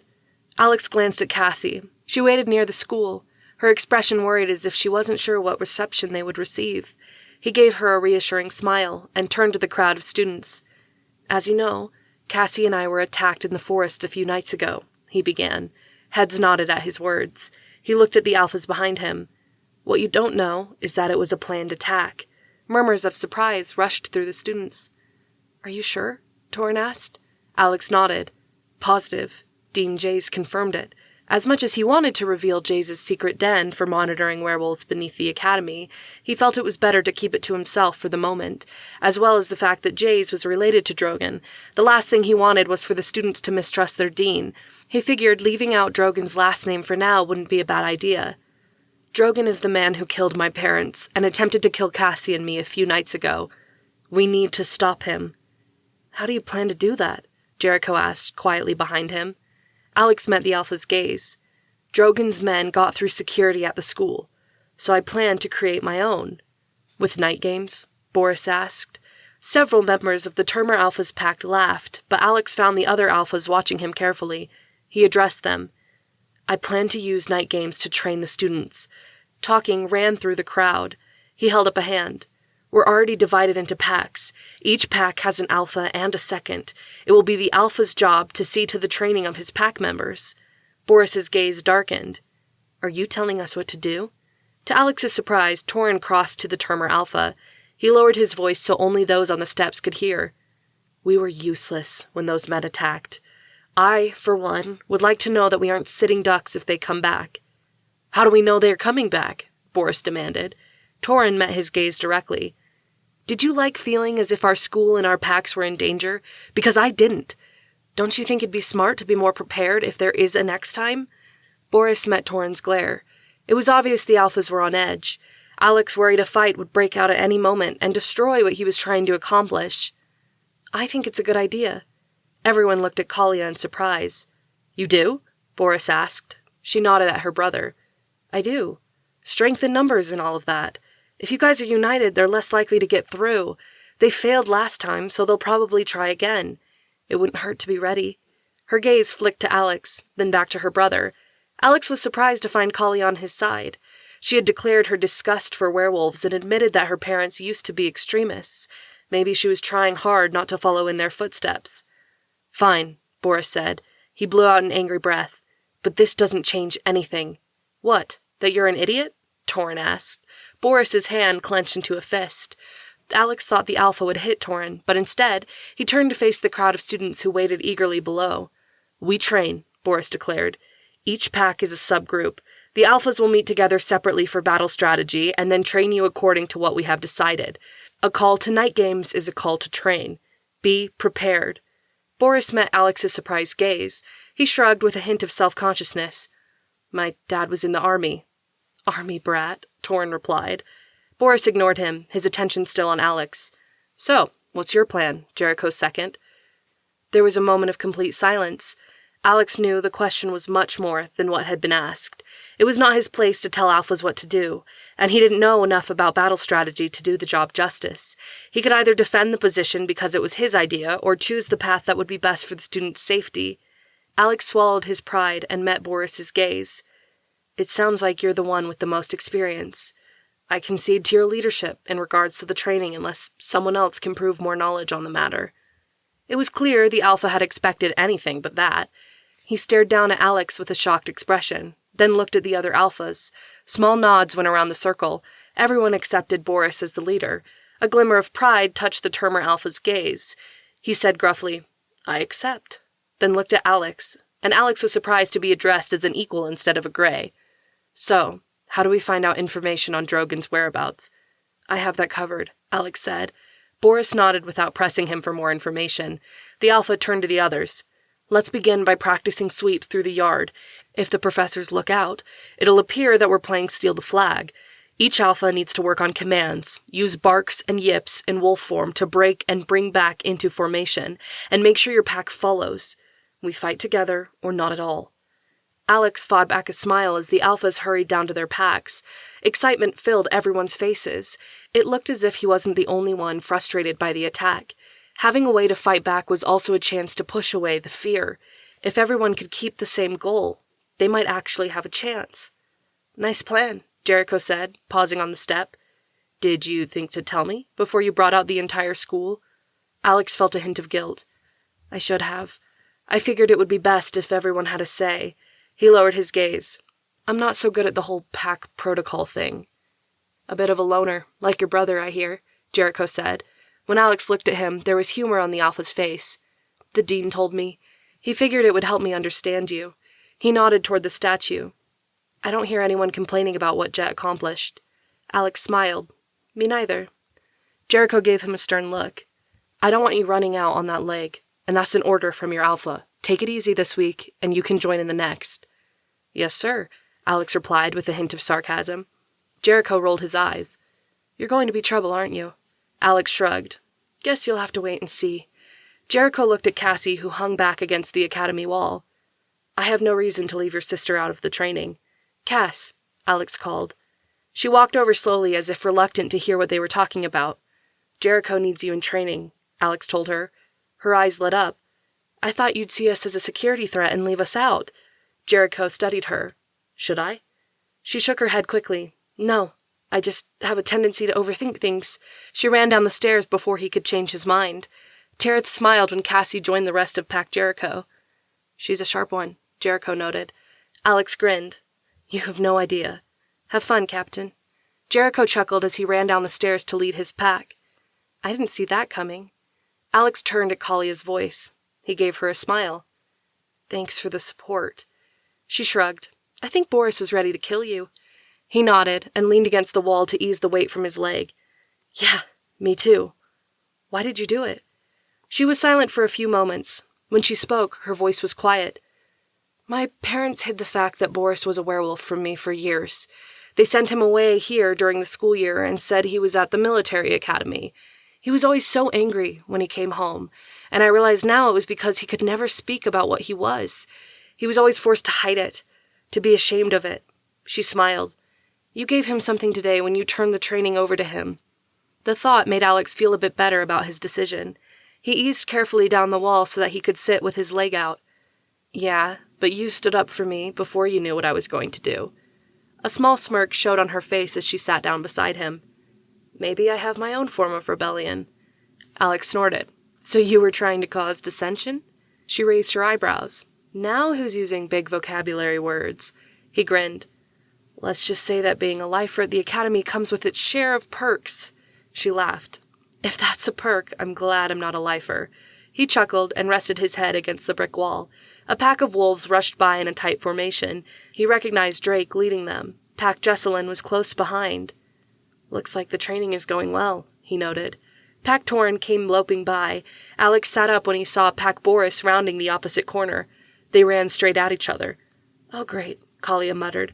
Torin and Boris veered to either side at the last moment. Each alpha snapped at the other while the packs broke through with growls and a few snarls. Guess you can't change everything, Kalia said. Who says I want to? Alex replied. Kalia laughed. So you approve of dissension? Alex thought about it for a moment. I do. At Kalia's look, he explained. Packs in the wild defend their territories against other packs. It bands them together to fight for what they love. Kalia gave a huff of surprise. And I just thought you liked trouble. He smiled. I won't deny that trouble between the packs keeps their attention from me. I've managed to cause a few problems this term already. Yes, you have, she agreed. Alex glanced at her. Shouldn't you be running with Pack Boris? She shook her head. What am I supposed to do? Bite at someone with my human teeth? Scary. He stared at her. You wish you were a werewolf. Kalia appeared affronted. I do not, she protested. Alex nodded. Yes, you do. You wish you were out there training with the rest of them. You want fur and fangs. I do not, she replied with a laugh. That's ridiculous. I hate werewolves. So that's why you're sitting here talking to one? She looked surprised, then embarrassed. You're different than they are. I turn into a wolf too, he pointed out. Not that, she said. You're not another follower, even though being a gray I think you're supposed to be. He fell silent. She glanced at him. I'm sorry. He shook his head. Don't be. You're right. He leaned forward with his elbow on his good leg and studied the cement at his feet. I've never fit in here, no matter how hard I pretend. This is the first year I've actually been a second. Usually I'm picked last and spend my time wishing for summer when the termers go home. And now? Kalia asked. He let out a sigh. Now I have a position, but I don't know how long Jericho's going to tolerate me. I have so many of my own ideas it's hard to follow someone else, even when he is a good leader. Perhaps you can lead by following, Kalia suggested. He gave her a quizzical look. What does that mean? She laughed at his tone.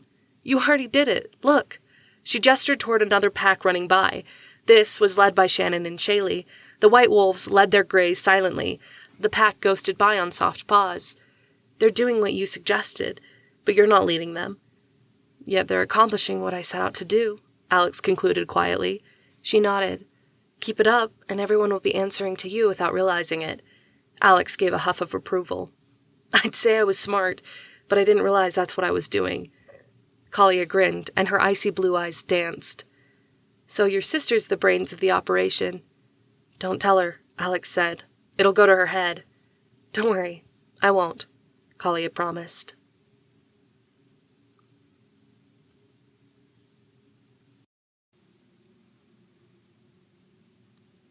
Chapter 13. Alex stood by the door in the closet a few days later. He tried to push against it, but it was locked from the inside. He found a knothole near the middle of the door. He touched it. To his surprise, a little red light scanned his finger. The door refused to budge. He realized that falling through it the other day must have been a fluke. Someone must not have shut it all the way after using the fingerprint scanner. It was well past 3 o'clock in the morning. The Pax had already gone to bed, and Alex hadn't heard any sounds from the instructor's wing when he walked by. He took a chance and tapped on the door. No one answered. Alex glanced around the supply closet. Above the shelves of paper towels and toilet cleaner, he spotted a small camera. Alex grinned and waved, giving his best innocent expression. He knocked on the door again while looking at the camera.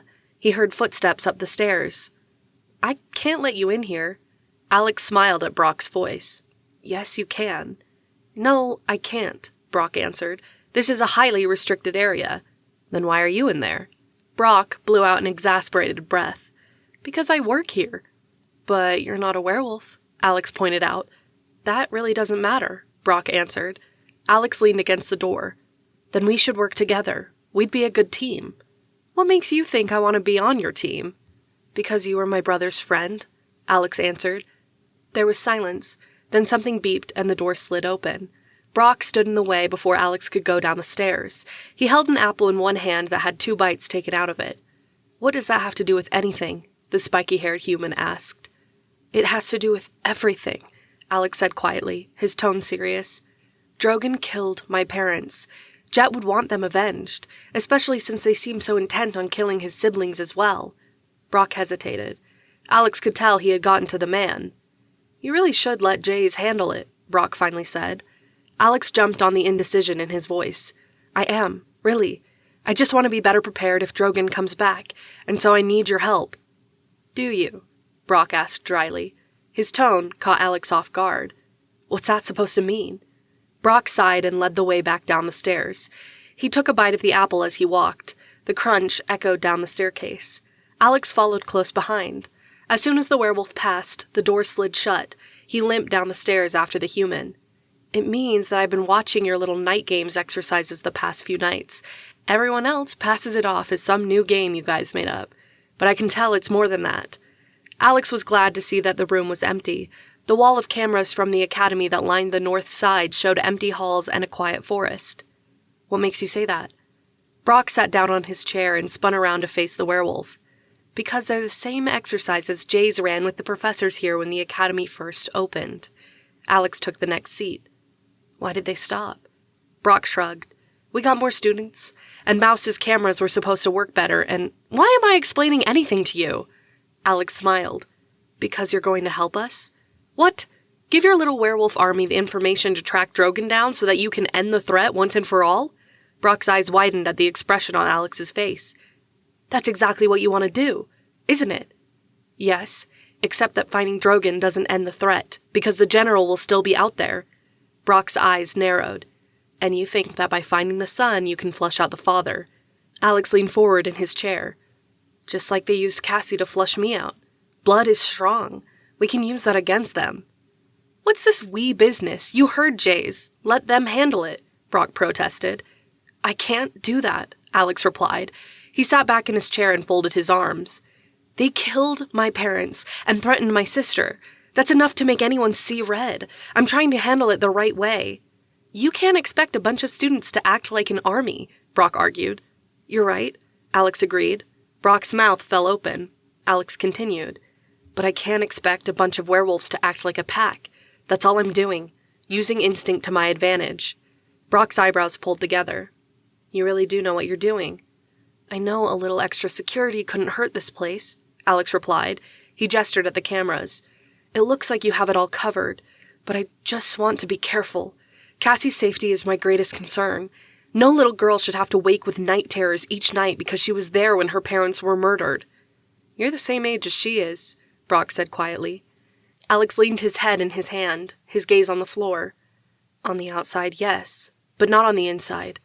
I held Cassie against me so she wouldn't see them die, but I couldn't let Drogon's men be the last thing my parents saw. They knew I loved them because I didn't look away.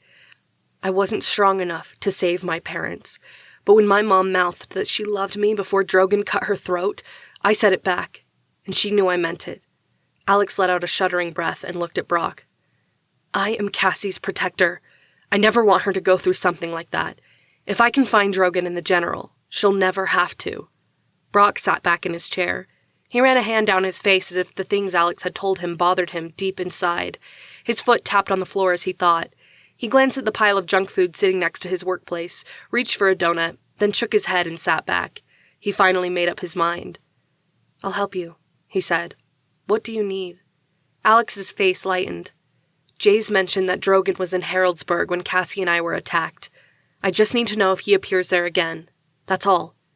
All right, Brock agreed. I'll let you know. Alex stood. Thanks. He shook Brock's hand, then headed for the stairs. He paused with his foot on the step. Hey, any chance I can get clearance for down here? No way, Brock replied sternly. Alex chuckled as he made his way up the steps. I had to ask. The door at the top beeped, then opened. Alex stepped through into the storage closet. You're turning into a regular insomniac, Jericho noted when Alex opened the door. Alex was surprised to see the Alpha still awake. Same to you, apparently. Jericho smiled. Boris asked us to come up with some training regimens for tomorrow night. I thought I'd work here because Lyra caught me diagramming on the back of my notebook during biology. That's what the commotion was about, Alex said with a laugh. He limped to the chair across from the Alpha and sat down. I thought she was giving you a hard time for an answer in your homework. That too, Jericho admitted.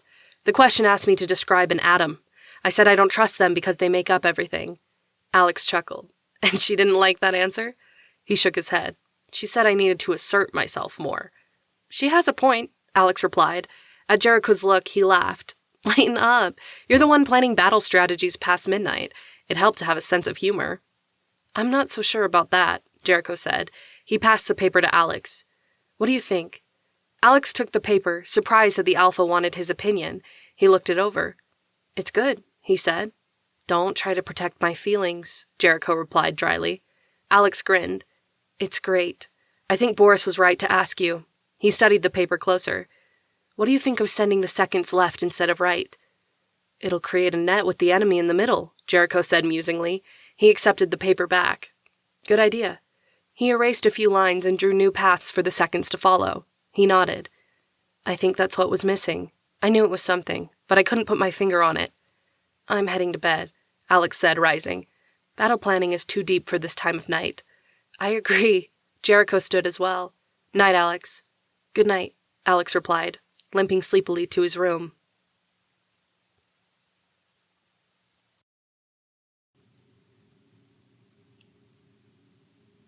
Chapter 14. It was obvious that everyone could feel the full moon coming. Nobody could sit still in their seats. By the end of June, the French surrendered to the Germans, but Britain won the Battle of Britain, fending off air attacks and eliminating Germany's chance of gaining a foothold. In Operation Barbarossa, Professor Thorson looked around the room. Is anyone listening? Something about Twinkies? Torrin guessed. His pack broke into laughter. Professor Thorson gave a long-suffering sigh and leaned against his desk. If I didn't know the full moon was tonight, I would have guessed it by the pack of wild animals in my room. Alex grinned. You can't blame us, Professor. We don't have a choice. Professor Thorson nodded. Yes, but I do have a choice. My choice is to let you guys go before I either recite myself blue in the face, despite the fact nobody is listening, or I go crazy enough with your wiggling to join your packs under the moon. You're not a werewolf, Pip commented, sitting on his history book as though he was hatching an egg. Professor Thorson gave the second year a flat look. Yes, thank you, Pip, for pointing out the obvious. Begone, the lot of you. Come back tomorrow with your instincts ease and re-established ability to sit still for an hour. We never had that ability, Trent muttered. Everyone put their books back on the shelf and hurried from the room. Alex was about to leave when he noticed Cassie holding back. He leaned against the cold doorframe to see what she was up to. Professor Thorson was busy erasing the whiteboard and humming to himself. He glanced over his shoulder and appeared surprised that there was still a student left. "May I help you, Cassie?" She nodded, her brown curls bouncing on her shoulders. "Yes, Professor, I have a question." "Ask away," the professor replied. "I don't have another class until 3:10, and I'll probably just have to send them away as well. There's plenty of time for your question." Cassie perched on the front of a desk and balanced her history book on her knees. "Now that the world knows about werewolves, will they rewrite the books?" she asked. Professor Thorson's eyebrows rose. "Why would they do that?" She set a hand on her book. "If history is a true accounting of what really happened, won't they need to include the history of the new race they just found out exists?" The professor gave her a kind smile. He folded his bony arms over his book, trapping it against his chest. "That is the question, isn't it?" Cassie nodded. "They're afraid," Professor Thorson said, his tone gentle. "So afraid that they tried to wipe you out. The same thing has been done to wild wolves in most parts of the world.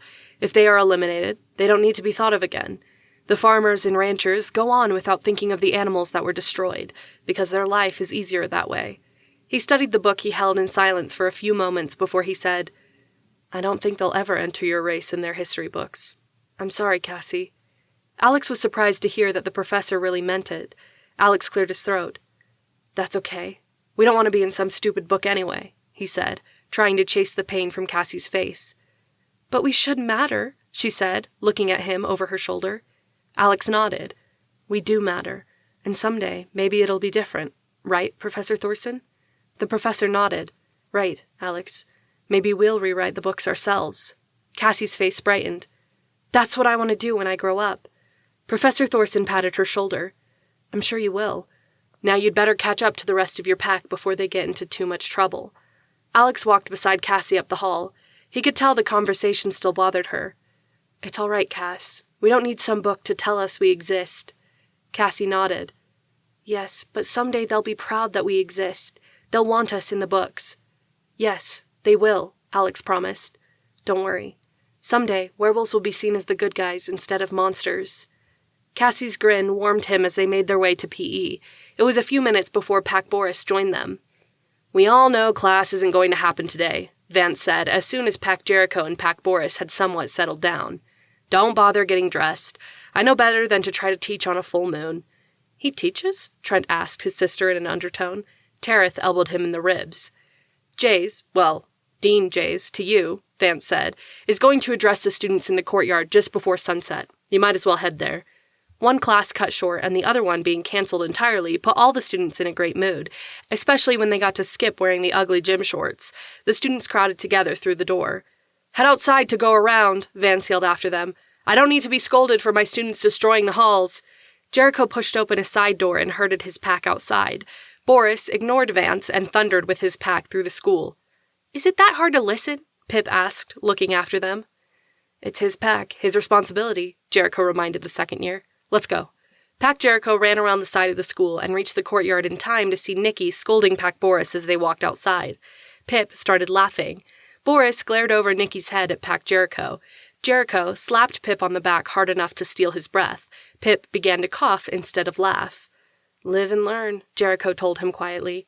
The students milled in the courtyard. As more packs began to join them, a few students started games, passing the time until night. It felt like the minutes dragged by until sunset. Finally, Dean Jaze stepped out onto the stairs. "Students, welcome to the first full moon at the academy," Jaze called. Cheers went up from the mass of waiting packs. Everyone milled anxiously, prayed to the moon even though the sun hadn't yet set. Alex clenched and unclenched his fists, eager to phase.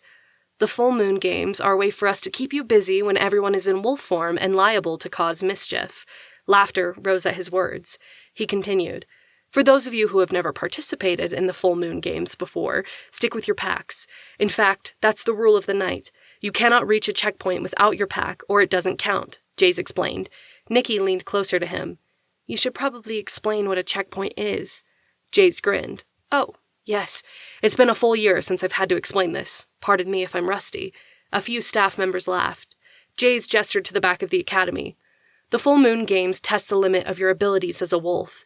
We always have a game the first full moon of each term. You have to reach one checkpoint before going to the next, and, as I said before, you have to achieve them as a pack. The games for the first full moon of the school year vary. Tonight's will be about using your 5 senses.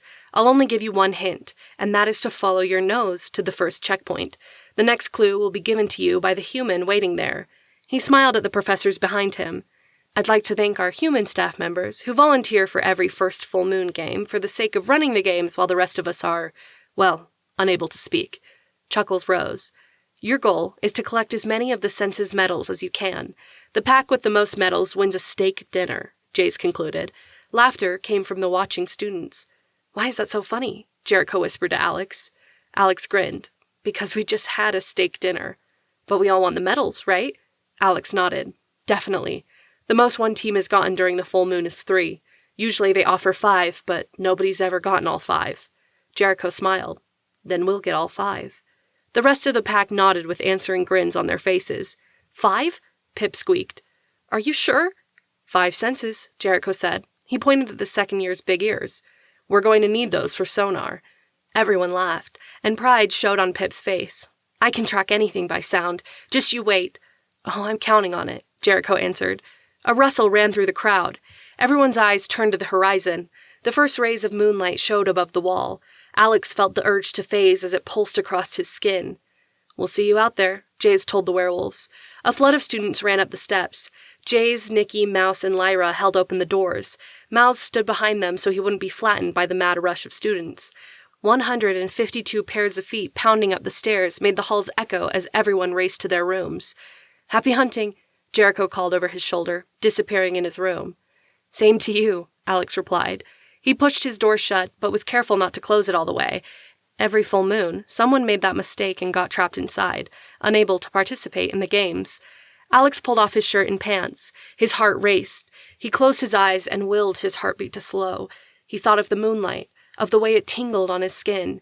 An answering shudder ran across his arms and down his legs. He smiled and gave in to it. Phasing didn't hurt. It felt like stretching sore muscles at first, as though the bones and sinews had been in one place for too long and needed to be reminded where to go.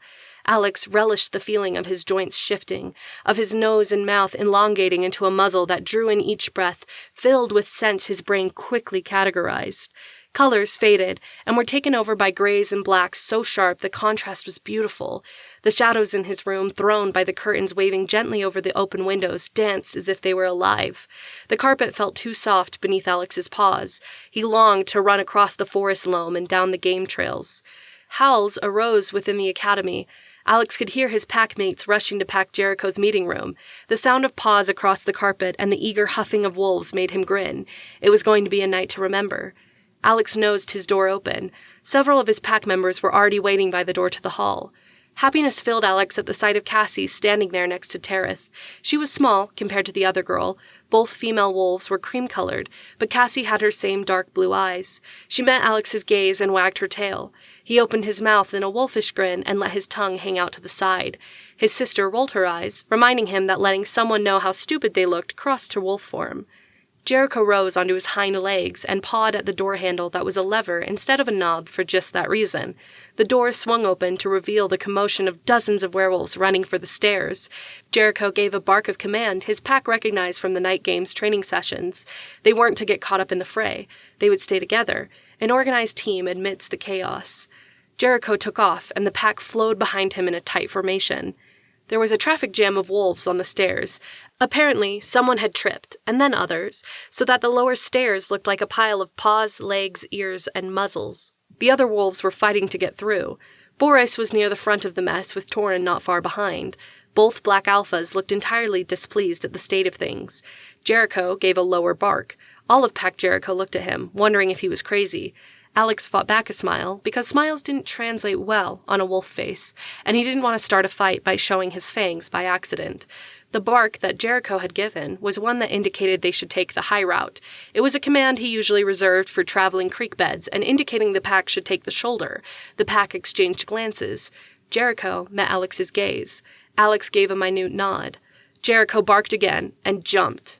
All of Pack Jericho followed. They leapt on wolves' backs, sides, haunches, whatever was pointing toward the ceiling as they made their way down the stairs. It felt like they were traveling down a living staircase, which was the truth. The werewolves below them rebelled against their passage by snapping at their paws and stomachs, but Pac Jericho reached the bottom unscathed just as Boris was able to extract himself from the fray. Boris looked at Pac Jericho, then back up the stairs. Alex swore he saw humor in the Termer Alpha's gaze when he looked back at them. Jericho gave a yip, and the pack followed him out the door.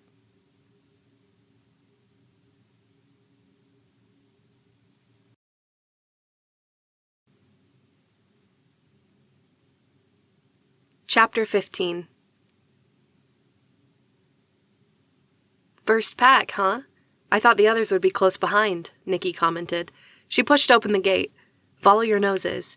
Bring me one of what you find and I'll give you the clue for the next hunt. Jericho took off into the night. He could think of nothing better than the soft forest soil beneath his feet, his sister and the rest of his pack around him, and the scent of evergreens and meadow grass filling his nose. They followed the trail that didn't belong in the forest. It was pungent and sharp. Alex's human mind recognized it as lemon, while his wolf one was repulsed by the scent. Someone was playing a joke on the wolves because canines hated the scent of lemon, yet they had to follow it. He made a mental note to thank Nikki when they got back, and tried to breathe with his mouth open to keep the scent from filling his nose. The barks and howls of wolves announced that the others had untangled themselves from the stairs and had begun the hunt. Pac Jericho had a good lead. Nothing would keep them from winning the first medal. The scent was getting stronger. Another scent caught Alex so quickly he was thrown off track. He paused, testing the air. It was strong, but old. He couldn't get it out of his mind. Without realizing it, Alex trotted to the east, following the trail that brought fear to his mind. He drew up at the side of the meadow where he had protected Cassie from being shot. The scents of Drogon's men still lingered on the plants and soil despite the few weeks in between. The scene played over in his head. The man pointing a gun at Cassie, his grating voice, the sight of guns in unwavering hands, the smell of hatred. He couldn't save Cassie. The bullet burned in his leg. He wanted to attack them, to protect his sister the way he hadn't been able to protect his mom and dad. Alex's heart thundered in his ears. It was the first time he had visited the meadow since it happened. The helpless fury that he had felt at that moment surfaced, blinding him to all other thoughts. He wanted to fight back. He wanted to make the men pay who had scared his sister so badly. He wanted to avenge his parents' death. He needed to find them. A shoulder bumped his. He looked at Jericho. The look the Alpha gave him wasn't of frustration. It was of understanding. Jericho glanced around the meadow. The huff he gave said that he knew what had brought Alex there. He tipped his head to the side and gave a small bark, waving his tail. Alex remembered the hunt. He had gotten distracted. He was going to make his team lose. He gritted his teeth and nodded. Jericho took off. Alex ran behind the Alpha, leaving the meadow far behind. Within seconds, they reached Pac Jericho waiting anxiously on the trail. It was obvious by the sound that at least one of the other packs was ahead of them. Cassie threw Alex a questioning look. He dropped his gaze, ashamed of what he had done and what he had probably cost them. At Jericho's command, everyone fell in. They ran even faster than before. Alex's heart dropped when they reached the meadow just as Pac Torin and Pac Malachi left. Justice, the last wolf picked for Torin's pack, was carrying something in his mouth as they ran. Alex followed Jericho to the center of the meadow and grimaced at the sight of a pile of lemons there. They were losing time. Alex grabbed a lemon in his mouth. The surprise on Jericho's face was almost comical. Alex snorted. Jericho barked, and they ran back into the forest. They reached the academy gate just as the other two packs took off again. Alex breathed a sigh of disappointment at the sight of the silver medal hanging on a ribbon around Torin's neck. The wolf snapped at him as they passed. Alex jumped out of the way and deposited the lemon at Nikki's feet. The tart taste lingered on his tongue. He couldn't get it to leave. "Sorry about that, Alex," Nikki said with a warm smile. Professor Thorson gave him an apologetic look. "Vance put us up to it. You'll have to thank him for it later." They could hear another wolf pack closing in. "Your next scent is sound. Follow the sound and bring us what you find," Nikki said. Pip surged to the front as Pac Jericho took off. His big ears looked comical, even for a wolf, but he put them to good use. He honed in on the small tinkling of a bell and led them forward. Alex could hear the faint sound, but Pip's course didn't falter. He led them straight toward it instead of the roundabout way they could tell some of the packs had taken to locate the source. Pip kept his ears locked on the sound. They passed Pack Malachi fumbling through a thick aspen grove a few paces away. Alex realized that aspen groves were everywhere. It was only Pip's careful guidance that kept them on a clear path. A few short seconds later, they leapt a stream and reached the bells hanging on a branch. Pack Torin was nowhere in sight. Alex reared on his hind legs and grabbed a bell in his mouth. They ran back toward the gate in time to pass Pack Shannon, who appeared to be backtracking. Shaylee held the lemon in her mouth, but didn't look pleased about it. They fell in behind Pack Jericho and followed them to the gate. "Well done," Nikki said. She placed a ribbon bearing a medal around Jericho's neck as Professor Thorson gave Pack Shannon directions for the bell challenge. "Now you get to use your sight. Follow the ribbons on the trees to the next item." Alex glanced behind him. Ribbons had been tied about halfway up the first 2 trees he could see. They were too high to have been in an ordinary wolf's line of sight. They had to run with their eyes up instead of surveying the path as they usually did. It was a very unnatural way to run. To all of their surprise, Amos, the huge gray, bounded on ahead. He didn't care if he ran into trees or bushes. He merely plowed his way through with his eyes on the ribbons. The pack rushed around him, pushing him out of the way with their shoulders if he was about to run into a boulder or a trunk. Amos let himself be swayed, but loped with his gaze locked on the ribbons, guiding them as they dashed beneath the trees. They reached the meadow and found a big tub filled with water. Beneath the water were 11 painted rocks. Don, the other big gray, dunked his head in the water. He came up with a rock in his teeth and water streaming from his nose and mouth. He and Amos exchanged a proud look. Jericho gave a bark, and they were off again. "This time, it's touch," Professor Thorson explained. "Go to the gate on the other side of the school. When you feel a patch of ground that is softer than the others, dig, and bring us what you find." Pack Torin reached the gate just as Pack Jericho did. They loped around the school at top speed. When they reached the main gate, Jericho barked and they all spread out. Cassie was the first to find the soft ground. She began to dig. Pack Jericho gathered around. Within seconds, she unveiled a little bag. She grabbed it in her teeth and they took off. A few seconds later, they heard a yip of excitement from Torin's pack. They had found their bag. As soon as the third medal was around Jericho's neck, Professor Thorson gave them the final instructions. "Taste is your last challenge. Go to the stream where it runs beneath the fence. There are 5 bowls of water. Bring whatever is in the water that tastes like soap." "Soap?" Nikki asked, taking a rock from Pack Drake and a bell from Pack Rainon. "Another one of Vance's influences," Alex heard Professor Thorson say as they ran along the gate. They reached the bowls of water. Different colors of apples were floating in each of them. Jericho and Alex immediately ran to the first 2 bowls. Cassie took the third, with Trent and Tereth close behind. Alex's bowl tasted sweet. Jericho's expression says his was particularly nasty. Tereth gave a bark and grabbed an apple from her bowl. They loped back along the gate. "It's yellow!" Nikki exclaimed. "Well done!" She slipped the 4th medal around Jericho's neck. "You must have a pretty disciplined pack to have made it that fast." Pack Boris and Pack Torin almost bowled Pack Jericho over in their haste to reach Nikki first. The disappointment in both of their faces when they realized Pack Jericho was already there was almost laughable. Pack Jericho trotted to the trees a few paces away and sat there catching their breath while other packs turned in their items. It took a while for the other packs to catch up. Pack Malachi and Pack Drake were trailing way behind. The rest of the packs joined Jericho's beneath the trees to rest. Alex was disappointed Pack Jericho hadn't earned the 5 medals that had been their goal. He knew it was his fault. If he hadn't been distracted with the scent of Drogon's men and the memories that flooded him, his alpha would be carrying 5 medals. He tried to console himself with the thought that 4 was more than any pack had ever gotten on a full moon, but it didn't make him feel better. Something made the fur rise on the back of Alex's neck. He looked to the left. A lone brown wolf stood beneath the trees. He recognized the wolf as being from Rafe's pack. The animal watched them with searching golden eyes. At Alex's attention, the wolf took a few steps into the forest. Alex rose uncertainly. Jericho gave a questioning whine.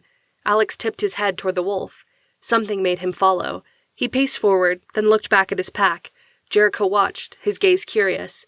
The rest of the pack began to notice their silent exchange. Jericho gave a soft huff. Several of them rose and followed. The rest quickly fell in behind their alpha. The other packs looked from Alex to Rafe's wolf. Alex could see the curiosity on their faces, but Boris and Torin were busy scuffling over something. Alex let Jericho pass, then followed his alpha. Rafe's wolf began to run as soon as he realized the other wolves were following. Jericho dipped his head. The other members of Pack Jericho fell into a run behind their leader. They leapt the stream, loped down an empty wash, and made it to the other side in time to see Rafe's wolf vanish beneath the trees. Disappointment flooded through Alex. He had led his pack on a wild goose chase. Jericho gave Alex a look filled with humor. The other wolves appeared a bit less inclined to see the situation as funny, but before everyone could get too disgruntled, the wolf returned. Alex was surprised to see Rafe in wolf form following behind. The werewolf's golden eyes seemed to glow in the light of the moon. He lowered his head and dropped something to the ground. A closer look showed it to be a ball. Alex snorted. It had to be another one of Vance's tricks. Other members of the pack began to turn away. Alex was about to follow, but Jericho waited. At Alex's puzzled look, Jericho took a step forward. Rafe pushed the ball with his nose toward the pack. Jericho crossed to Rafe and picked it up. Alex blinked. Rafe and the wolf disappeared. He couldn't hear their paws on the forest floor. Rafe was an enigma. Jericho gave Alex what appeared to be a slight shoulder shrug, which Alex didn't even know was possible as a wolf. The alpha trotted beside him to the front of the pack. Everyone fell in behind and loped back to the gates, worried they had missed something. "Here they are," Nikki said. Jericho walked up to her and dropped the ball at her feet. It would have been hilarious, a huge alpha wolf bringing what appeared to be a tennis ball to the dean's wife, yet Nikki's gaze said otherwise. "They did it," she said. Professor Thorson nodded, his expression pleased. "It appears that way." Nikki pulled a string on the ball, unthreading it as all of the wolves watched. The ball opened. Something glinted in the middle. Alex's heart slowed at the sight of another medal. Jericho glanced at him. Pride surged through Alex as his alpha stepped forward to have the medal placed around his neck. The medal clinked against the others he already wore.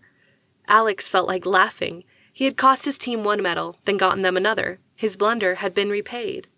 "No one has ever followed the wolf before," Nikki informed the watching werewolves. "The sixth sense of a wolf is instinct.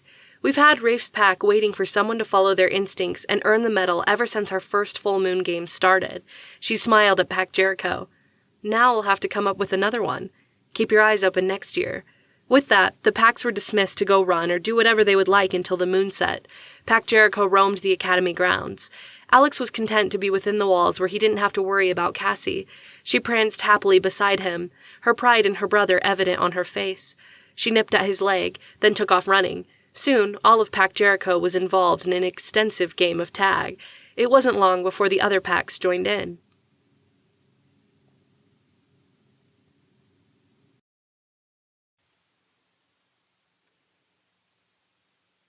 Chapter 16. Alex's leg began to ache. It had been a while since it had bothered him, but with all the running, jumping, tackling, and chasing down the challenges, he had definitely pushed it too far. He climbed to the top step and settled on his stomach to watch the games below. A familiar scent touched his nose. He turned his head and spotted Kalia leaning against the wall. "Wear yourself out?" she asked. She paused a moment, then smiled and said, "The strong, silent type, huh?" Alex watched her, wondering why she was out at night when she wasn't a werewolf and hadn't been exactly silent about her dislike of the race. "I can't sleep," Kalia said, coming to sit across the steps from him. "I figured watching the wolves run around would be boring enough to make me tired." She hesitated, then gestured toward the moon that hung just above the treetops. "But I think that's the reason I can't sleep." As Alex watched, her icy blue eyes turned golden for the briefest second as she looked at the full orb that bathed the courtyard in gentle light. The color change had been so fast he wasn't even sure he had seen it. Kalia shook her head, unaware. "Whatever's going on, it's annoying being stuck in the middle. I wish my body would just figure it out so either my parents can fear and despise me, or I could go home.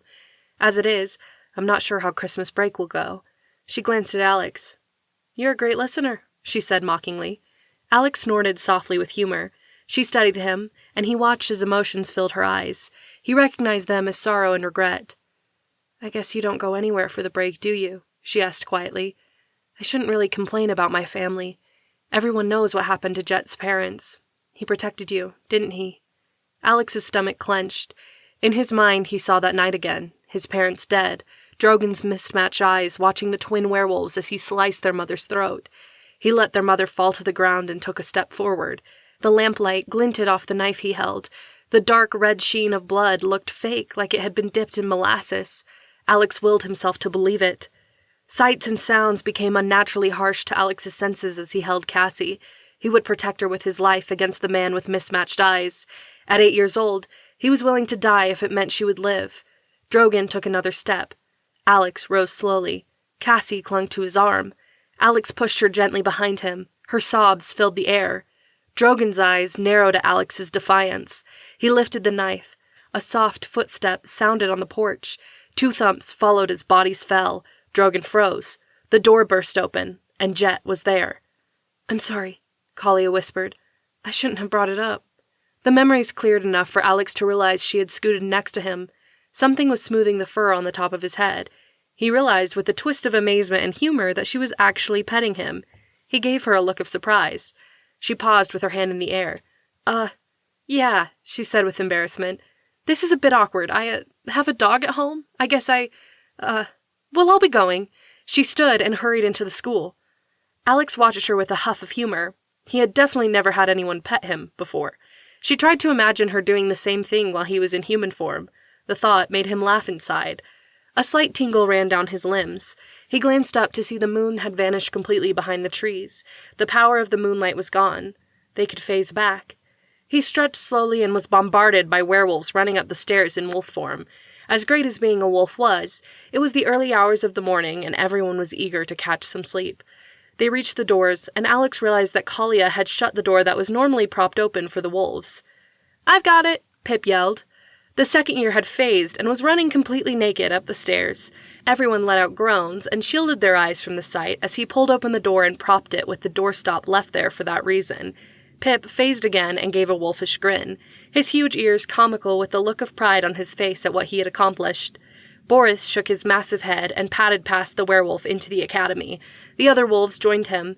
The hustle to get down the stairs had been replaced by a sedate climb back up as exhausted werewolves made their way back to their quarters. Alex reached his room and phased, then pulled on the cotton pants he slept in. He walked back into the meeting room and collapsed on one of the couches. Several of the pack were already there, sprawled on the couches and the thickly carpeted floor. Cassie fell onto the couch next to Alex and laughed. "You just had to follow Rafe's wolf." Alex grinned. It felt like the thing to do at the time. "Maybe you are a wild wolf," Trent said. Everyone laughed. Jericho came back in carrying the 5 medals. The pack sobered as he hung them on the wolf statue that sat on the mantelpiece. The statue fell from the weight. He caught it with his fast reflexes and grinned. "Guess we got too many." Answering grins spread around the room. The alpha hung them on the corner of the pictures of wolves lounging on a mountain shelf overlooking a snow-covered valley. When he turned back around, there was pride on Jericho's face. "Well done," packed Jericho. Applause went up. Packmates slapped each other on the shoulders, and the girls smiled at everyone. "I thought we lost it," Jericho continued. He looked at Alex. Alex's heart fell. "I almost lost it for you," he apologized quietly. Jericho shook his head. "I know what happened back there. You weren't to blame." His eyes creased. "Besides, you made up for it with this." He pointed to the 5th medal. It hung on a red ribbon that made it stand out from the white ribbons on the others. "Well done." The alpha leaned against the mantel and crossed his arms, viewing his pack with respect. "Awesome job," Trent said. "You followed your instincts," Pip exclaimed. "Yes," Jericho said, smiling at Alex. "I've learned never to doubt Alex's instincts." He gave Pip a surprised look. "And never to doubt your hearing, apparently." Everyone laughed. Alex patted the little werewolf's shoulder. "You said you would lead us on the sound challenge." "And I did!" Pip exclaimed. He pointed to his ears. "They're like sonar!" Jericho chuckled. "From now on, Pip will now be known as Sonar." "Sonar," Pip repeated. His smile was so big it looked like his face could barely contain it. "I like that." "And you, Amos, no one could run like that with their eyes on the trees. You didn't even look down," Jericho said. Amos gave a deep chuckle. "I hit tree," he replied, his words slow. The grin on his face made everyone laugh. "Then we figured out how to protect you," Jericho replied. "I'm sure the professors have never seen anything like that." Amos laughed. "You little werewolves pushing me around. It was fun." Everyone laughed again. "Cassie's got the soft paws," Marky pointed out. "That's right," Jericho said with a smile at Alex's sister. "You found the place to dig.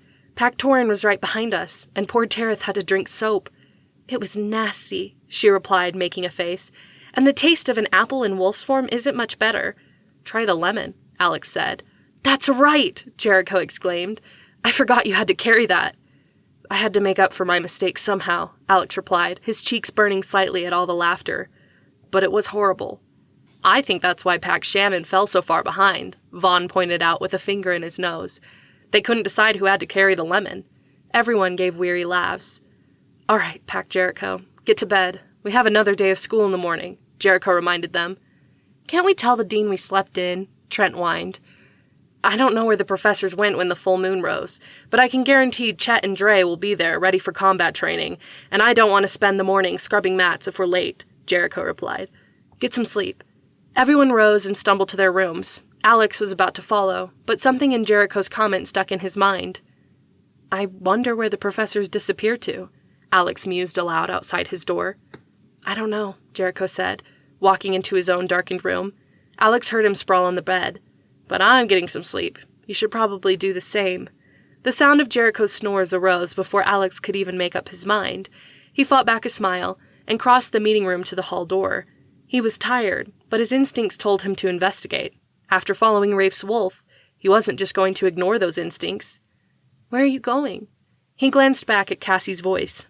"There's something I need to check out." "I'm coming with you," she said. Though she looked exhausted, her firm tone gave him no chance to argue. Alex gave his obviously exhausted sister a chance to go to bed. "I'm not sure that I'll find anything." She smiled and rubbed the sleep from her eyes. "I know better than to sleep when you have a hunch." "Fine," Alex replied, glad to have her company. School this year had been so different.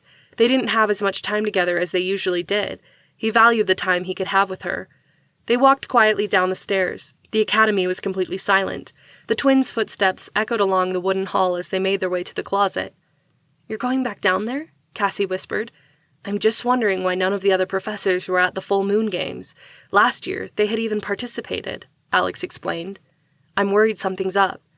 Alex stepped inside, waited for Cassie to follow, then pulled the door shut behind them. He reached for the back door. It was locked. He knocked on it. The sound seemed unusually loud in the enclosed space. Silence filled the closet.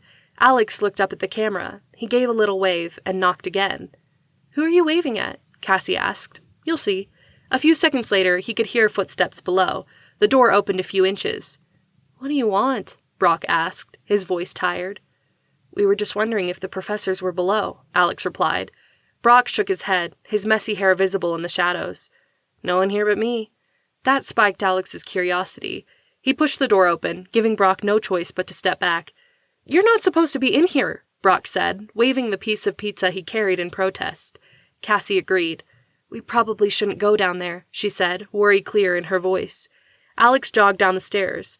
"We're not going to hurt anything, I swear. I won't even touch. See?" He held his hands in the air like he was under arrest. "No touch." "This is top secret," Brock replied, with Cassie close behind. "We won't tell," Alex answered with what he hoped was a winning smile. Brock gave a frustrated sigh and collapsed back on his chair. "I don't have the brain power to argue with you both right now. There are more important things going on." He took a bite of his pizza and scooted back to the screens he had been monitoring.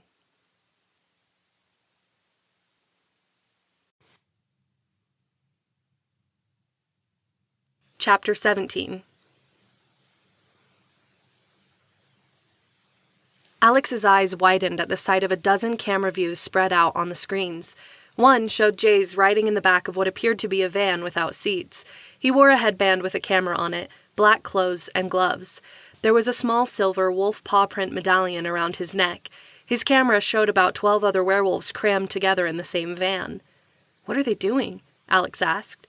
"They're on a mission. Quiet," Brock replied, his eyes on the screen. Alex pulled over 2 rolling chairs. Cassie took a seat next to him.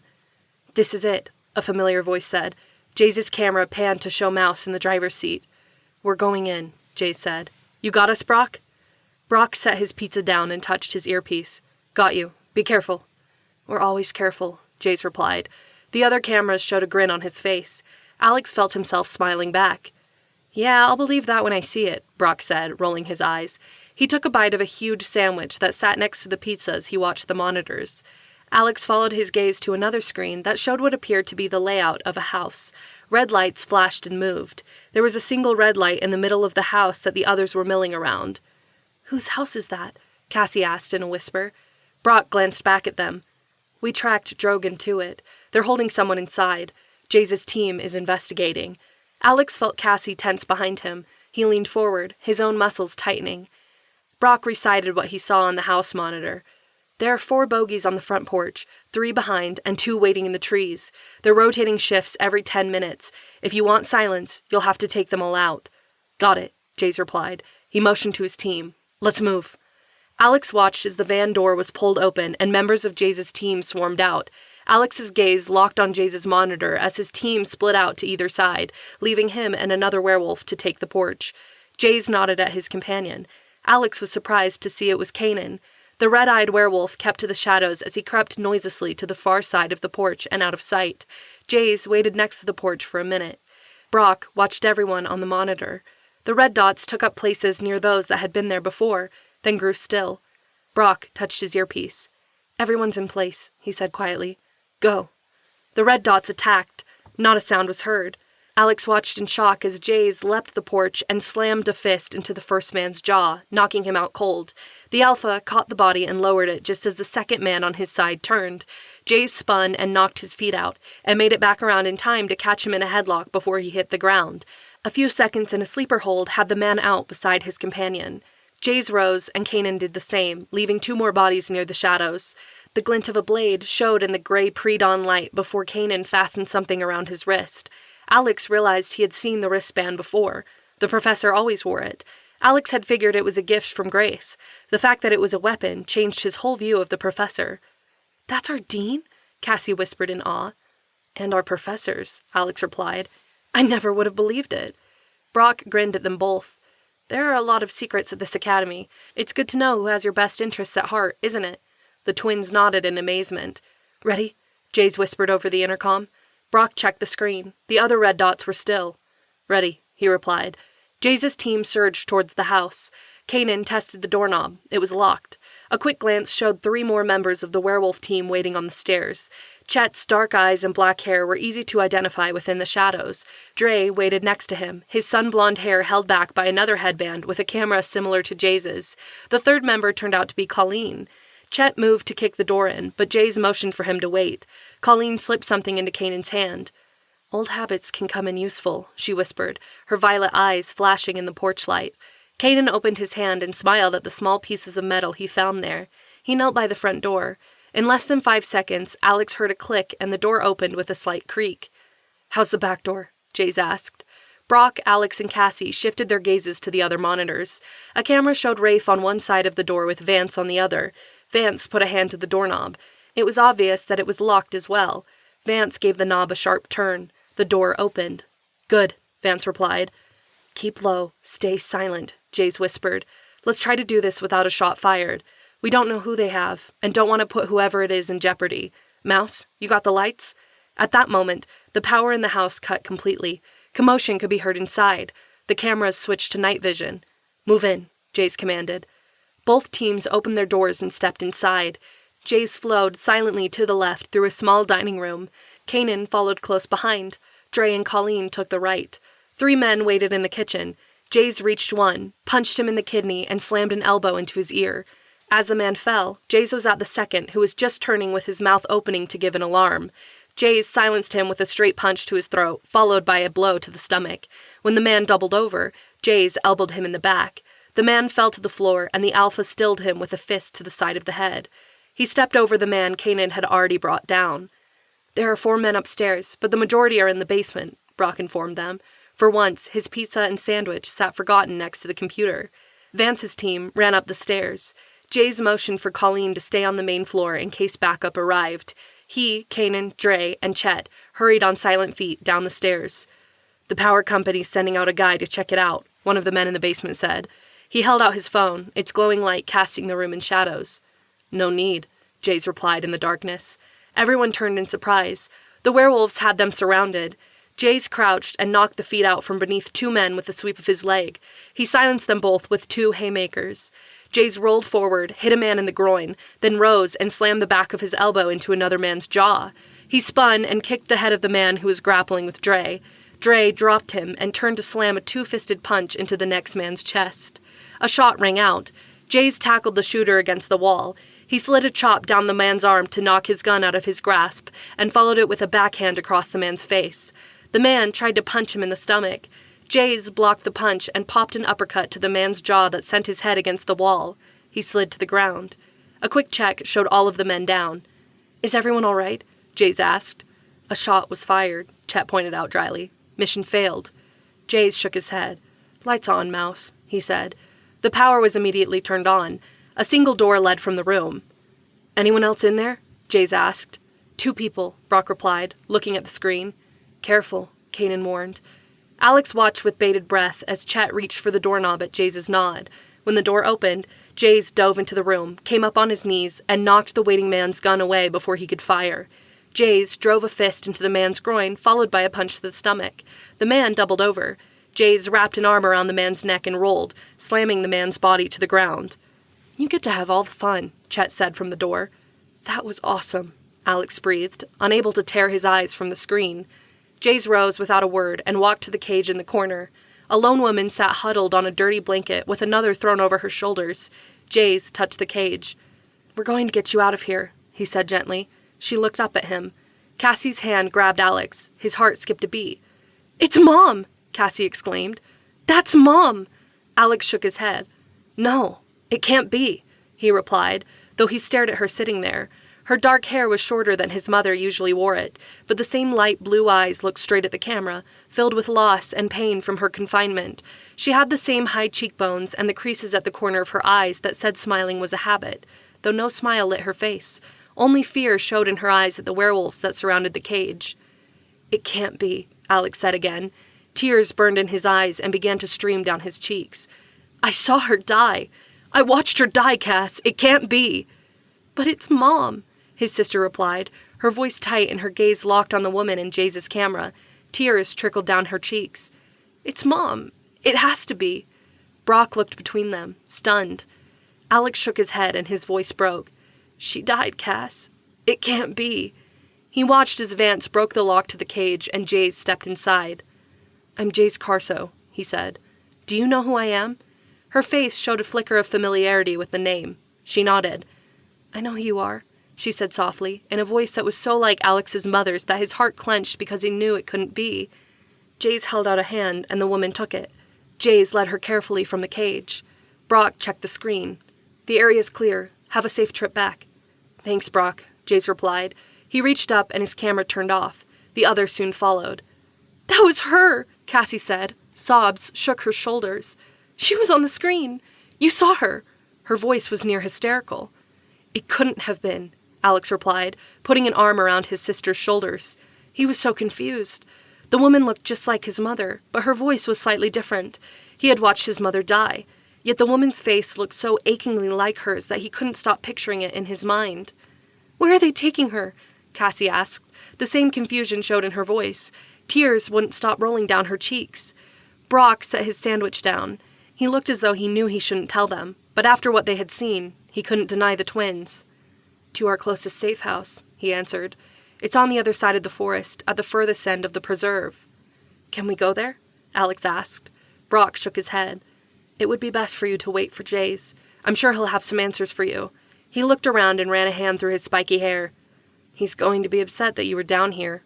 "Tell him I overpowered you," Alex replied. Brock gave him an incredulous look. "And you forced me to open the door in the first place? I know better than that." "Tell him I was crying," Cassie said. They both looked at her. She tried to wipe the tears from her cheeks, but they wouldn't stop coming. "I bet he wouldn't be so upset." Brock nodded. "Fine. I need you both to go to your rooms. I'll wake you as soon as Jaze gets back." "Thank you, Brock," Alex told him as he led his sister up the stairs. She clung to him, refusing to let go after what she had seen. "Yeah," Brock replied, his tone showing he doubted whether he had made the right decision. Alex and Cassie made it back to Pac Jericho's quarters. Cassie refused to go to her room, so Alex led her into his. She settled on his bed, wrapped up in her red blanket. Quiet sobs shook her small body. Alex held her close while he stared out the window, wondering with an aching heart about the woman they had seen on Jaze's camera.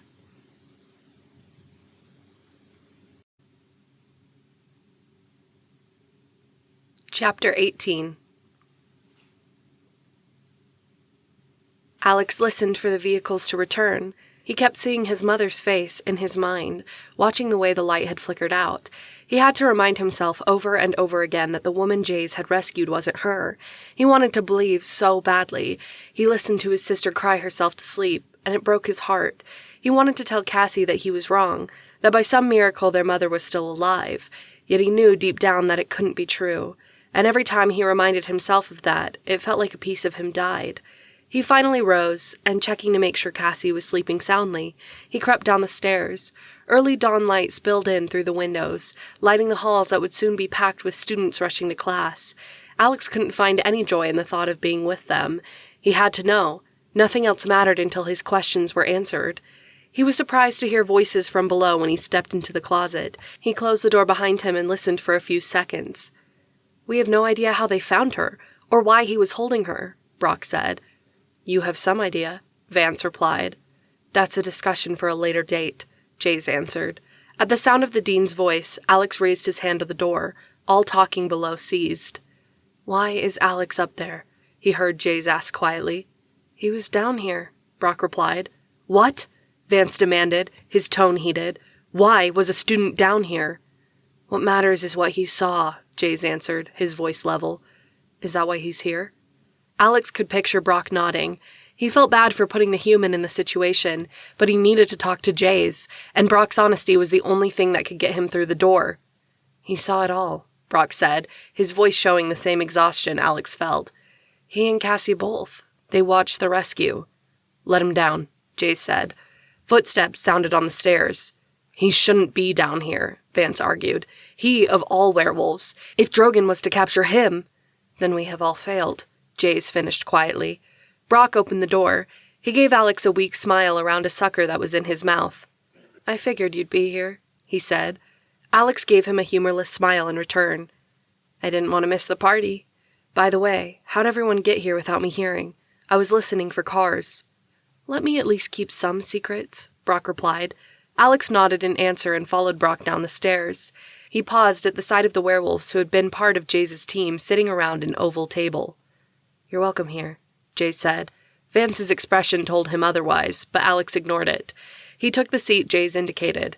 Jaze studied him for a minute in silence. As much as he wanted to ask all the questions that had been swirling around in his mind for the past few hours, Alex held his tongue. "What would you like to know?" the dean asked, his attention fully on Alex. "He shouldn't know anything," Chet pointed out, though his tone was less harsh than Vance's.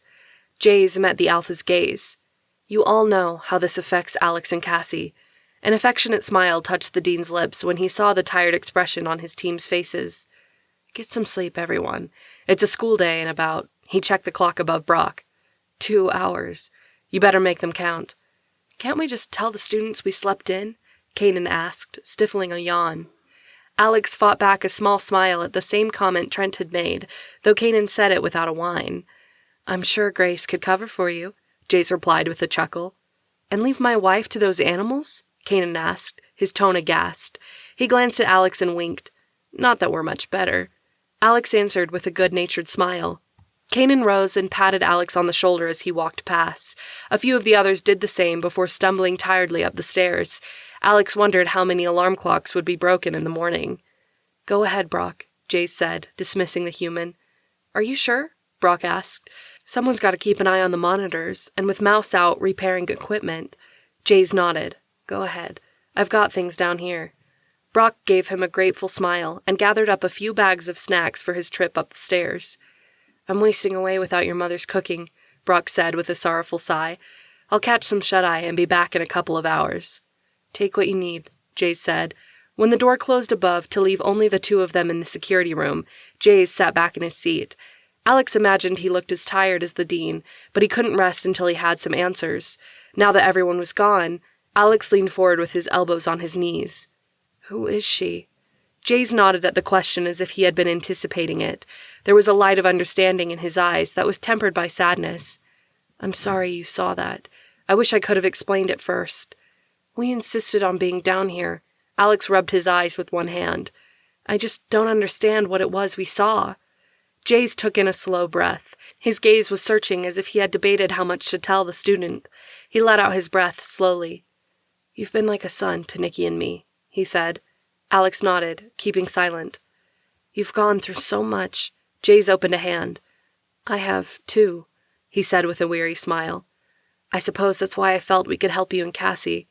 We wanted you to live a normal life." Alex didn't know what the Alpha was getting at. He was anxious to have his questions answered, but it felt like Jaze was stalling. Jaze never stalled as a matter of principle. He was always straightforward and honest. The direction the conversation was taking confused Alex even more.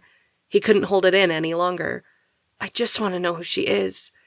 Jaze was silent for a few seconds. When he spoke, he gave Alex a sad smile. She's your mother's twin sister. Alex stared at the dean. He was filled with amazement and disappointment at the same time. The part of him that hoped Cassie's words were true, the part that wished his mother had somehow survived the night, fated to leave the gaping hole his parents' death had created in his heart. It hurt to let that hope go, even though he had known at the time how ridiculous a hope it had been. Yet the other side was filled with relief. He had felt something when he saw the woman on the screen, even though he knew she wasn't his mother. Now he knew why. She was family, perhaps the only family Alex and Cassie had left. Alex shook his head, thinking aloud. I didn't know Mom had a twin sister. The dean gave a gentle smile. There are quite a few things you don't know. Before Alex could ask any more questions, Jaze held up a hand. Those things will be cleared up in time, but now is not the opportunity to address them. Alex nodded, as much as he wanted to ask. He had never questioned Jaze's words and refused to start doing so. I will explain what I can, Jaze continued. You know that Drogon has been looking for you and Cassie.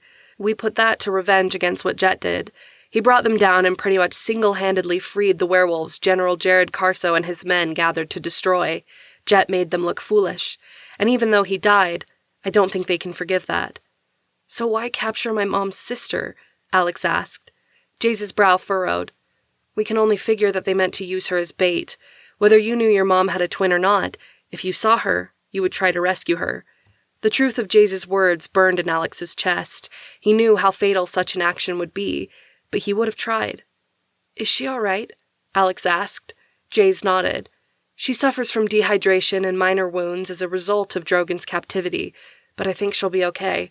She's in our safe house across the forest from here. The need that burned in his chest to ascertain her safety surprised Alex. Can I see her? Jaze hesitated, then shook his head. I don't think now would be a good time.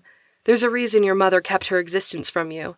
If it was to protect her, we need to make sure both your safety and your aunt's are taken into consideration. I understand, Alex said softly. His words surprised Jaze. You do? Alex nodded. I don't want her to end up like my mom. If not knowing us will keep her from that, then it's worth it. Jaze's gaze softened. He set a hand on Alex's knee. You have carried so much, and you're still so young. I lost my dad when I was 17, but I wasn't there. Memories flooded through the dean's eyes. Alex could tell that he was seeing things that haunted him. I couldn't imagine going through what you did at your age. When it's safe, I'll introduce you to her. Until then, we'll do everything we can to make her comfortable. Alex nodded. Jaze's words and confidence meant the world to him. A yawn caught him by surprise. Jaze smiled. You better get to bed yourself. What about you? Alex asked. Jaze stretched. Oh, I've got another few hours in me.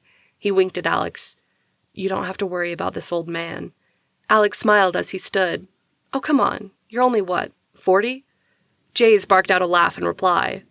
I'm younger than that, Alex. How old are you in dog years? Alex asked.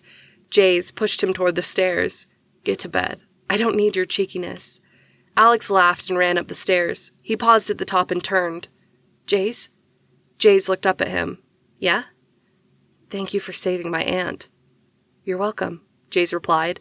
We'll do everything we can for her. Alex shut the door behind him and walked up the stairs to his room. A few of the early rising students said hello to him in the hallway. He mumbled barely audible answers before making his way to his room. He almost fell into an exhausted heap on the bed until he remembered that Cassie was beneath the red blanket on top. Alex let out a sigh, grabbed a pillow, and settled on the floor. It's not her, is it? The heartache in Cassie's voice made all of the emotions from the past few hours storm back. Tears burned in Alex's eyes. I thought you were asleep, he said, sitting up. Cassie pulled the blanket down just enough to look at him. Her eyes were rimmed with red. I knew it couldn't be her, but I hoped. Her voice fell away. Alex opened his arms, and Cassie came down to sit in his lap like she used to when they first lost their mom and dad. He held her close and felt her shoulders shake as she began to cry. He wondered how many hours he had spent holding her and consoling her, trying to keep his sanity at the same time past the empty void that filled him at the thought that their parents were gone. It's okay, he whispered quietly into her hair. You have me, Cass. I won't leave you alone. She sniffed.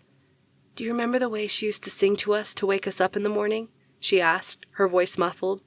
Alex blinked quickly, willing the tears to not fall. Yes, he said, his voice almost steady. She sang Zippity-Doo-Dah, and it would always make us laugh. And if we pretended to still be sleeping, Cassie began, she would tickle us until we gave up, Alex replied.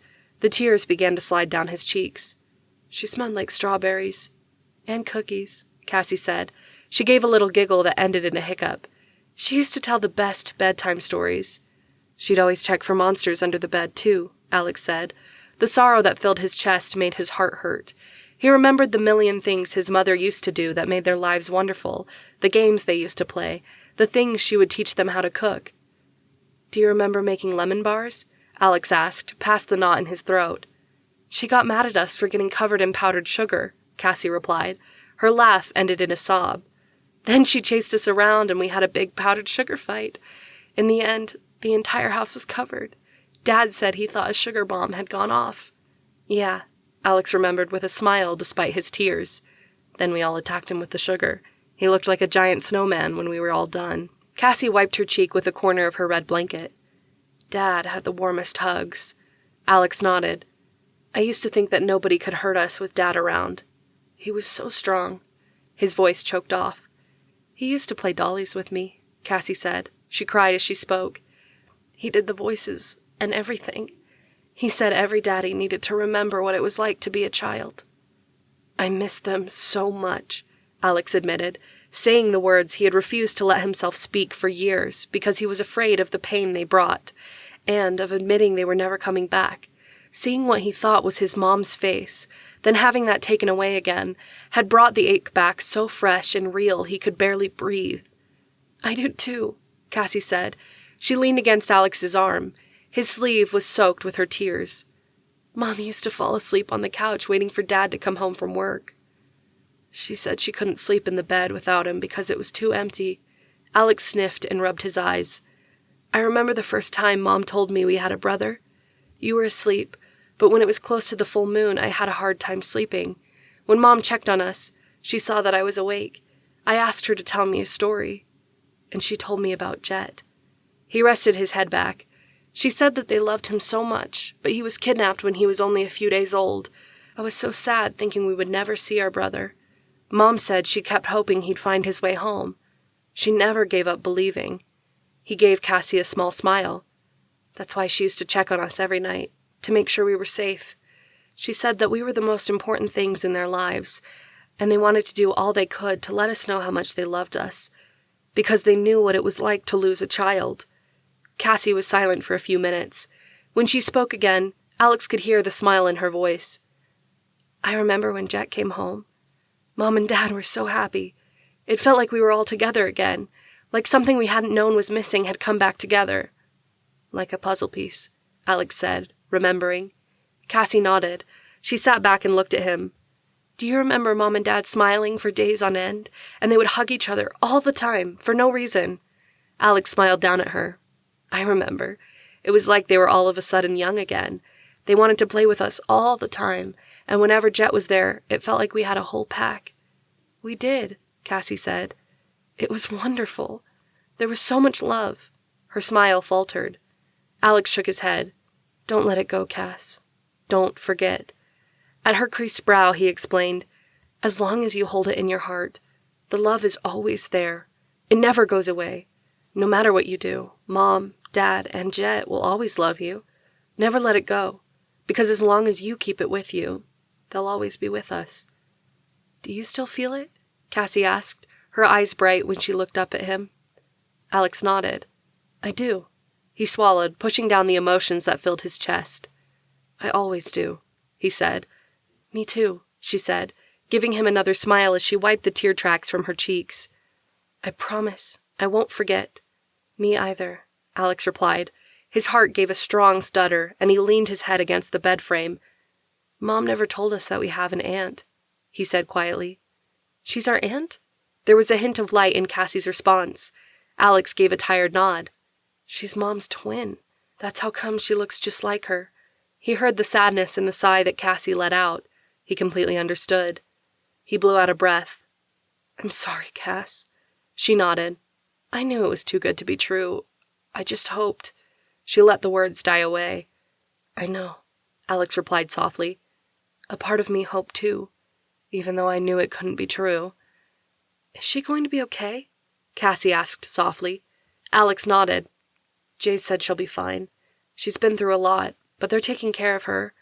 I'm going to go over there in the morning." "But Brock said—" "I know," Alex replied, cutting her off. "I won't let her see me. I just want to be sure." "You want to make sure she's safe?" Cassie finished. An appreciative smile crossed her face. "Yes," Alex answered. "But I don't want you coming with me. I worry too much when you're outside of the walls." Cassie smiled. "You're sweet, Alex." Alex shook his head. "Don't let anyone else hear you say that," he told her in a mockingly stern tone. She laughed, and Alex was happy to hear it. "Okay, I won't," she said.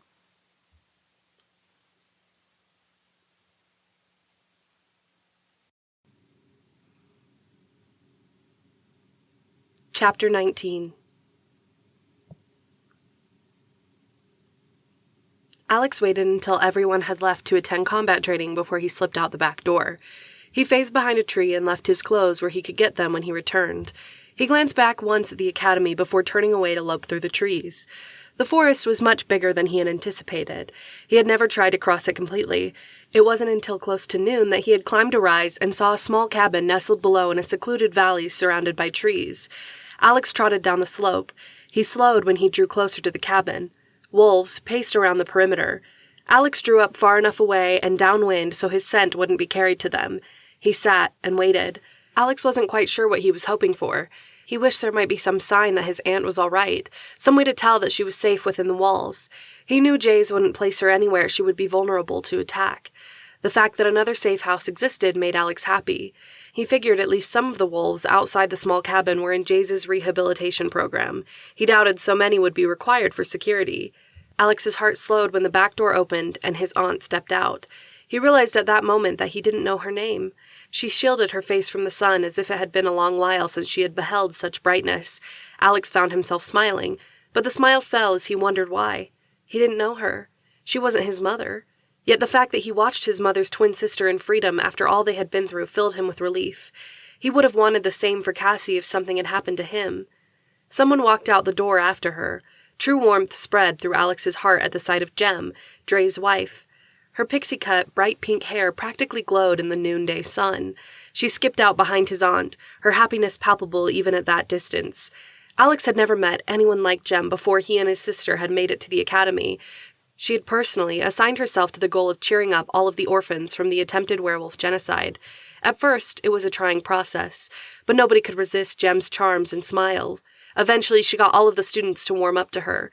She usually taught math at the academy, but this year she had been noticeably absent. A new assignment to the safe house to help with rehabilitation fit the cheerful werewolf like a glove. Satisfied that his aunt was all right, Alex made his way back to the academy. He had missed all of his morning classes, and probably lunch. When he reached the academy and phased back to human form, he had no desire to mingle with the rest of the students. No matter how good Kanan and Grace were at teaching, he just couldn't bring himself to sit through English. The sun shining on his shoulders was too great of a temptation to turn down. Alex pulled on his clothes and walked to the front of the academy. Jet's statue stood tall, the silver 7 on its shoulder blazing in the sun as though it had been written there by lightning. Alex had wondered 1,000 times what the 7 had meant and why his brother had it. If it was silver, it would have never stopped hurting. He wondered if his brother had chosen the mark of it or if it had been given to him. Alex sprawled out on the sun-warmed grass beside the statue. He closed his eyes, willing his body to soak up the warmth. He kept a hand on the huge stone that made up the base of the statue.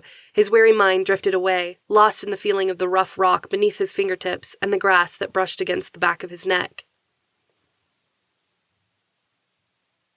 "Do you like ice cream?" Alex saw his younger self ask Jet. The older werewolf glanced down at him, his expression solemn. There was so much depth to the black-haired werewolf's deep blue eyes. Sometimes it looked as if he had seen the end of the world. Other times, Alex could have sworn there was a shield over Jet's eyes, holding everything in so that the only emotion seen was the distance the alpha kept between himself and everyone around him. This shield vanished at the question. "I love ice cream," Jet replied. I could eat it all day. Me too, Alex replied. It was one of the few memories Alex had had of him and Jet alone together. The older werewolf visited as often as he could, but Alex knew he was busy saving other werewolves from whatever he had gone through. At that time, Alex knew Jet had experienced horrible things, but nobody had told him exactly what. His young mind had been left to wonder, and then shudder away from those wonderings. That day, Jet had stopped by for a surprise visit.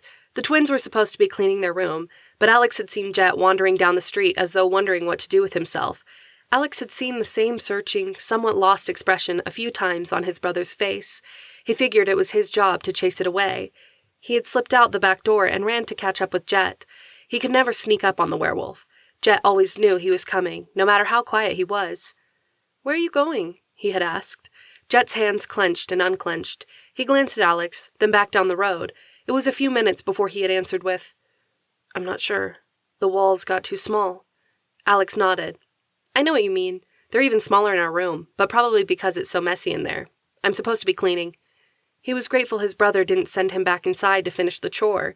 Instead, they walked together in silence. That was when Alex had the idea about ice cream. The gas station a few blocks away had the best ice cream around. It was one of their favorite family walking destinations on bright, sunny days like that one. He led Jet there and pulled out a few dollars he had saved up from his allowance. Alex had been saving the money to buy a yo-yo, but the chance to have ice cream with his big brother was a rare one. Toys could wait. "What kind would you like?" the woman behind the counter had asked. Jet looked at the many flavors with a concerned expression. His gaze kept darting from one to the next. At the woman's rapidly growing annoyance, Jet glanced out the door. Alex could tell he was losing his brother. "2 scoops for both of us with mint chocolate chip," Alex said, setting his dollars and coins on the counter. The woman gave the coins a disapproving look. "It's $3.22, along with $2 bills," Alex explained. "Sorry for the pennies. Mom said she would pay us a penny a weed that we pulled. My sister and I pulled a lot of weeds." "Very well," the woman answered. She glanced at Jet again. Alex could tell his silence disturbed her. She shook her head and began counting the pennies one at a time. "Mint chocolate chip is my favorite," Alex told Jet. He could tell the walls were feeling small for the werewolf again. It showed in the way his dark gaze kept seeking the sunlight beyond the glass door, and in his hands that opened and closed the way they always did when he was anxious about something. Alex hoped the woman would hurry. "Do you want to meet me outside?" Alex asked quietly. Jet looked down at him. This time, when their eyes met, Alex could tell Jet truly saw him. A hint of a smile showed on his face, and he crouched down so they were eye level. "I'm sorry I'm not the best company," Jet said. It was a lot of words coming from the quiet werewolf. "I've got a lot to learn about being a friend, or—" He hesitated, then said, "a brother." The word made his smile deepen and touch his eyes. "But don't give up on me, Alex." "I won't," Alex promised. Alex accepted the ice cream the woman held out. To his surprise, she also gave him his money back. She glanced at Jet, who hovered by the door. "Was he in the army?" she asked softly. Alex realized she had overheard their conversation. He nodded, because he didn't know what else to say. She reached over and ruffled his hair. "Hang in there. He'll get better," she promised with a kind smile. Alex thanked her and hurried to give Jet his ice cream. Jet pushed open the door as though he couldn't get out of the shop fast enough. They walked a few more blocks, then sat in the shade of a giant oak tree to eat their ice cream. Jet ran his free hand over the grass. A look of relief crossed his face. "What is it about grass that's so wonderful?" he asked. Alex looked at him, wondering if it was a real question, or if the werewolf was just speaking his thoughts aloud. Jet was usually so quiet. Speaking out loud without a purpose was unheard of for him. Alex took the question seriously. "The smell," he finally answered, after pondering the question for a while. Jet leaned down and gave the grass a good sniff. He sat back with an appreciative look. "You're right. It's the smell." Alex nodded, glad his brother approved of his assessment. Sunlight, rain, spring, and life all rolled into a tiny little green blade. "Hope," Jet said quietly. At Alex's look, his brother gave a real smile.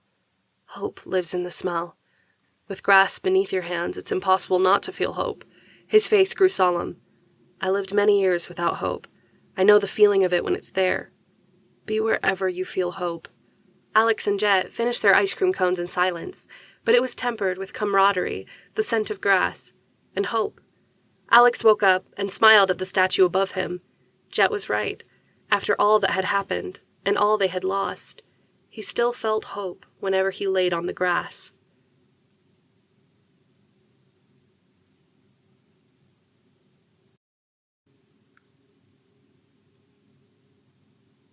Chapter 20.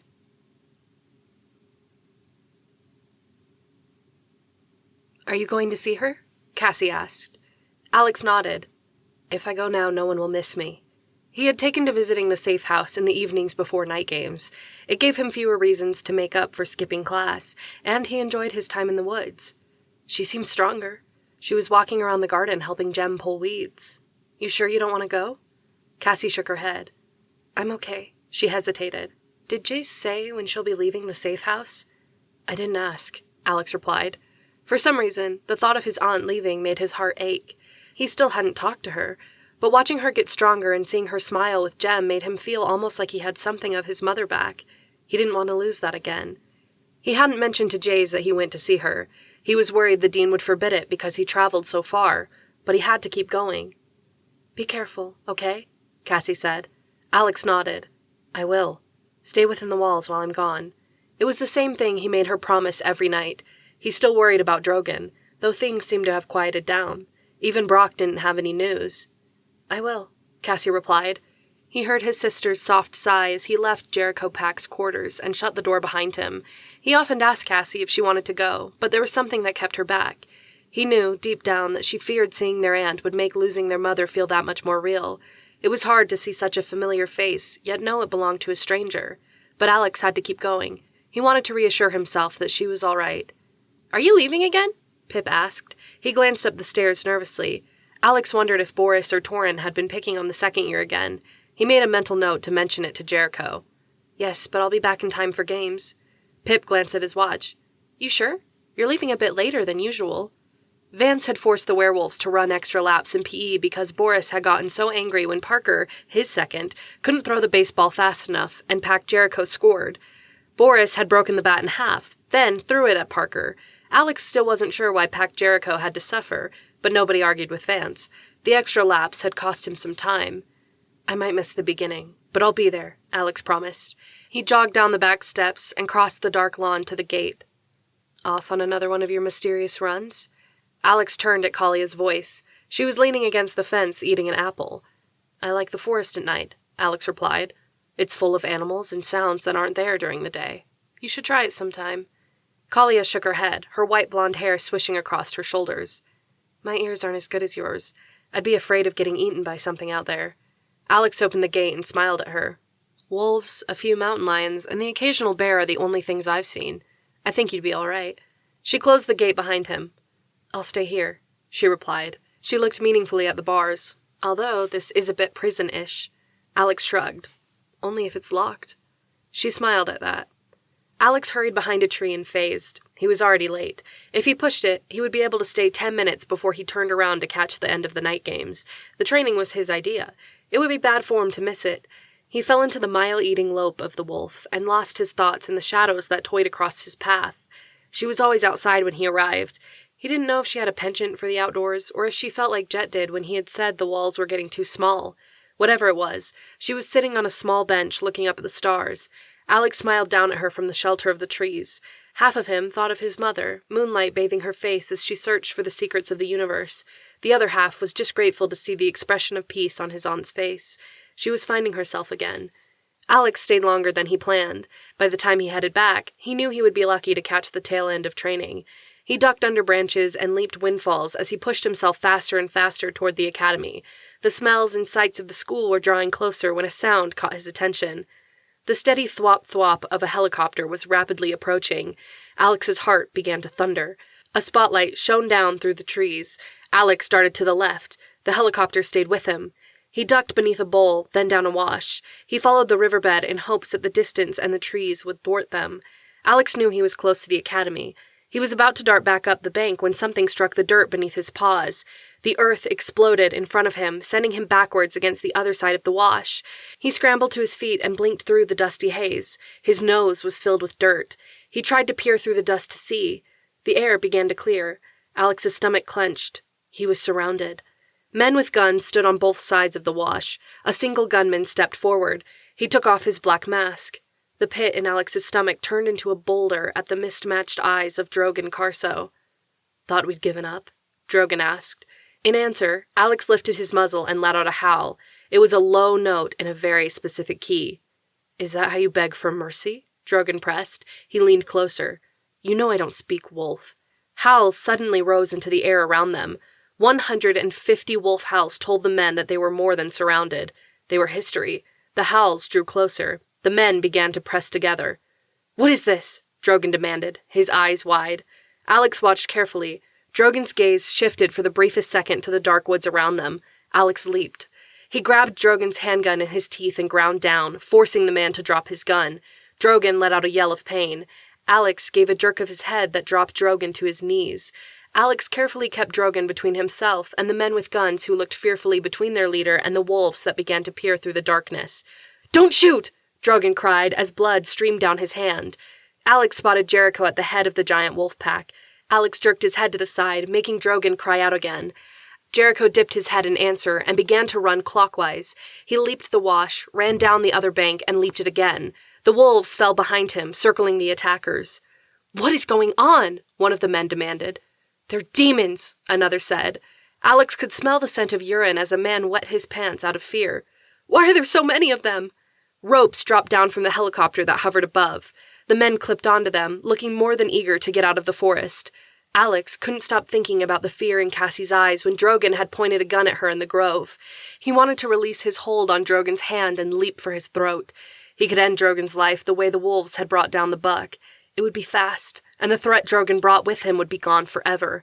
Alex ached to avenge his parents. He wanted more than anything to have them back, and wake up to find that it had all been a terrible nightmare. Yet he knew that the man who had made it all a reality stood at his mercy. He loosened his grip on Drogon's hand, prepared to bite his throat. A bullet struck the ground, followed by several more. Memories of the pain from the last bullet flooded through Alex. He let Drogon go and backed up to the shelter of the trees. Drogon scrambled to the rope and fumbled with his ruined hand as he tried to hook the clip.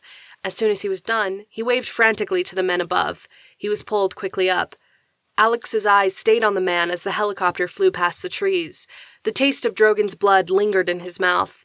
He had let his enemy go. Regret slammed into him like a fist. He took a step in the direction Drogon had gone. Jericho appeared in front of him. A great black wolf barred his path. Alex gave a half-whine and tried to go around the alpha. Jericho surprised him by growling. Alex couldn't ignore the command in the alpha's voice. He dropped his head. When Jericho turned, he followed the black wolf back to the academy. The rest of their pack fell in around them. Alex felt Cassie's presence to his left. He glanced at her. His sister's dark blue eyes were filled with worry. They reached the academy just as the professors were rushing across the lawn. What was that? Vance demanded. We heard the helicopter, and the howl, Dre said. Relief filled Jaze's expression when he spotted Alex and Cassie. He gave Alex a concerned look. Go, Faze. Meet me in my office. Alex nodded and patted through the door Nikki held open. The worry on her face matched the same look in Cassie's eyes. Alex ran up the stairs without seeing them. 100 paws followed close behind. Alex phased in his room and pulled on some random clothes. He was about to head back downstairs when Cassie grabbed his arm. Are you okay? She demanded. Alex's attention jerked back to his sister at her tone. Did they hurt you? She asked. He shook his head. No, I'm fine. Trust me. Trust you? She repeated. You almost got killed out there. The reality of what had just happened started to hit Alex hard. He put a hand to his chest as his heart rebelled. Easy, Jericho said from behind him. He grabbed Alex's arm and led him to the couch. Breathe. I heard the helicopter. Then they were there. I couldn't get away, Alex told them, his voice tight as he thought back. How did you know to come? You called us, Jericho replied, watching Alex closely. We were running training exercises. I think half the wolves thought it was part of the exercise. Several pack members around them nodded. I know I did, Trent said. I thought you were just running a simulation like they do during fire drills. No, Alex replied, shaking his head. But that would be a good idea. You need to go see the dean, Jericho reminded him. Leave the night games training planning to us. Alex gave him a humorless smile. Glad to see it's working. Jericho nodded and held out a hand. Yeah, but the point is hopefully not to use it. Alex accepted the hand and let Jericho pull him up. He walked to the door. Are you sure you're okay? The alpha asked when they were out of earshot from the others. Alex nodded. I'm still in one piece, thanks to you guys. I'm coming with you, Cassie insisted, hurrying to the door. Alex knew better than to argue. Besides, if his heart decided to act up again, he didn't want Jaze to find him sprawled at the bottom of the stairs. He nodded, and Cassie followed him into the hallway. He shut the door, then leaned against it. "We don't want to keep Jaze waiting," Cassie reminded him gently. "He needs to know what happened so we can figure out what to do." Alex nodded numbly and followed her down the stairs. His twin sister kept looking over her shoulder to make sure he was all right. Her concern worried him and made him feel a bit better at the same time.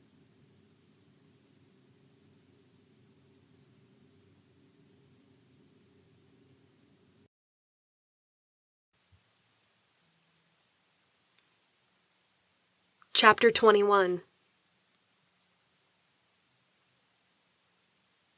Cassie and Alex paused at the door to Jaze's office. Nikki, Vance, and Dre were also there. The office was huge but sparsely furnished. There was a single desk, cushioned chairs, and hundreds of books on shelves that lined every wall. Its simplicity belied the fact that a room filled with surveillance equipment, monitors, and information on every werewolf in existence was just beneath the floor. "What was that?" Vance was arguing. "Did you see the students? They were organized, like an army." "I'm sure it was just a coincidence," Jaze replied, though his tone said otherwise. "We should have known," Vance continued. Jaze held up a hand as soon as he saw the twins. "Come in," he welcomed. Cassie and Alex crossed the wooden floor to the two empty chairs near the big desk. Nikki and Dre sat on chairs close to the big curtained window, while Vance paced in front of the fireplace. Jaze sat down across the desk from the twins. He met Alex's gaze. "Tell me exactly what happened." Alex hesitated. Telling meant letting the dean know that he had been checking on his aunt every day. He wondered if Jaze would forbid the runs. "Everything," Jaze said, in a tone that let Alex know he guessed more than Alex thought. "I was visiting my aunt," Alex admitted. "You've been seeing Meredith?" Nikki asked, amazed. Hearing her name sent a rush of warmth through Alex. It fit her just as Mindy had fit his mother. "I've been watching her, making sure she's recovering okay," Alex admitted. "Has she seen you?" Jaze asked curiously. Alex shook his head. "I've been careful. I wanted to meet her, but not without your permission." "I appreciate that," Jaze replied. The light of curiosity lingered in his gaze, but he pressed on. "Then what happened?" "I was on my run home in wolf form, as usual, when I heard the helicopter. I was almost to the academy. I tried to run down a wash to lose them, but they shot some sort of grenade into the dirt and it blew me back. I was surrounded before I had my wits back together." A shudder ran down Alex's spine as he remembered. "Drogan was there." Cassie grabbed his hand. He gave her what he hoped was a reassuring smile. "I howled for the wolves. When he tried to shoot me, I bit his gun hand." "Well done," Dre said quietly. Alex remembered the sound of the wolves howling, the way it echoed through the forest, cutting through even the beat of the helicopter's blades above. "If it wasn't for the werewolves, I would have been shot," he admitted. "Yeah," Vance cut in, his tone brusque. "What was that?" "They were organized." Alex nodded. At Jaze's raised eyebrows, he explained. "We've been training. We used our night games time to run simulations and battle sequences." Surprise filled Vance's face as though he had suspected something of the sort, but not quite what Alex was saying. "You mean you turn the students into your own private army?" Alex shook his head quickly at the Alpha's tone. "No, not like that. We just wanted to be able to better protect ourselves. After the last attack on Cassie and me, we knew we needed to be more prepared." "Night games is a training tool. It's brilliant," Dre said, giving Alex an approving smile. "We should know that our students are training to be some sort of militia," Vance argued. "It's too dangerous." "We don't have weapons," Alex told him. "We practice formations and run drills for particular scenarios. It's really just like hunting with Rave's wolves, except everyone knows where they belong and what their job is. The packs are better that way." There was a light of respect in Jaze's gaze when he nodded. "I have to agree. I've never seen the packs so united. There are still squabbles between the packs, but they are definitely tighter within. I figured we could attribute that to the new academic schedule." Nikki smiled. "We could only hope." Jaze leaned forward and put his elbows on the desk. "Someone must have tipped off Drogan. Who knows that you take these trips through the woods?" "My pack knows, and several other students have notice. I just tell them that I like to go for runs. There really haven't been any questions." Alex thought of leaving to go on his run. His blood ran cold. "Kalia knew I was going." "Kalia Dixon?" Vance asked. Alex nodded. "She was at the gate when I left. She was the last person I talked to before my run." Darkness filled the huge werewolf's gaze. If the Dixons are working with Drogon, we need to get Boris and Kalia out of here immediately. Jaze held up a hand.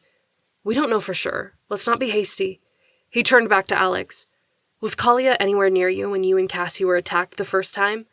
Alex thought about it. She and I spoke at Jet's statue while everyone was playing werewolf tag. She probably saw the packs take off into the forest to search for the alphas. He felt sick. The girl he had trusted could possibly have been the one to betray him to his worst enemy. Could her icy blue eyes hide true animosity against him and his sister? Perhaps her efforts to talk had only been to get close enough for him to trust her. The fact that Boris was her brother definitely should have warned him. Cassie gave Alex a searching look, worry in her wide eyes. We don't know anything, Jaze said softly, his gaze on both Alex and Cassie. The last thing we need to do is jump to conclusions. No one has been found guilty yet, but we will investigate. Nikki nodded. Give everyone the benefit of the doubt until we find out who is behind the attacks, but perhaps we need to ensure that you two stay within the walls. Alex's heart constricted. It's all right, Jaze said, interpreting his look. Meredith will be safe. In fact, she's going to fill a position here next year. As a professor? Alex asked, surprised. Nikki nodded. We told her about the academy, and she's excited to help. I think the thought of something useful to do has assisted her in her recovery. Relief flooded Alex's thoughts. Perhaps he wouldn't lose his one connection to his mother after all. You two should go get some rest. I'm sure your pack's anxious to ensure you're okay, Jace said. Alex and Cassie rose. We're glad you're safe, Nikki said. Thank you, Alex told her. He put an arm around his sister's shoulders and walked with her out the door. As soon as they were alone in the hallway, Cassie buried her head against his shoulder. I was so afraid, she said. I knew it was your hell, and that you wouldn't have done it if everything was all right. When I saw the helicopter and those men, her voice choked off. I'm okay, Alex reassured her as she sobbed against his chest. They didn't hurt me. They could have taken you away like Mom and Dad. Alex, I might never have seen you again. She looked up at him, her dark blue eyes filled with tears. I would have been all alone. He gave her a weak smile. I will never leave you alone, Cass, I promise. They tried, she said. He nodded. And they failed. Again. They're not going to get me, Cass. We have the students, and you heard what Jaze and Nikki said. They're searching for Drogon. They'll make sure we're safe. She watched him, checking to see if he believed his own words. He gave her a true smile. Everything is fine, Cass. Believe me. Cassie drew in a shuddering breath and nodded. She wiped away her tears and followed him up the stairs. The rooms they passed were silent at the late hour. Alex was surprised when he pushed open the door to pack Jericho's quarters to find their alpha waiting for them on the couch. Everything all right? He asked, rising upon their entrance. Alex nodded. As well as can be expected. He gave Cassie a final hug. Get some sleep, sis. I'll see you in the morning. She nodded as a yawn escaped her. Alex watched his sister walk warily to the girls' room and disappear down the hall. He met Jericho's gaze again. Will you keep an eye on her? Jericho didn't look at all surprised at the seriousness Alex's tone had taken now that his sister was out of earshot. That bad, huh? Alex shook his head. Things are fine, but I'm tired of getting shot at. Rage flooded through him, powerful and angry at all of the things he hadn't been able to prevent. I need this to stop. I can't keep Cassie safe if they can appear out of nowhere with a dozen guns ready to shoot us down. We need to find out who the snitch is, and I need to end this before it gets worse. Jericho nodded. Just let me know what I can do. Just make sure she's safe, Alex repeated. Jericho's brown eyes glittered. Nothing will get in here. Trust me. I do, Alex replied. Thank you. He hurried back down the stairs. The door to the closet closed just as he reached the stairs. He hurried inside and knocked on the inner door. The footsteps on the stairs paused. Who is it? He heard Jaze ask. It's Alex, Brock replied when Alex looked up at the camera. Jaze's footsteps returned and the door opened. I figured we weren't done talking, the dean said, stepping back to let Alex pass. None of the werewolves below looked surprised when they entered the room together. Alex walked straight to Brock. The human put down the candy bar he had been munching on and braced for whatever Alex was going to say. Did you know Drogon was in Haraldsburg? Alex demanded. Brock shook his head quickly. Whoa now, Chet cut him off. Take it easy, Alex. They dropped out of a chopper, Alex replied, trying to control his anger. They had me surrounded in seconds, and I'm supposed to take it easy? If Cassie had been there, she might have been killed. It sounds like you were the one that was almost killed, Vance pointed out. Alex clenched and unclenched his hands as he fought back the urge to hit something. A hand touched his shoulder. He spun, knocking it away as he crouched in a defensive position, ready to defend himself. Jaze held up his hands. "Easy, Alex," he said quietly. "We aren't your enemies." Alex's heart thundered in his chest. It skipped a beat, making his breath catch. He leaned against the wall, burying his face in his hands. "I can't do this," he said. "I can't sit here and wait for Drogon to take us out. It's like I'm sitting on a time bomb, not knowing when it's going to explode." Jaze put a hand on his shoulder. "Alex, you need to calm down." Alex shook his head. "I can't!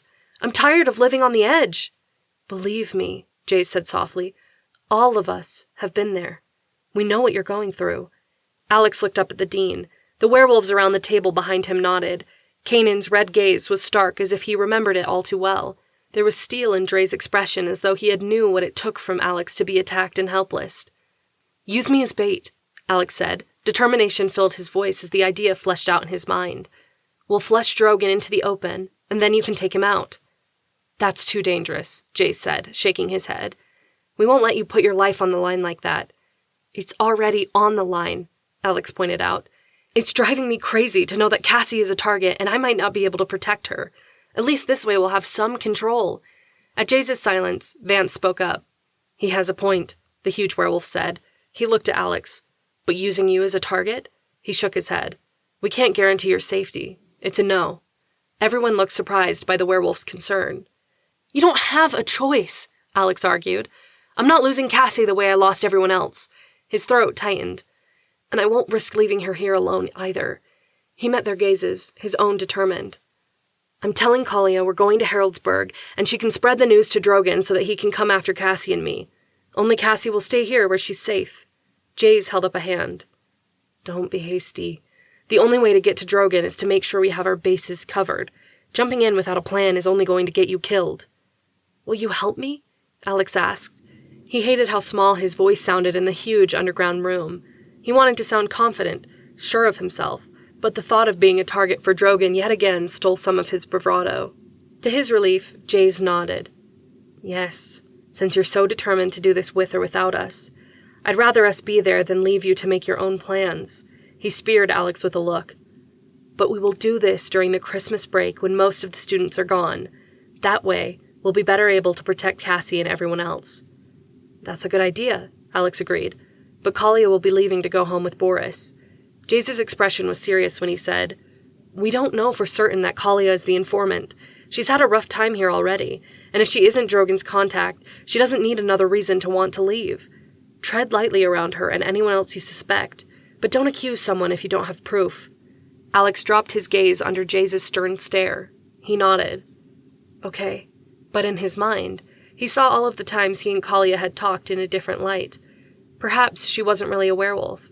Maybe Drogon had gotten her into the academy as an informant, which is why she couldn't phase. The brief glimpse he had seen of her eyes changing to gold when she looked at the full moon nagged at the back of his mind, but he pushed it away. "For now, stay within the academy walls where we can protect you," Jace said. He gave a small smile. "Private werewolf army or not, I'd rather know that you are safe." An answering smile reached Alex's face at the dean's tone. He nodded. "I'll be careful."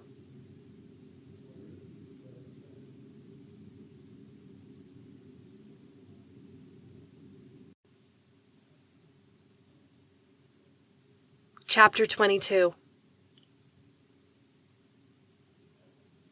The weeks before Christmas couldn't go by soon enough. Alex felt more on edge. He couldn't get past the idea that someone was watching him, that someone was a spy. The fear that Drogon would attack the school to get to Cassie was never far away. It was hard to participate in the day-to-day classes when his mind kept wandering to the forest and the sound of the helicopter that haunted his thoughts and dreams. He could still hear the percussion of the grenade and feel himself flying backward. Alex pretended for Cassie's sake, but he found it harder and harder to act as though everything was fine. As Pack Jericho made their way down the stairs to combat training, Alex paused at the sight of snow falling past the windows that lined the hallway to the training room. The sight sent a shiver of anticipation through his body. Wilderness education was the one exception to Jaze's rule to stay within the academy walls. At least when he was in the forest with Rafe's pack, he could put everything behind him. "It's going to be cold in wilderness education," Trent noted on his way past. You'll be wearing a fur coat, Tareth replied. Everyone groaned. What? Tareth demanded. He set it up perfectly. You still shouldn't have said it, Pip replied. Tareth tried to hit him, and the young werewolf ran down the hall with the lifer close behind. Alex itched to go outside.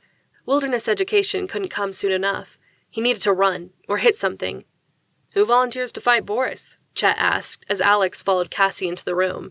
It was a joke. The same joke Chet had said every day since combat training began. No one was stupid enough to go against the Termer Alpha, and only another Alpha matched him for strength, so there was really no question. But this time, Alex raised his hand. I volunteer. Cassie elbowed him in the ribs. What are you doing? Alex shrugged. Volunteering, he said simply. Alex, Chet was kidding, Dre pointed out. Jericho will fight Boris. Stephen got dish duty for throwing plates at a bird that got in the Great Hall, Pip told the professor. The bird got away, but Professor Nicky said he has to work off the damage by cleaning dishes for the next 2 weeks. Jericho volunteered to help him get it done faster. Boris rolled his eyes. He's an idiot. Chet looked at Dre. The werewolf quickly shook his head. No way. Chet shrugged. It might be interesting. Alex could be killed, Dre replied. Chet looked at Alex. You willing to risk that? Alex rolled his shoulders. He might have been a Grey, and it was entirely against his instincts to fight the Alpha, but the frustration centering on Drogon had built up to the point that he needed an outlet somewhere. Alex, no, Cassie protested. Alex ducked under the ropes of the fighting ring. Even Boris looked surprised at the Grey's actions. Alex stepped from foot to foot, warming up. Come on, he said to Boris. Afraid? A growl escaped the big Termer. He climbed under the ropes and glared at Alex. I'm not afraid of anyone. I don't know, Alex replied. You look a little scared. A vein bulged out of the side of Boris's neck, and his face continued to turn red with anger. You should probably get that looked at, Alex continued. You don't want to explode or something. Why, you little... Gear, Chet reminded them. He tossed up a pair of gloves and a sparring helmet. The gear hit Boris squarely in the face and fell to the floor as he fumbled to catch it. Alex caught his and pulled it on smoothly. He avoided looking at the students who watched them. The room was filled with complete silence. He knew he was being stupid, but he didn't need to read it on their faces. All he knew is that he wanted to hit something, and Boris had volunteered to become a punching bag. Time slowed down. Alex heard every strong beat of his heart. A soft brush of a bare foot on the plastic mat surface warned him that Boris was going to be as dirty at fighting as he usually was with Jericho. Alex pretended not to notice the advancing Alpha. He flexed his right hand, then pretended to have all of his attention on adjusting the straps a bit tighter. One more footstep. The students in front of him tensed.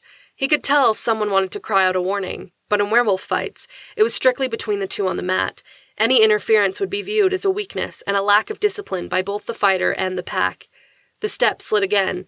Alex dropped to his knee, spun, and connected with Boris's right leg as the Alpha attempted to punch him in the head and end the fight before it even started.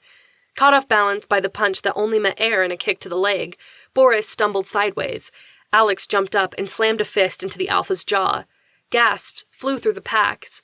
Pain surged up Alex's hand despite the protective gloves. He watched in horror as Boris rubbed his jaw, then met Alex's gaze. The fury in the Alpha's stare was enough to send ice through Alex's veins. Not only had he hit an Alpha, he made the Alpha look bad to his pack. Alex knew he was going to die.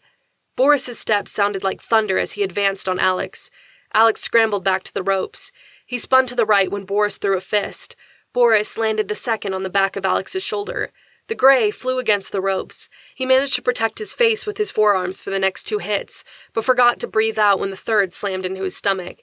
Alex fell onto the ground, gasping for air. Boris grabbed the back of his shirt and hefted him to his feet. Alex gathered all of his strength.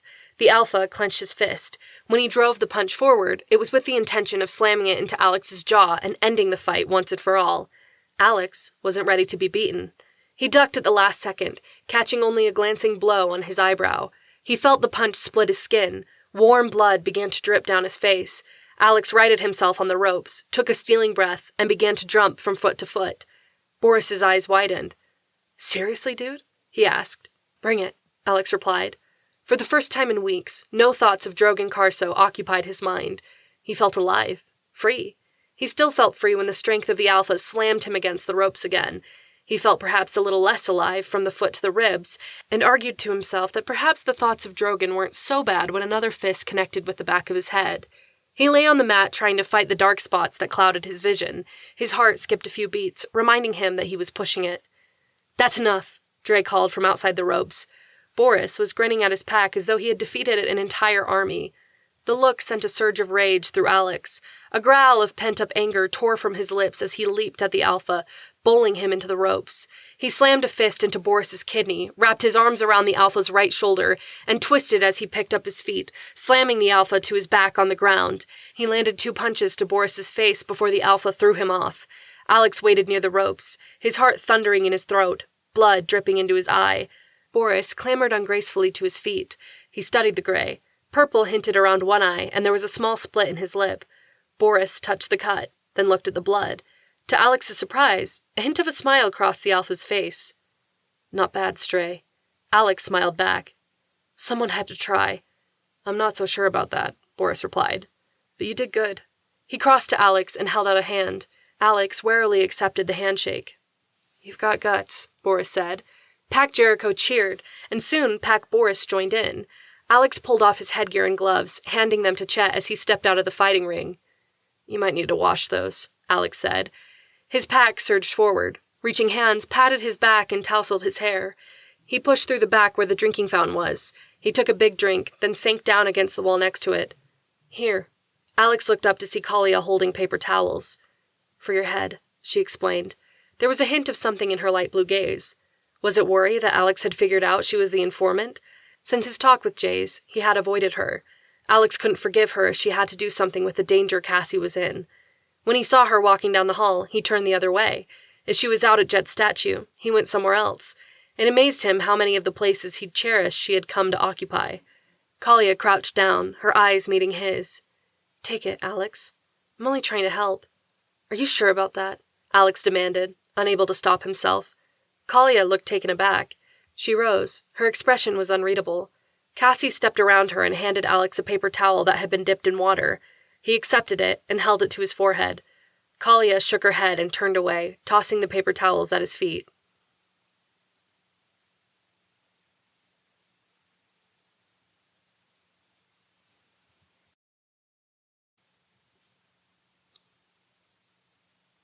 Chapter 23. "You told Kalia we were leaving tomorrow for Haraldsburg to do Christmas shopping?" Alex asked Cassie. "Just like you told me," Cassie replied, though she looked surprised that I was talking to her. Alex felt a pang of guilt, but if he was right, things would be resolved soon enough. He and Cassie stood at the top steps of the academy watching the Termers load into the buses and cars that had come to pick them up for the holiday break. For the first time, he was glad he didn't have anywhere else to go. He had a chance to help Jaze take care of Drogon. Having a family to go home to and a place away from the academy no longer mattered. Cassie waved to Pip and Marky. The werewolves waved back before climbing onto the bus. "I'm going to miss them," Cassie said. "I know," Alex replied, "but they'll be back soon." "See you guys. Take care, and try not to burn the place down while I'm gone," Jericho said on his way past. "We're not making any promises," Alex replied. The wheels of Jericho's suitcase made double lines in the snow as he made his way to his dad's truck. He tossed the suitcase in the back, then climbed inside. "It's not like there's a reason for me to come back." Alex turned at the sound of Kalia's voice. She was arguing with Boris as she pulled 3 sets of suitcases down the stairs. "You have to come back," Boris replied, his voice level as though he had repeated the same answer many times. "No, I don't," Kalia spat. "I hate it here, and I'm not a werewolf. You can tell that to Mom and Dad." "If they even notice that I'm there," Boris replied softly enough that Kalia didn't hear it over her grumbling about her stubborn luggage. But Alex heard it. He glanced past them to the limousine that waited as close to the exit gate as it could get. A woman in a white furry hat and coat stood near the limo's door along with the driver in his uniform and hat. "I brought everything," Kalia pointed out. "That way I don't have to come back." When her suitcases hit the last step, the top piece of luggage flew off and hit the stairs. It opened, spilling clothes everywhere. Kalia dropped to her knees in the snow. She reached for a shirt and glanced up at Alex. His heart stilled at the sight of tears rolling down her cheeks. Boris grumbled about delays as he gathered items and shoved them roughly back into his sister's suitcase. "Alex," Cassie whispered. "I know," Alex replied just as softly. Boris shoved the suitcase with clothes still hanging out of it onto the top of the luggage and motioned for his sister to continue. She did so slowly, her head hanging and her white blonde hair hiding her expression from view. Instead of running up to meet them, as Alex expected, Boris and Kalia's mother merely motioned for the driver to put their luggage in the trunk, then stepped inside the open limousine door. A puff of white air rose from Boris. His shoulders fell before he ducked inside the door. Kalia followed as though it was the last place she wanted to be. "Maybe the academy's not so bad," Cassie said, voicing Alex's thoughts. He nodded. "You like it here, right?" Cassie smiled up at him. "Of course. This is our home." Alex looked at the imposing walls that rose behind them. He felt a little claustrophobic when he repeated, "This is our home." Cassie mistook his words for agreement and pulled open the door. "Come on," she called. "You know they'll be serving chocolate cake to cheer up all the lifers who get left behind. It's the best part of Christmas break." She ran down the hall, and Alex followed at a more sedate pace. He couldn't get the image of Kalia's tears out of his mind. It wasn't her suitcase she was crying about. It was much more. He wished he knew if it was because of their lost friendship, or because she knew she had betrayed them to something that was worse than death. He should just ask her. It would make things so much easier. He ran back to the door, but the cars were gone, and the last of the buses was pulling out of the gate. Someone inside, probably Brock, pushed a button and the gate slowly closed. The sound of the metal sliding shut reached through the doors. Alex blew out a breath. "Come on!" Cassie yelled up the hall. "You're going to miss the cake, Alex." Alex jogged slowly after his sister, his heart heavy with both worry and regret.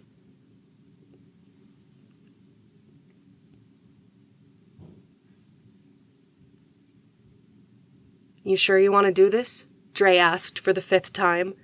"I'm sure," Alex replied. "Just remember," Jaze told him, "if Drogon tries anything, we've got your back. You're being monitored by Brock back at the academy, and my werewolves will have eyes on you at all times."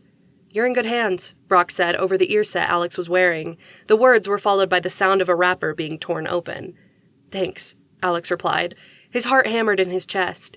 He was anxious to help take care of Drogon once and for all, and had looked forward to this moment since Drogon's men attacked them in the forest.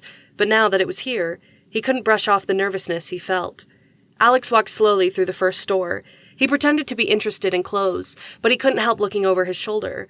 The way his senses were tingling, it felt like 1,000 Drogon Karsos were watching him. "Breathe," Dre said, with a hint of humor in his earpiece. "You look like you're ready to destroy anything in your path." "I am," Alex replied softly as he attempted to take interest in a blue shirt. "Hey, Jaze, I found you something." He held up the shirt as if looking at the back of it. Jaze chuckled at the picture of a pink kitty on the front, along with the words, "I'm perfect." "Pink's his color," Dre said. "Definitely," Brock agreed. "Shut up and pay attention," Jaze told them with a laugh that belied the casual way he was trying to observe what a mannequin was wearing near the windows. Alex glanced around the store. Besides the other werewolves Jaze had brought, it was empty. "This is a waste of time," Alex said. "I agree," Brock replied. "Go to the grocery store." "I'm going to buy groceries during Christmas break?" Alex asked uncertainly. Brock chuckled. "No one would believe that, but I've got a feed off the security cameras, and they carry toys and things. Maybe you could find something for your sister." Jaze and Dre left the store in front of Alex. Uncertainty was growing in his chest. He knew something wasn't right, but he couldn't place his finger on it. "I think maybe—" "Hold on," Brock said, cutting him off.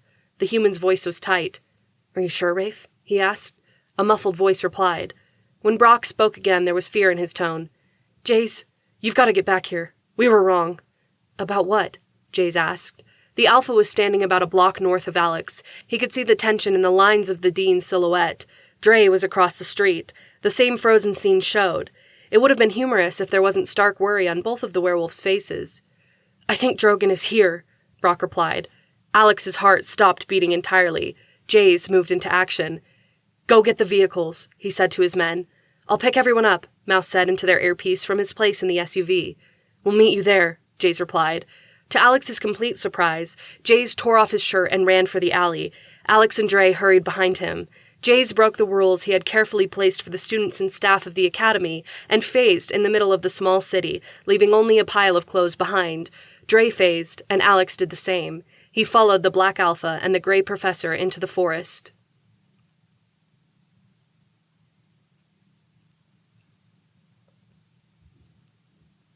The academy was reached by a winding road through the heavy forest.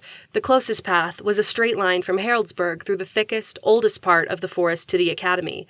Alex's paws drummed along the soft loam as he followed the two werewolves through the forest. The scent of dew that lingered in the shadows failed to chase away the worry that pounded through Alex at every step. Thoughts kept rushing over and over in his head. His sister was at the academy. The academy was being attacked. Cassie was in danger. Who knew that Cassie had stayed behind? Cassie had told Kalia that both of them were going to Haraldsburg. That meant Kalia wasn't the snitch. Alex shook his head, clearing the thought away. He didn't have time to think about that right now. All that mattered was Cassie's safety. They reached the school just as the helicopter was flying away. Rafe's wolves ringed the front of the courtyard, and Vance and Chet stood on the steps.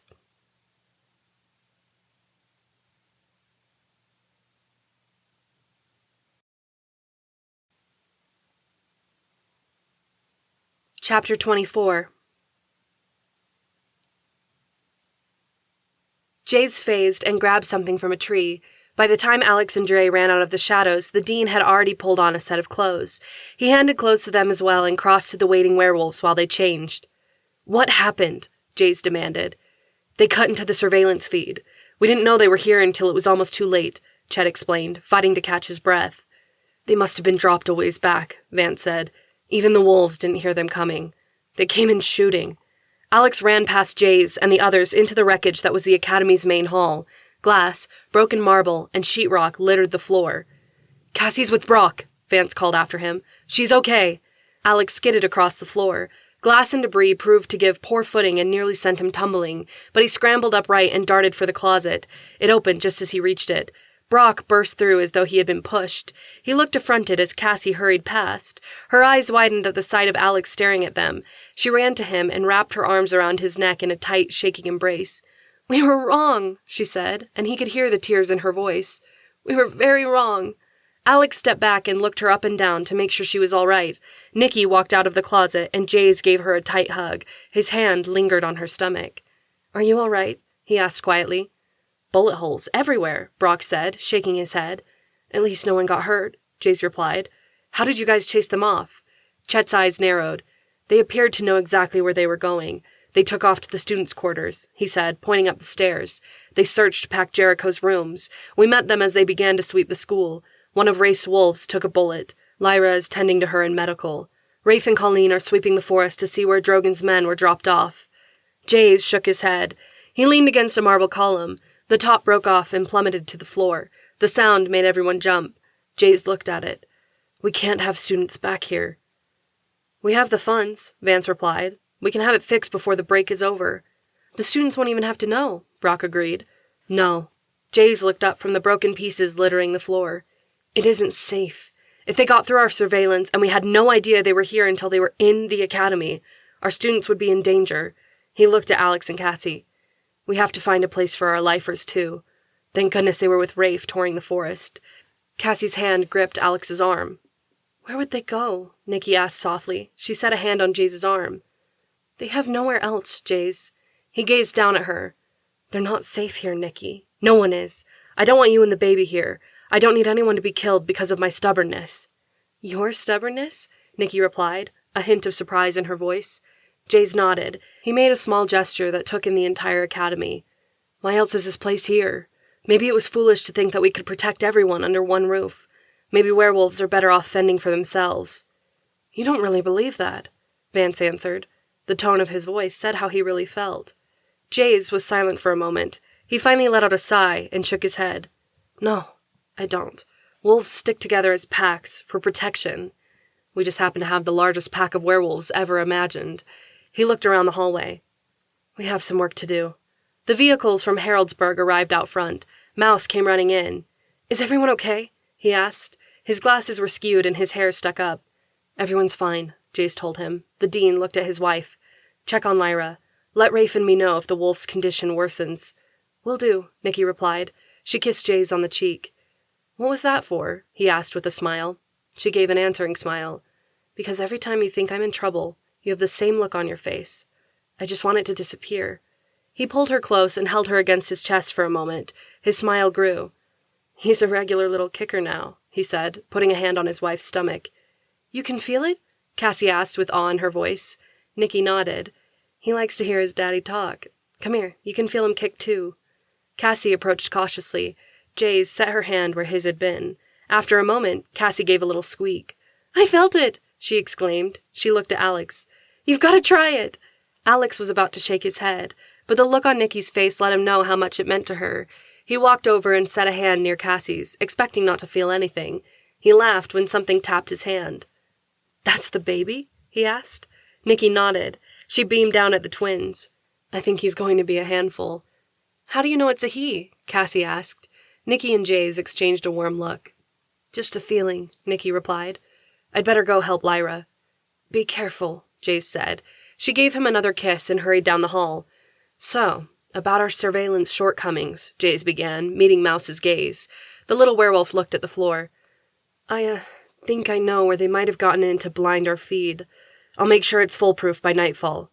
Will you also give Agent Sullivan a call? I need the Global Protection Agency's input on this, Jaze said. It wouldn't hurt to request some GPA agents to hang around when the term starts back up. Mouse nodded and hurried to the closet with Brock close behind. Jaze turned his attention to Vance. About those repairs, he began. Vance held up a huge hand. I'll start making calls. You know my mom's just dying to pump more money into something. It might as well be the academy. Cassie and Alex walked up the stairs. To Alex's surprise, Jaze followed them. Alex's nose wrinkled at the smell of Drogon's men that hung on everything. Humans were seldom smelled inside the academy, except for Brock, Professor Thorson, and Nikki. There had been more when the school was being built, but the scent had faded long ago. Now the scent of human strangers clung to everything. We might have to go through with bleach, Jaze noted, pushing the door open. Pac Jericho's quarters were in shambles. Apparently, Drogon's men were not told to be gentle with their search. Alex entered his room to find the mattress sliced and his clothes strewn across the floor. They thought I was hiding in there? Alex asked, disbelief in his tone. What am I, a weremouse? Cassie giggled at the door. That sounds intimidating, she said. Alex rolled his eyes. Oh, go clean up your own mess, he snapped, but the heat of his words was taken away by his grin. She nodded and disappeared to her room. We'll get you a new mattress, Jace said, picking up a few of Alex's clothes. You don't have to do that, Alex replied. He gathered them from the dean. Jace nodded. I know you can do it. He paused, then met Alex's gaze. I shouldn't have let you go to Haroldsburg today. You couldn't have stopped me. Yes, I could have, Jace replied, his expression stern. You're a 14-year-old boy, Alex. I have no right to ask you to be in that situation, even if it had worked. You didn't ask, Alex reminded him as he picked up another shirt. It was a gray one that was one of his favorites. Perhaps he liked the symbolism. One of Drogon's men had sliced it with a knife. Alex began to twist the fabric between his hands. I was the one who came up with the plan. I wanted to find Drogon. I thought it was foolproof. He ran a hand over his eyes. But I was wrong. At his silence, Jaze asked softly, About what? About Kalia, Alex replied, his heart heavy. I accused her, and I was wrong. I avoided her, and I could tell when she went home with her family for Christmas that it hurt her. He clenched his hands into fists. I don't know how to make it up to her. The look of understanding that brushed Jaze's face almost undid Alex's carefully constructed composure. Jaze sat against the wall and motioned for Alex to do the same. He slid down among the wreckage that was his room, his attention on the dean. Did I ever tell you about the time I accused Nikki of hanging out with me only because she wanted to get back at her parents? Alex shook his head. His curiosity piqued. A footstep in the hallway matched Cassie's gait. The slight tilt of Jaze's head said that he had heard it too. He smiled. You might as well come listen, Cass. It's a good story. Cassie entered the room with a sheepish look and sat down by Alex. Sorry for eavesdropping, she said. It's a little hard not to when you're a werewolf, Jaze answered, but standing in the hallway makes it a bit easier. His tone made them both laugh. Jaze's voice took on the cadence of one who liked to tell stories. She was my neighbor. That's how we met. I found out later that her parents were hunters, and that was before hunters and werewolves made their alliance. A shadow crossed his features, for as long as that alliance lasted. He shook his head to chase the emotions away and kept speaking. We snuck away to a place where there were a bunch of storage sheds that were used for a giant swap meet on the weekends. We used to climb on the roofs and look at the stars. That's when she told me about her parents. He smiled at the thought. She was afraid that I would laugh at the fact that her parents hunted werewolves. Instead, I was terrified. Alex and Cassie laughed at his exaggerated expression. Imagine us, moving next door to werewolf hunters. It wasn't ideal, especially considering that I was falling in love with their daughter. Jaze tipped his head against the wall. My heart was already hers, and that scared me. I tried to chase her away, telling her that the only reason she was hanging out with someone like me was because she wanted to get back at her parents. What did she say? Cassie asked. Jaze smiled. She said for me to take my oh-so-composed self-confidence and shove it. Alex laughed. No wonder you liked her. Jaze winked at him. Just you wait until a girl steals your heart. When you find someone worth fighting for, you won't let anything stand in your way. How did you win her back? Cassie asked, excitement in her eyes at the story. Jaze's smile deepened. I let her think my heart was broken. She's too compassionate to let someone deal with heartbreak on their own. He grinned. I used that against her. Heartless, Cassie said, shaking her head, her eyes sparkling. I know, right? Jaze replied. He grinned. I apologized for being an idiot, and she forgave me. It was that easy? Alex asked doubtfully. Jaze shook his head. Apologizing isn't easy, especially when you do it right. It's got to come from your heart, or else she'll see right through it. Who? Cassie asked, looking from Jaze to Alex. Her eyes widened. Kalia? Alex dropped his gaze and nodded. I was wrong, and it hurt her. I've got to make it right. I trust that you will, Jaze said. He rose to his feet and held out a hand to help Alex and Cassie up. I guess we better get started in here, he said, looking around at the mess.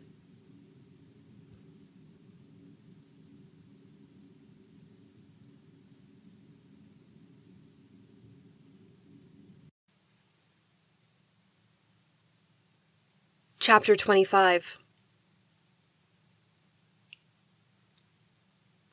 Christmas morning was always a quiet affair at the academy, though Alex had fond memories of Cassie and himself tearing into presents with their parents looking on. He was grateful for the holiday routine for the lifers. They woke up at 8 o'clock, which was sleeping in at the academy. The cooks had eggnog, biscuits, and a rich meat gravy ready as the lifer orphans stumbled into the dining room. After breakfast, Nikki and Jaze gave everyone presents. Alex was grateful for his new jacket and pocket knife. Cassie showed everyone the new princess book series Nikki had picked out for her. It was the most outgoing his sister ever became. Alex knew it was because she had grown up with most of the orphans at the academy. Without the Termers around, she was no longer shy. He smiled as she and Tereth looked through their new books. I have something I want to show you, Rafe said quietly. Alex looked up at him in surprise from where he was experimenting with his knife on a piece of aspen Jaze had found for him. The teacher of wilderness education very seldom entered the academy. Colleen, Kanan, and Grace had flown home to visit their family for the holidays, but Rafe hated confined spaces and usually stayed in the forest. Meet me out back with your sister, Rafe said. He left through the doors as silently as he had entered. Alex hurried over to Cassie. Come on, Rafe wants to show us something. Cassie left her books with Tereth, promising to return as soon as possible. She didn't ask questions as Alex led her outside. The twins knew how rare it was for the professor to reach out, and neither of them wanted to miss out on whatever Rafe thought that they would be interested in. Rafe was waiting near the gate, already in his wolf form. With his dark gray coat, he blended almost perfectly with the bricks of the wall. He vanished through the gate as soon as they saw him. Only paw prints in the snow told where he had been. Let's hurry, Alex said. They ran into the forest and quickly phased into wolf form. Cassie pranced around Alex, glad to be a wolf again. Alex grinned at her. He knew exactly how she felt. Living in human form without phasing into a wolf felt like eating food without drinking water, or having a day without night. It had been a few days since the siblings had phased, and Alex had truly missed it. He took a deep breath of the crisp winter air. The scent of fresh snow, dormant trees, and frozen sap filled his senses. His breath fogged the space in front of him when he let it back out. A low bark caught his attention. He looked up to see Rafe waiting for them a few paces away. Neither sibling had heard the wolf return. Alex and Cassie exchanged an excited look before following the wolf beneath the trees. They traveled to a different part of the forest they had never seen before. The trees were older and larger. Snow didn't penetrate to the forest floor in places, leaving patches of white and shadow. The light was fainter. Alex found himself relying on his sense of smell and hearing. He padded quietly past an ermine hiding in its burrow, waiting for them to pass, and heard the soft rustle of an owl adjusting its wings on a low branch overhead. Alex was concentrating so much on his other senses that he almost ran straight into Cassie when she stopped walking. He looked up to see Rafe pause on the small rise. His head lowered, and when he met Alex's gaze, his ears flattened, indicating for the wolves to go slowly and quietly. They padded softly behind him, intent on what was ahead. A strange smell filled Alex's nose. He ducked beneath a bush, then froze. A female cougar stared directly at them. Alex's heartbeat quickened. It was no secret that the scars showed in Rafe's hide were from saving Colleen from a mountain lion. Alex worried for a second that he was about to be attacked. Cassie let out a little snort that sounded like a laugh. Alex glanced at her, wondering if she had gone crazy. She was looking intently at something beyond the cougar. Alex followed her gaze. 3 baby cougars played just beyond their mother. The cubs tumbled over one another on wobbly legs and huge paws. They had spots and were covered in downy tufts of fluffy hair. One of them chewed on a stick that poked from the snow. The other 2 saw what had caught its attention and pounced. The tumbling ball of cubs rolled into their mother. She broke her attention from the wolves long enough to lick them before they scampered back to their stick. The female cougar yawned. It was then that Alex realized she wasn't alarmed by their presence, just watchful. Perhaps Colleen and Rafe came often to check on the cougar cubs. The cougar's ears flickered. She turned her head slowly to the right. Alex saw a flicker of movement in the shadows. His wolven eyes made out the form of a cream-colored wolf watching them from the shadows. Rafe gave a little bark. The 3 cougar cubs looked up in surprise. The female wolf lowered her head slightly in acknowledgement. Rafe padded back softly the way they had come. Alex and Cassie fell in close behind. In a few minutes, the cream-colored wolf joined them. Her scent touched Alex's nose. He felt a surge of happiness when he recognized the scent of pine and mint he had learned to associate with his aunt. Meredith followed them beneath the trees to the cave that Rafe and Colleen used as a go-between from the cave further in the woods that was their home. Rafe went in first and phased. When he came back out, he gestured to Meredith. "I set out a change of clothes for you. The twins will be happy to wait." She gave another nod of gratitude and disappeared inside. Rafe leaned against the tree, his golden eyes glittering. Meredith stepped out, and Alex's heart skipped a beat. He scolded himself, telling himself again that his mother was gone. It just amazed him how much Meredith looked like her, especially with her dark hair and light blue eyes. She gave them both a shy smile. Alex tried to be patient when Cassie ran in to change, but a tingle ran down his spine. He didn't know if it was his wolf's instincts trying to tell him something, or the crisp breeze that tickled his fur. Either way, when he felt his aunt's gaze, he turned to meet her eyes. He couldn't help the happiness that filled him. Cassie shocked them all by running straight back out of the cave after she was dressed and wrapping her arms around Meredith in a big hug. "Well, hello," Meredith said, with a surprised smile. Her head jerked up when Cassie's scent touched her nose. She looked at Rafe in surprise. Before she could say anything, Cassie burst out, "I'm so sorry. I shouldn't have done that. I've just been waiting so long to meet you. We didn't know we had an aunt, and Alex had been watching over you, and now here you are." "An aunt?" Meredith repeated, clearly shocked. "Yes," Cassie said, her excitement clear in her flushed face and sparkling eyes. "You're our mother's sister. When our parents died, we thought we were orphans. We didn't know she had a sister. I'm sure there was a good reason she didn't tell us, but it's so good to see you now." Cassie paused, aware that she was babbling. Alex stared at her. It was more than his sister had ever said in the presence of a stranger, even if that stranger was their aunt. "Are you going to face?" Rafe asked, his tone one of polite inquiry. Alex realized he had been watching his aunt and sister without moving. He snorted and trotted into the cave. He faced quickly, then pulled on the clothes Rafe had set out for him. It took a few more minutes for him to compose himself before he stepped back outside. It felt strange to know that in one moment, he would have a family again. Jaze and Nikki had been there for the twins since the academy opened, taking care of the siblings as if they were their own, but there was a feeling that came with knowing you had no true relatives, no one who shared your blood and your bond with kin. It was especially painful as a werewolf, because packs were made up of families and the blood bond was extremely strong, having no one hurt. To know that stepping beyond the cave and truly meeting his aunt for the first time would change that made Alex's heart give a painful beat. He put a hand to it. He knew he couldn't stay in the cave forever. He took a stealing breath, willed his heartbeat to settle, and stepped outside. The awkwardness he had feared vanished when Aunt Meredith hugged him. He held her tightly, denying the tears that burned in his eyes. He realized she had no such reservations as answering tears fell on his head. "I can't believe you're here," she said. "I can't believe you made it."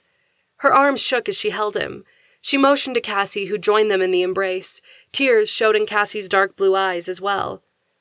"When Jaze told us our mom had a twin sister, we could barely believe it. Cassie said, sniffing as she stepped back and wiped away her tears with the corner of her sleeve. I always hoped I would see you, Meredith said. She looked them up and down with a proud, watery smile. You are so much more beautiful and amazing than I could ever have hoped. Mindy said you were perfect. I never imagined just how much that was true. Cassie laughed. At Meredith's questioning look, she said, You called Alex beautiful. Meredith gave him a warm smile. I meant handsome. It's okay, Alex said, dragging the toe of his borrowed sneaker across the snow. Do you want to join us for Christmas dinner? Rafe asked. Meredith stared at him. I'm not sure if Jaze would want me there. Rafe gave her a kind smile. Of course he would. Please, join us. Meredith glanced at the twins. Alex and Cassie both nodded eagerly. Neither wanted to let her leave now that they were together. She finally gave in. All right, I'll go with you. Yes, Cassie said. She slipped her hand into Meredith's. You'll love Christmas dinner. They always make it so beautiful. And now we'll have our aunt with us. That will be nice, Meredith said. I'm excited to share it with you. She walked on ahead with Cassie. Rafe smiled at Alex as they followed close behind. Rafe's wolves fell in around them.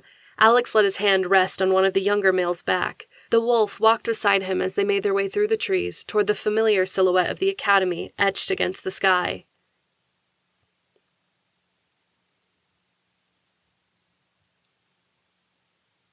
Jaze welcomed Meredith with open arms. As soon as they entered the dining hall, Nikki rushed to greet her. They hugged awkwardly over Nikki's pregnant belly, then laughed like sisters about it. The rest of the lifers were introduced, and by the time they sat around the table, it felt like a family group. Alex watched Meredith and Cassie talk as they ate. Cassie told their aunt about life at the academy, and Meredith shared little stories about what she was learning as she lived at the safe house. You should stay here, Nikki said. Meredith looked surprised. I thought you'd want me to wait until the beginning of the next school year. Nikki shook her head.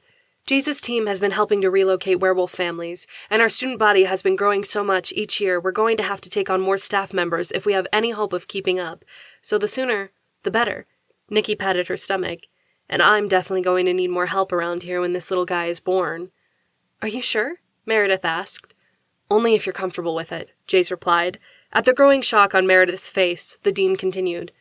We were going to ask you to move in when this school year was over so we could prepare for the next one. He smiled at Nikki. But now's as good a time as any. Meredith looked from Jaze and Nikki to the twins. Cassie and Alex nodded encouragingly. I'm not sure if I'm good with kids, she said hesitantly. We'll help you, Cassie replied. You won't be thrown to the wolves, she giggled. Alex rolled his eyes but smiled. Everyone here is nice. You would make a great teacher. You think so? Meredith asked. The answering nods made her smile. I guess I can try it. Wonderful, Nikki exclaimed. We'll help you get settled in. It can give you a chance to get to know the students before you start teaching. I don't need to stay at the safe house? There was relief in Meredith's voice. For the first time, Alex realized she might have been lonely there. Jaze's guards rotated often, but it was probably hard to be away from everything she knew, especially after being taken by Drogon. Alex's heart went out to her. You're welcome to move in here whenever you're ready, Jaze replied. We have plenty of rooms for staff. You'll be comfortable here. Meredith looked like she wanted to hug all of them at the same time. She settled for kissing the top of Cassie's head. That sounds wonderful, she said. We can eat lunch together, Cassie replied. I can show you my room, and you can meet the rest of the pack. They're crazy sometimes, but really nice. I think you'll like them. Alex found himself watching them so closely he barely ate his dinner. It was amazing to see Cassie open up. It felt as if he was seeing a whole different person. She glowed as she told their aunt about learning history with Professor Thorson, and how much she was enjoying reading Romeo and Juliet in Grace's English class. By the end of the evening, sorrow began to crowd the happiness from Alex's chest. Dinner was over, and everyone was finishing the last remnants of the chocolate mousse pie that was a tradition to close Christmas dinner at the academy. Most of the other lifers had fallen away into groups talking and laughing around the room. Cassie and Meredith still sat in their seats, catching up over the last few years. It's absolutely wonderful, Cassie was saying. You'll have to try it. Grace taught me that you don't always need your sight to create something beautiful. I'd love to, Meredith replied. You'll have to show me. I will, Cassie promised. Alex couldn't take it anymore. He pushed away from the table and walked as calmly as he could manage to the hall. As soon as the door shut behind them, he took off running for the training room. He ran straight into a wooden practice dummy, slammed it against the wall.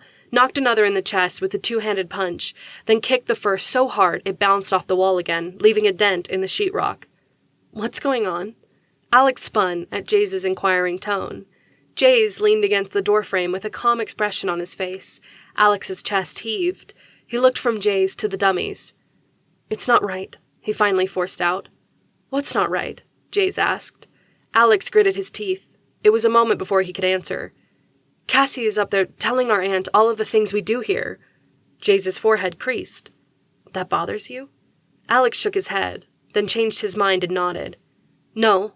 Well, yes. It bothers me." He took a calming breath and let it out in a rush.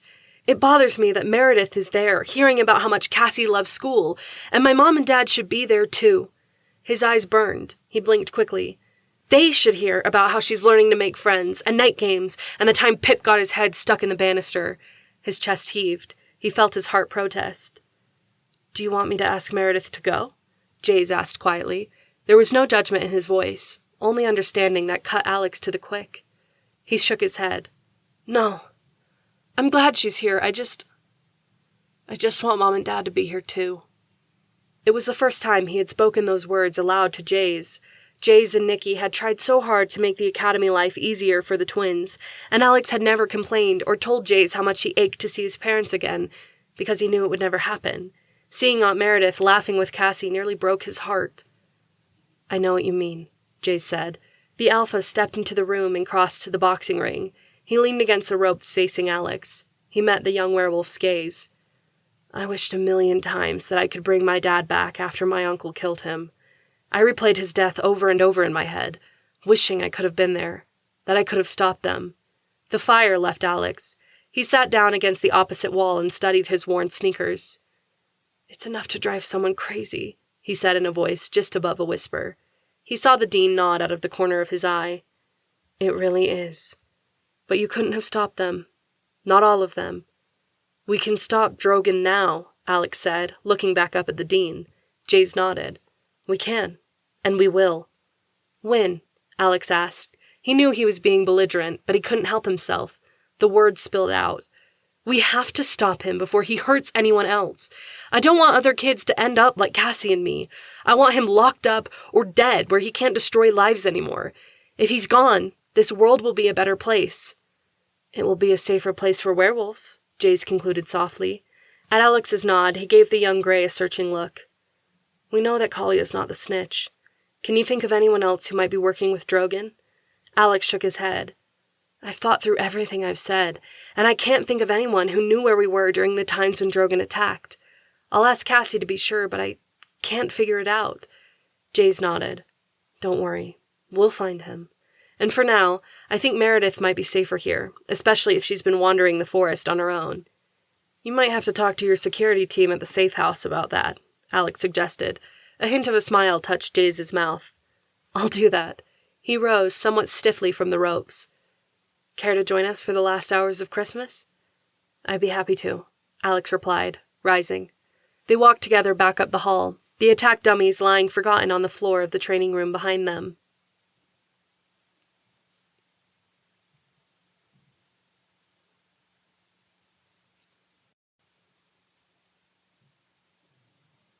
Chapter 26. Alex searched through the students who wandered back inside the academy. The buses and cars that brought them back looked out of place amid the snow-lined trees and gray brick landscape. The air was filled with the acrid scent of exhaust. His nose wrinkled. Students pulled their luggage across the snow, leaving tracks in the expanse of white. Stories of what each had done during the break made laughter and shouts echo off the walls. Alex forced a smile when Marky and Stephen walked by. "Good to be back," Marky exclaimed, pulling a suitcase that was held together by thread and duct tape. "My mom cried when I left," Stephen said by way of greeting. That's too bad," Alex replied, unsure of what to say. "See you inside, Chief," Marky said. He ducked into the doorway just as a snowball sailed through, missing him by inches and splattering on Vance's chest. The glower the huge werewolf gave the crowd of students rushing inside sobered them up a bit until another snowball took residence where the first had been. "All right, who did—" cut off when he saw Jaze standing outside the door packing another snowball. "You're dead," the huge alpha exclaimed. He shoved past the students out the door. him squarely in the face with the next snowball. "You sure about that?" he asked. Vance bent down and gathered a snowman-sized snowball and began to pack it. "Oh, I'm sure." "Excuse me," a familiar voice said, breaking Alex's attention from the ensuing battle. He looked over to see Kalia brushing by, her head lowered and her blonde hair hiding her expression from view. "Kalia, wait," Alex said, hurrying after her. "We need to talk." She spun around. "Really, Alex? Somehow I lost the only friend I had before Christmas, and I don't even know what I did because he won't take the time to tell me. That's how much he cares." Alex stopped in his track, frozen by her hurt and the way her eyes flashed gold in anger. Students swarmed past them, but it felt like they were the only two people in the hallway. A tear trailed down Kalia's cheek. "What is it, Alex?" she asked, a bit softer. "Come with me," Alex implored. On impulse, he took her luggage and slid it to the wall, out of the crowd's way, then caught her elbow. "Trust me." Kalia followed without a word as he led her out of the throng to the back doors of the academy. They walked through the gates beneath the trees. Alex's head felt clearer without the chaos of termers coming back. He led her through the trees, and stopped when he felt her hesitate. "What is it?" she asked, her voice guarded. "I need to apologize," Alex replied. "For what?" Kalia demanded. "What did I do that ostracized me?" "Nothing." Alex quickly shook his head. "It wasn't you. I thought I knew something and I was wrong. I'm so sorry it hurt you." Kalia looked up at him through lowered lashes. Her hands trembled. She put them in her pockets. "What did you think you knew?" Alex let out a breath that fogged in the chilly afternoon air. He forced the words out that he knew would hurt her even further. "I thought you were Drogon's spy, telling them where Cassie and I were so that he could try to kill us." Kalia gasped. She put a hand over her mouth and turned away from Alex. He wanted to comfort her, but when he touched her shoulder, she ducked away from his grasp. "Kalia, Don't talk to me, Alex.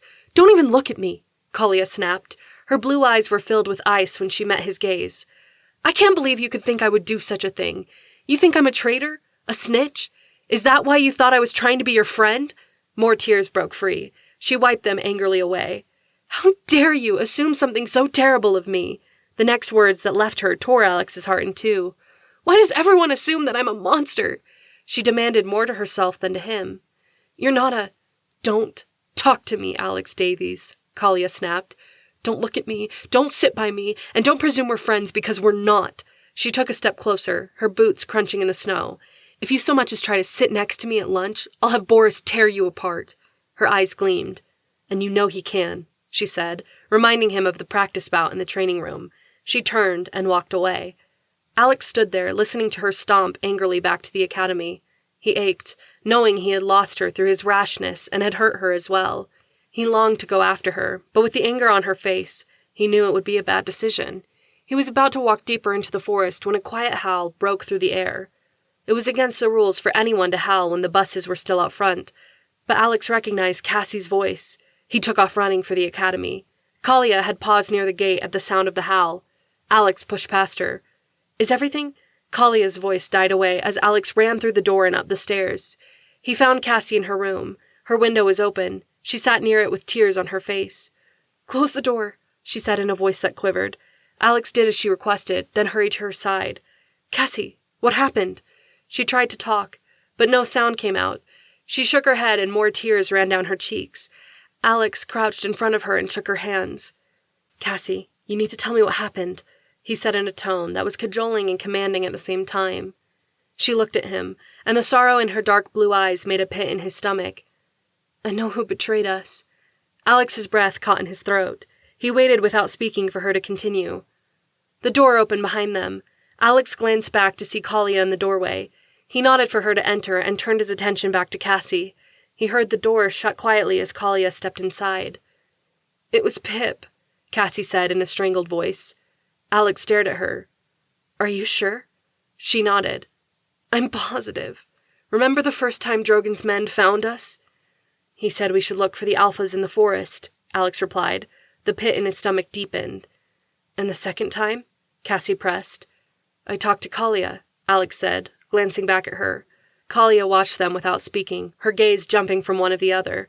Something about that night struck Alex. "But I spoke to Pip first. He asked me if I was going to be late for PE. Cassie nodded, as if she had guessed as much. She wiped the tears from her cheeks with a steady hand. "How do you know?" Alex asked, hoping that by some miracle it wasn't true. He really liked Pip. The thought that the young second year was the source of the attacks ate at him, even though it all made sense. He wished it wasn't true. "You know how nobody's supposed to bring cell phones from their homes?" Cassie asked. At Alex and Kalia's nods, she explained. "I was wandering down the halls and saw Pip hiding one in a hole in his mattress. When he left, I snuck it out." She met Alex's gaze. "There was only one number on the phone. He didn't call with it. He used it to text, and the last text said, 'He's gone. He'll be back in about 3 hours through the woods.' That was on the night of the last attack." Alex let out a slow breath. He leaned against the wall, his gaze on the forest outside. "We need to turn him in," Kalia said. "We've got to tell Jaze." Alex shook his head. "Not yet. I need to talk to him." Both Kalia and Cassie stared at him. "That's a bad idea," Cassie said. "There's a reason he's spying on us. Some sort of motivation. He could get defensive." "And what? Beat me in hand-to-hand combat?" Alex replied incredulously. "If he's working with Drogon, he may have other ways to defend himself," Kalia said reluctantly. It was obvious she didn't want to get involved with anything relating to Alex, but she couldn't let him walk into a battle blind. "Give me 10 minutes, Alex said. He walked out without waiting for them to argue. Alex found Pip in the dining room. It took all of his self-control not to attack the kid and demand why he was setting them up. Instead, he grabbed Pip's arm and led him from the room. Pip walked beside him without a word as if he knew what was coming. Alex escorted him to the boys' room, then shoved the garbage can under the door to jam it shut. It wouldn't keep an alpha out, but it might slow down a gray or convince them to use the restroom if necessary. "Why did you do it?" Alex demanded, spinning to face the boy. "They have my family," Pip replied. He forced himself to meet Alex's gaze. Alex's hands were clenched into fists. He wanted to hit Pip so badly, to make him pay for almost getting Cassie killed and for getting him shot. He drew his hand back. Pip flinched. Instead of hitting him, Alex punched the brick wall next to the boy's head as hard as he could. The bricks cracked and sent down a shower of dust. "I'm so sorry," Pip said. Tears showed in the young boy's eyes. He blinked quickly. Alex shook his head. He bent down so he could meet the 10-year-old's gaze directly. "I need you to tell Drogon where I'm going." Pip sniffed, his eyes wide. "What?" "Listen to me," Alex said. "This is very important. I'm going to go to the safe house again. I need you to tell Drogon where I am." But he'll kill you," Pip replied. "Don't worry about that. Do you know where he's holding your family?" Pip nodded. "He made me stay with them at Christmas." Alex flinched at the pain in the young werewolf's voice. "Okay. As soon as I leave, I want you to go with Cassie and tell Jaze what happened. Let him know where your family is. Whatever you do, don't tell Jaze where I am. We need Drogon away from his hideout so Jaze can get your family free. If he's worrying about me, your family will still be in danger." "But you'll be in danger," Pip argued. Alex shook his head. "I'll be fine. Just do what I say. If we can get your family out and destroy Drogon's base, we'll put a huge hitch in his ability to hurt others. I'll keep him distracted. You tell Jaze where he is. Do you think you can do that?" Pip nodded, speechless. Alex patted him on the shoulder. "Good." He pulled the door open and found Cassie and Kalia waiting in the hall. "You're not going," Cassie said. "I've got to," Alex replied, shouldering past them with Pip close behind. "You can't go alone," Kalia protested. Alex paused and turned to the three of them. "I've got to. He wants me, Cassie, and Meredith. Now that Meredith is here, all he has to do is hit the academy. Everyone here will be in danger. I don't want that. I know you don't either. If he thinks I've gone to the safe house to visit Meredith again, he'll think he can, as his man said, kill 2 birds with 1 stone. He'll get greedy and careless. That'll give us the time we need to get Pip's family out of there." "What if Jaze can't get them out?" Kalia asked. Everyone stared at her. "You don't know Jaze very well, do you?" Alex said. Kalia shook her head. Alex took a stealing breath. "Look," he said, addressing all of them. "If you want to help me and protect everyone in the academy, you've got to do what I ask. I'm leaving now. Pip, deliver the message. Cassie, see that Pip gets to Jaze and the others. Kalia," he paused, hesitating. "Kalia, please protect my sister. If I fail, Drogon might be coming back here anyway." "I will," she said. The girl's icy blue eyes flashed gold for the briefest moment. Alex nodded. "Take care, you guys." Cassie broke free from the others and wrapped her arms tightly around Alex. The students walking past in the hallway, who had no idea what was going on, gave the siblings strange looks. Alex shrugged out of his sister's grasp. "Be careful," he told her. "I love you." "I love you too," she replied with a sniff. Alex nodded at Pip. The three of them headed for the stairs. Alex took off running toward the back doors.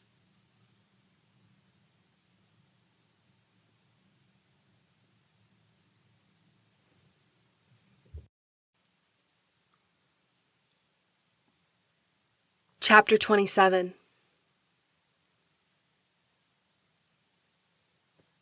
Alex ran through the snow, pushing himself faster than he ever had before. His paws flew in front of him, creating a quiet shush as he loped across the snowy landscape.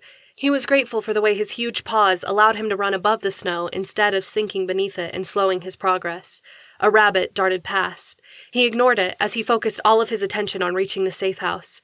Drogon might not know where the safe house was, but Cassie knew, and she would tell Pip. He only hoped he could get there early enough to make a few preparations he needed before the man with mismatched eyes arrived. He was running to his death. He knew that. He only hoped he could take Drogon down with him and end the threat once and for all. If he could protect Cassie and the others with his life, it would be a life well spent. The words repeated over and over in his mind as he leapt frozen streams and ducked beneath snow-laden boughs. Given Drogon's earlier response times, it wouldn't take long for his men to find Alex. Then the base would be exposed, and Jaze could take Drogon down from the inside. Alex's heartbeat thundered in his ears as he paused on the rise where he had stood many times, overlooking the cabin nestled in the valley below. It was empty.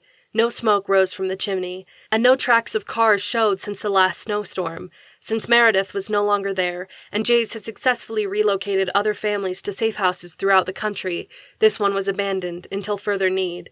Well, Alex had need. He loped down the hill without bothering to hide his trail. He wanted Drogon to know that he was there alone. He hoped it would provoke the man into meeting him alone as well. Alex phased on the porch. The chill of the crisp evening bit his exposed skin. He shoved the door open with his shoulder and stumbled inside. He glanced around quickly. A pair of dressers against the wall looked promising. He raided the dresser on the right and found women's clothing. While the thought of Drogon finding him in a dress might have caught the man off guard, Alex chose not to humiliate himself in his final moments. He searched through the other dresser and found a pair of jeans and a sweatshirt with a howling wolf on the front. Alex rolled his eyes at the irony and pulled on the shirt. He found several pair of shoes beneath the dresser, picked the pair that fit him best, and pulled them on. He turned one of the armchairs so that it faced the front door, and waited.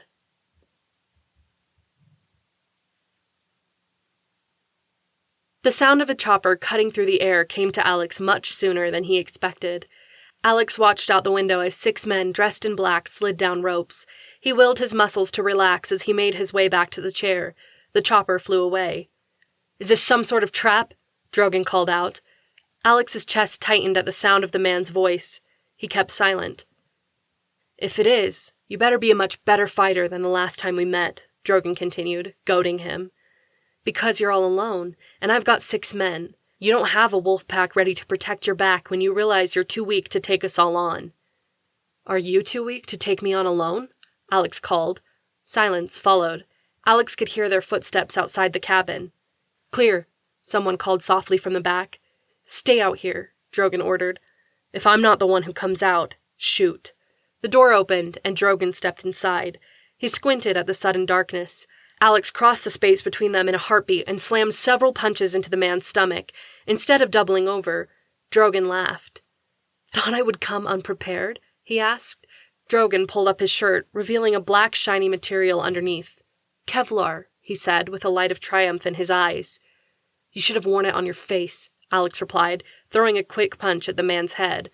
Drogon tried to block it, but the werewolf's fast reflexes snuck the punch in to land a glancing blow on the side of the man's head. Drogon staggered back.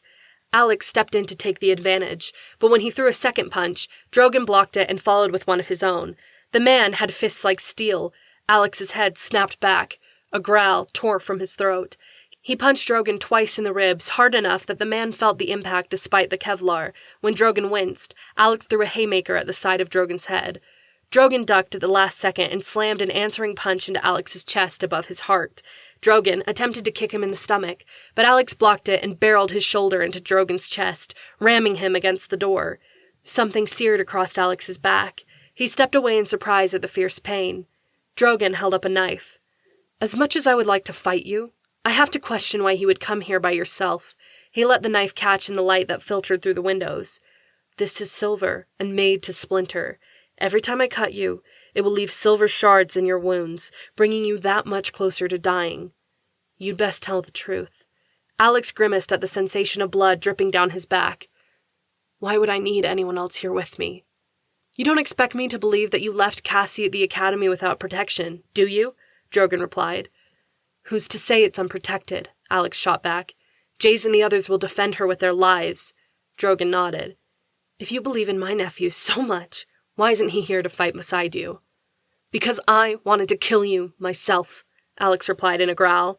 Drogon's eyebrows rose. "So Jaze has no idea that you're here?" He laughed at the thought.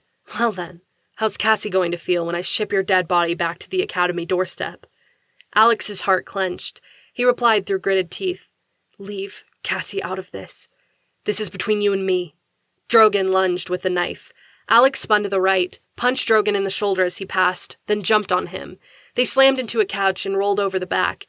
Pain sliced along Alex's side. He let out a cry and pushed back to his feet. The knife Drogon held glittered darkly with blood. "I'm happy to kill you first," Drogon said. "Then I'll go for Cassie. I'll know when she's unprotected." Alex knew he had to stall as long as he could to give Jaze the best chance of rescuing Pip's family. He clutched his side in an effort to slow the flow of blood. "I know you have a vendetta against Jet, but why try so hard to kill us? We're just kids." Drogon's mismatched eyes darkened. "I have my reasons." He made a swipe for Alex's chest. Alex ducked under the knife and spun, sweeping Drogon's legs out from under him. The man hit the floor and rolled to avoid Alex's punch. His fist hit the floorboards so hard they splintered. Drogon jumped back to his feet and kicked Alex in the stomach. Alex rolled with the blow and reached his feet in time to jump back as Drogon sliced at his chest. "What do they teach you at that academy?" Drogon demanded. Alex gave a humorless smile. "How to avoid being murdered by low-minded beasts intent on killing children." Drogon gave a growl of disgust. "I'm the beast?" he asked. He feinted once with the knife, dodged to the right when Alex blocked it, and landed a sharp kick to Alex's thigh where he had been shot. "You're the one who killed my parents," Alex shouted. He slammed a fist into Drogon's chest hard enough to propel the man against the fireplace. His second punch landed on Drogon's stomach. Though it was protected by Kevlar, the man let out a gasp of pain. "And you took away everything that was good in my life," Alex growled. He grabbed Drogon by the shoulders and spun to the right, using his strength to throw the man across the room. Drogon was up faster than Alex expected. He threw a lamp, and when the gray knocked the lamp away, he threw the knife by its point so hard that when it struck Alex's left shoulder, it knocked him back a few steps. Adrenaline rushed through Alex, numbing the pain and sharpening his senses. His left arm refused to respond. He ripped a drawer from the dressers with his right hand and threw it at the man. Drogon blocked it with his forearm. Alex used Drogon's own tactic, followed by the drawer, bowling the man to the ground. He punched Drogon twice in the face, and was about to land a third when his heart stuttered. He paused, fighting the weariness as strength fled from his body. Drogon took the advantage of the weakness and threw him into the wall. Alex slid to a sitting position. He blocked a punch.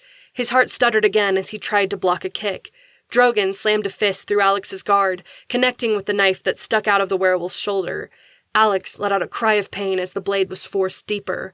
The need to phase surged through Alex. He had to defend himself. Phasing would send the silver shards from the knife deeper into his body. If they reached his bloodstream, he knew they could reach his heart. "Not so tough, huh?"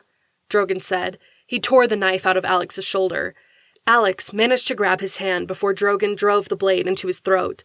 They struggled, Drogon pushing the knife down with all of his strength, and Alex fighting to hold it back as it wavered inches from his skin. His left arm shook, and he fought to keep it firm despite the blood he felt pooling down his chest. "Give up," Drogon said. "Never," Alex growled, but he didn't know how much longer he could fight. If he phased, Drogon would slip the knife in before he was in wolf form. He had to get back to Cassie. His heart stuttered again. Drogon smiled as he felt Alex's grip weaken. Alex knew he had lost as the man with mismatched eyes shoved the blade down. Alex closed his eyes so Drogon's face wouldn't be the last thing in his mind. A crash sounded on the porch. 2 yells followed and were quickly silenced. Drogon looked at the door. Alex took advantage of the distraction and kicked, shoving Drogon back against the couch. Alex rolled to his feet and staggered to the wall. The door crashed open. The sight of the fierce, protective rage on Jaze's face filled Alex with relief. The Alpha attacked Drogon before the man could move. Within seconds, Drogon was pinned to the floor with a silver knife held to his throat. "You're finished, Drogon," Jaze growled in a voice that sent a shiver down Alex's spine. "I have your boy Pip's parents," Drogon replied with a note of triumph. "If you kill me, they're dead." "They're already safe," Jaze told him. Drogon's eyes widened slightly. "You're lying." Jaze glared down at the man. "Next time, don't try to reiterate your threats by forcing the boy to visit his parents over Christmas. Werewolves tend to remember where they've been." Happiness spread through Alex at the thought of Pip's family safe again. His knees wanted to give out. He leaned heavily against the wall, willing them to hold. The silver in the wounds was preventing them from clotting and healing as a werewolf should. He had already lost a lot of blood. "Stay with me, Alex," Jaze said, glancing at him. "I'm all right," Alex replied, forcing himself to stand up straight. Jaze gave a nod of approval and turned his attention back to Drogon. "With your help, we'll take out the general's bases one by one. Your father won't have any legs to stand on." "I won't help you," Drogon snarled. "Oh, you will," Jaze said. He pulled Drogon to his feet and shoved him toward the door. The man was no match for the Alpha's strength. "Vance, where are the chains?" "Got him," Alex heard the huge Alpha respond beyond the door. The sound of chain links clinking together followed. Jaze stepped back inside. He crossed to Alex and ducked under his arm. "Let's get you outside," he said in a voice much softer than he had used with Drogon. Alex allowed himself to be helped out of the small cabin. He squinted at the sudden brightness of daylight on the snow. Somehow, during their battle, he had forgotten the sun still shone. Now, it bathed his shoulders, reminding him that he had survived. He closed his eyes and absorbed the sensation of warmth amidst the whitewashed world. Voices made him open his eyes. He smiled at the sight of the professors who surrounded the tiny cabin. "I told you we should have taken the helicopter to the academy," Mouse said, adjusting his glasses as he gave Drogon a disapproving look. "Where would we have put it?" Kanan replied. His red eyes looked unsettlingly intense. "Do you have a helicopter hiding place we're unaware of?" The shrug and smile that was Mouse's reply let Alex know that the professor did indeed have secrets.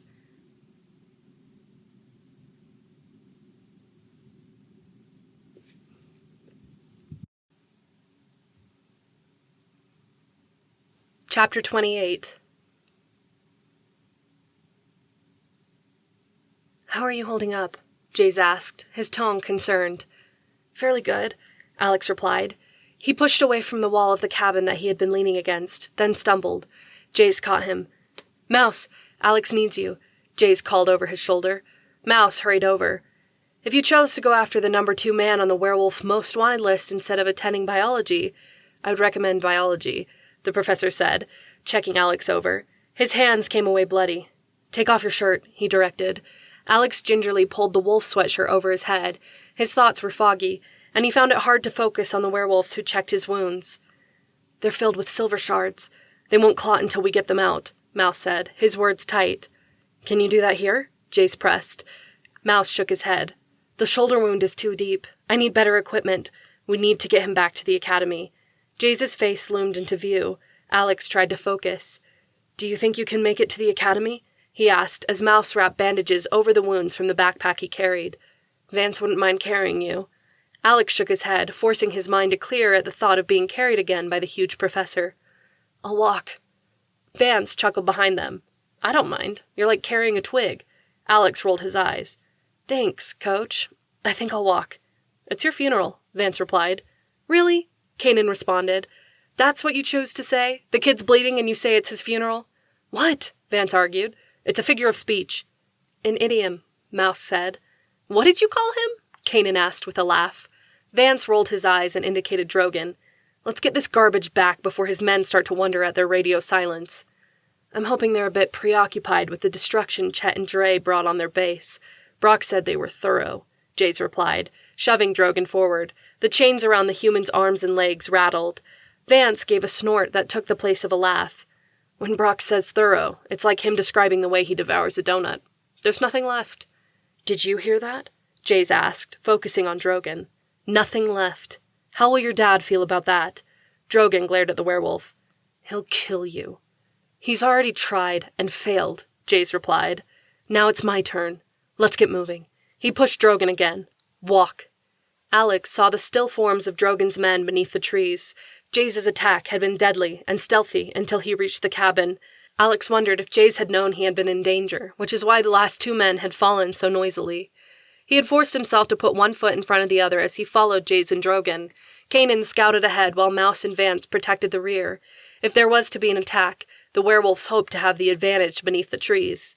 Alex's wounds throbbed with each step. His shoulder hurt the worst, while the slice down his back and the shallow one across his side burned, especially when sweat brought on by the silver broke out all over his body. He shivered despite the fact that werewolves seldom got cold. You all right? Alex glanced up to see Jaze walking beside him. Vance had taken the dean's place, holding Drogon's chains. The man would be stupid to try anything with the hulking werewolf at his side. Just ready to be back at the academy, Alex replied.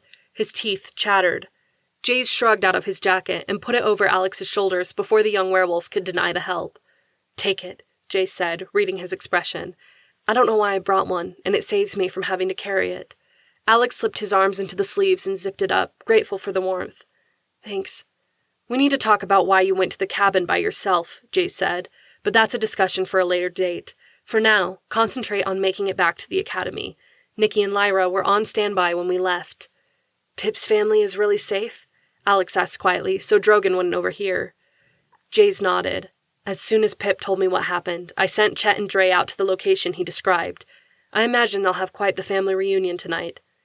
I'm glad, Alex said. Jaze glanced at him. Me too. Snow crunched beneath their shoes. It was much harder to walk silently in human form, especially when the snow was thick enough to walk across with paws, but shoes broke right through. They followed the same trail Alex had run earlier. 3 sets of tracks lay on top of the one, showing that the professors had used the same trail to reach the cabin. As the silver wreaked havoc on Alex's body, he found his ability to do more than walk hampered. He stumbled, and Jaze righted him. At the werewolf's question, he shook his head as though he was only vaguely aware of what the dean had asked. The minutes dragged on until he felt like they had been walking through the snow for hours and days. As the daylight faded and darkness stole across the trees, he began to believe they would never reach the walls and halls he thought of as home.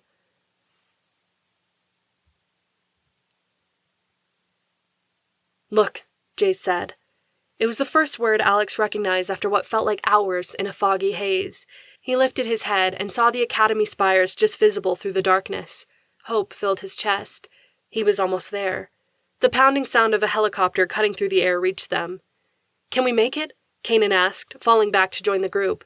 Mouse shook his head. It's too far. You've lost, Drogon said with a humorless smile. Give up. Pull together. Guard the prisoner and Alex. We can take them, Jaze replied, his tone confident. The pounding grew nearer. They couldn't see where it hovered, but a few seconds later, the men appeared between the trees, armed to the teeth with guns and ammo. Their black outfits shone dully in the sunlight, letting Alex know they were made of the same Kevlar Drogon wore. Alex's heart fell. They're bulletproof, he said.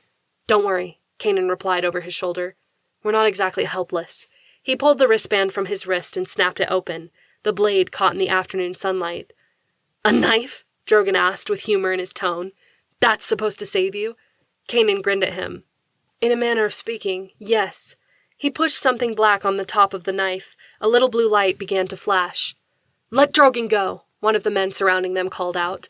No one in Jaze's group spoke. There was a tense silence as each waited for the other to act. Jaze's head tipped slightly to the side and a smile spread across his face. It's here, he said. Bullets tore through the air. The men around them scattered and shot back at the drone that hovered above the trees. It looked like the werewolves were winning until the sound of a louder gun began to pulse. The drone was hit twice. It spun in a half circle, hovered for a moment, then exploded. Run! Kanan yelled. Gunfire peppered through the trees. Jaze ducked under Alex's arm, and the dean practically carried him away from the men who swarmed forward. Bullets hit the bark around them, chipping away pieces that stung the werewolves' arms and faces. Alex glanced back in time to see Drogon trip Vance. They rolled against a large boulder. The silver knife flashed in the moonlight. Alex put his hands to his mouth and howled. Before his voice even died away, answering howls echoed through the forest as though the werewolves had been waiting for his signal. Shadows began to appear, gray and black forms that blurred past them, intent on the strangers that attacked in their forest. The students were fast, darting between the trees and taking down the men. "You good?" Jaze asked. At Alex's nod, the alpha tore off his shirt and leaped, phasing to the form of a black wolf before his paws touched the ground. He loped through the forest in pursuit of the attackers. Alex leaned against a tree with his hands on his knees, fighting to keep standing as he searched through the trees. Drogon was nowhere to be seen. Screams of the men being pursued by the werewolves reached Alex's ears. He wanted to be there with the rest of the students, to drive the men away who dared to attack. Instincts demanded that he keep those who looked to him for protection safe from men like Drogon. He didn't want to fail them, but he couldn't focus through the pain enough to put one foot in front of the other, let alone phase and attack with the rest. The sound of a wolf's quiet huff made him glance over his shoulder. The sight of Cassie in her wolf form made him want to cry. Until that moment, he hadn't been certain he would ever see her again. He dropped to his knees. She ran to him, butting her head softly against his chest. He hugged her, entwining his fingers in her soft, cream-colored fur. "I tried to stop him," he said. Tears broke free. "I wanted to avenge Mom and Dad. I wanted him to pay." The tears were lost in Cassie's fur. She gave a quiet whine. "But I didn't want to leave you," he concluded. He sat back on his heels, but the pressure was too much on the wound across his side. He sat down in the snow. Cassie gave a worried whine at the smell of blood. "I'm okay," Alex reassured her. "It's just a bit of silver. Nikki and Lyra will get it out." His tongue felt thick. He wanted to talk to her more, to promise her that he would never leave again, that they would be safe, and he would make sure no one would ever hurt her, but his mouth wouldn't obey. He had to content himself with listening to the helicopter as it pulled away. He wondered how many men had survived. He hoped Jaze would come back with the news that Drogon was among the casualties, but deep down, he knew it wasn't true. After all the man had done to him, and all Drogon had taken from him, he knew Drogon wasn't gone. The fist around his heart was still strong. He had to live to fight again. "Come on, Alex," he heard a voice say. Strong arms lifted him up. "I can walk," he said past his thick tongue. "Yeah, but I need a workout. They left too quickly," Vance replied. Something licked Alex's hand. His head lolled back and he saw Cassie padding beside them in her wolf form. He smiled and closed his eyes.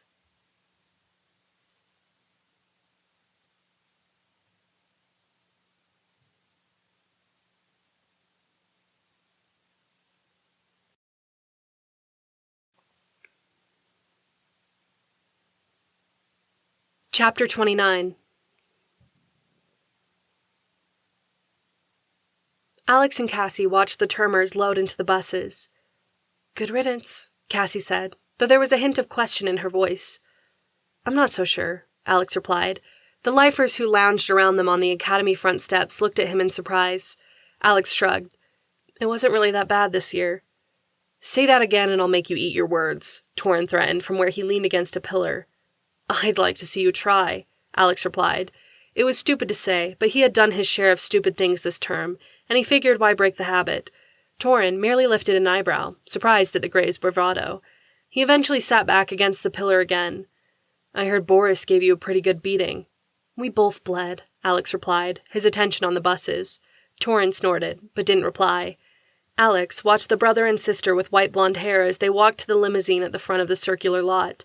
The woman who waited appeared to be talking animatedly on a cell phone, despite the school policy that they not be used within the grounds. She merely waved Boris and Kalia into the car, then climbed in after them. Alex felt horrible for the way things had ended up with Kalia. She had barely spoken to him the rest of the school year. Though Kalia and Cassie hung out on occasion, as soon as Alex appeared, Kalia found a reason to be elsewhere. When Alex asked Cassie, his sister said to give the girl time to recover. She had been hurt by someone she trusted. They both knew how that felt. "Think Pip will be back next year?" Cassie asked quietly. "I hope so," Alex replied. He was surprised to find out that he meant it. He had actually missed the little werewolf when he went home with his family. He wished he could have been there for the reunion, but Jaze had suggested it would be best to give them space, because it was for Alex and Cassie that they had been imprisoned. Alex fought back the guilt that filled him at the thought of what everyone had gone through to protect the twins. The entire academy had been in danger, and still was. Though Drogon's base had been destroyed, he had indeed vanished in the forest, and Brock hadn't been able to locate Drogon or the general. Alex knew deep down that he hadn't seen the last of the man with the mismatched eyes. "He's here," a quiet voice said from behind Alex. Alex and Cassie both turned to see Jaze's smiling face. The pride that shone in his eyes said everything. "The baby!" Cassie exclaimed. Both twins darted through the doors and took off running down the hall. Jaze was right behind them. He caught the door that Alex threw open and walked beside them more sedately through the medical wing. The door at the end led to the huge private rooms reserved for operations and, apparently, deliveries. Alex hesitated near the last door. "Go ahead," Jaze urged. He pushed it open and stepped quietly inside with Cassie close behind.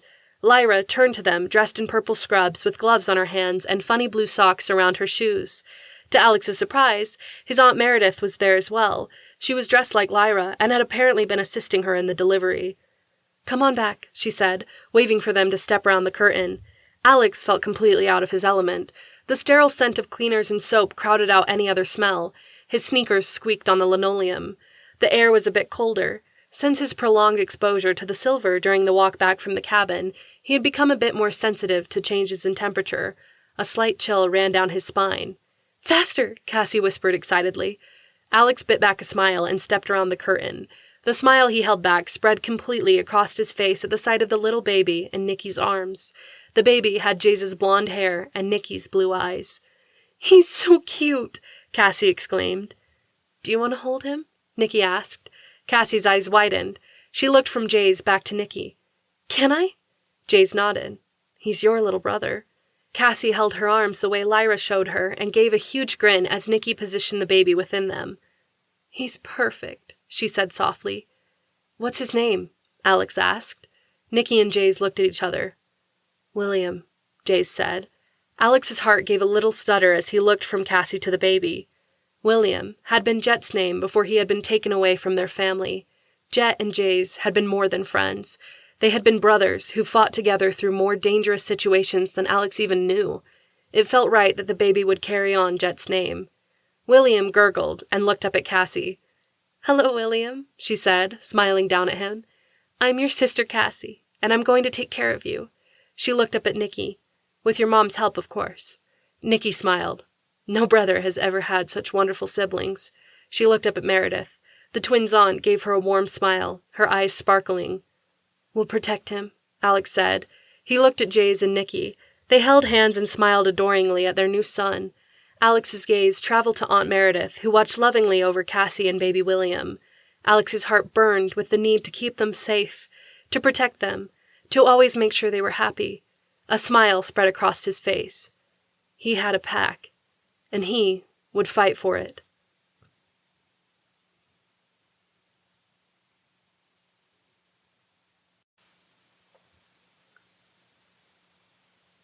Thank you for reading Werewolf Academy Book One, Strays, written by Cheree Alsop, narrated by Myree Alsop. The next book, Werewolf Academy Book 2, Hunted, is on its way soon.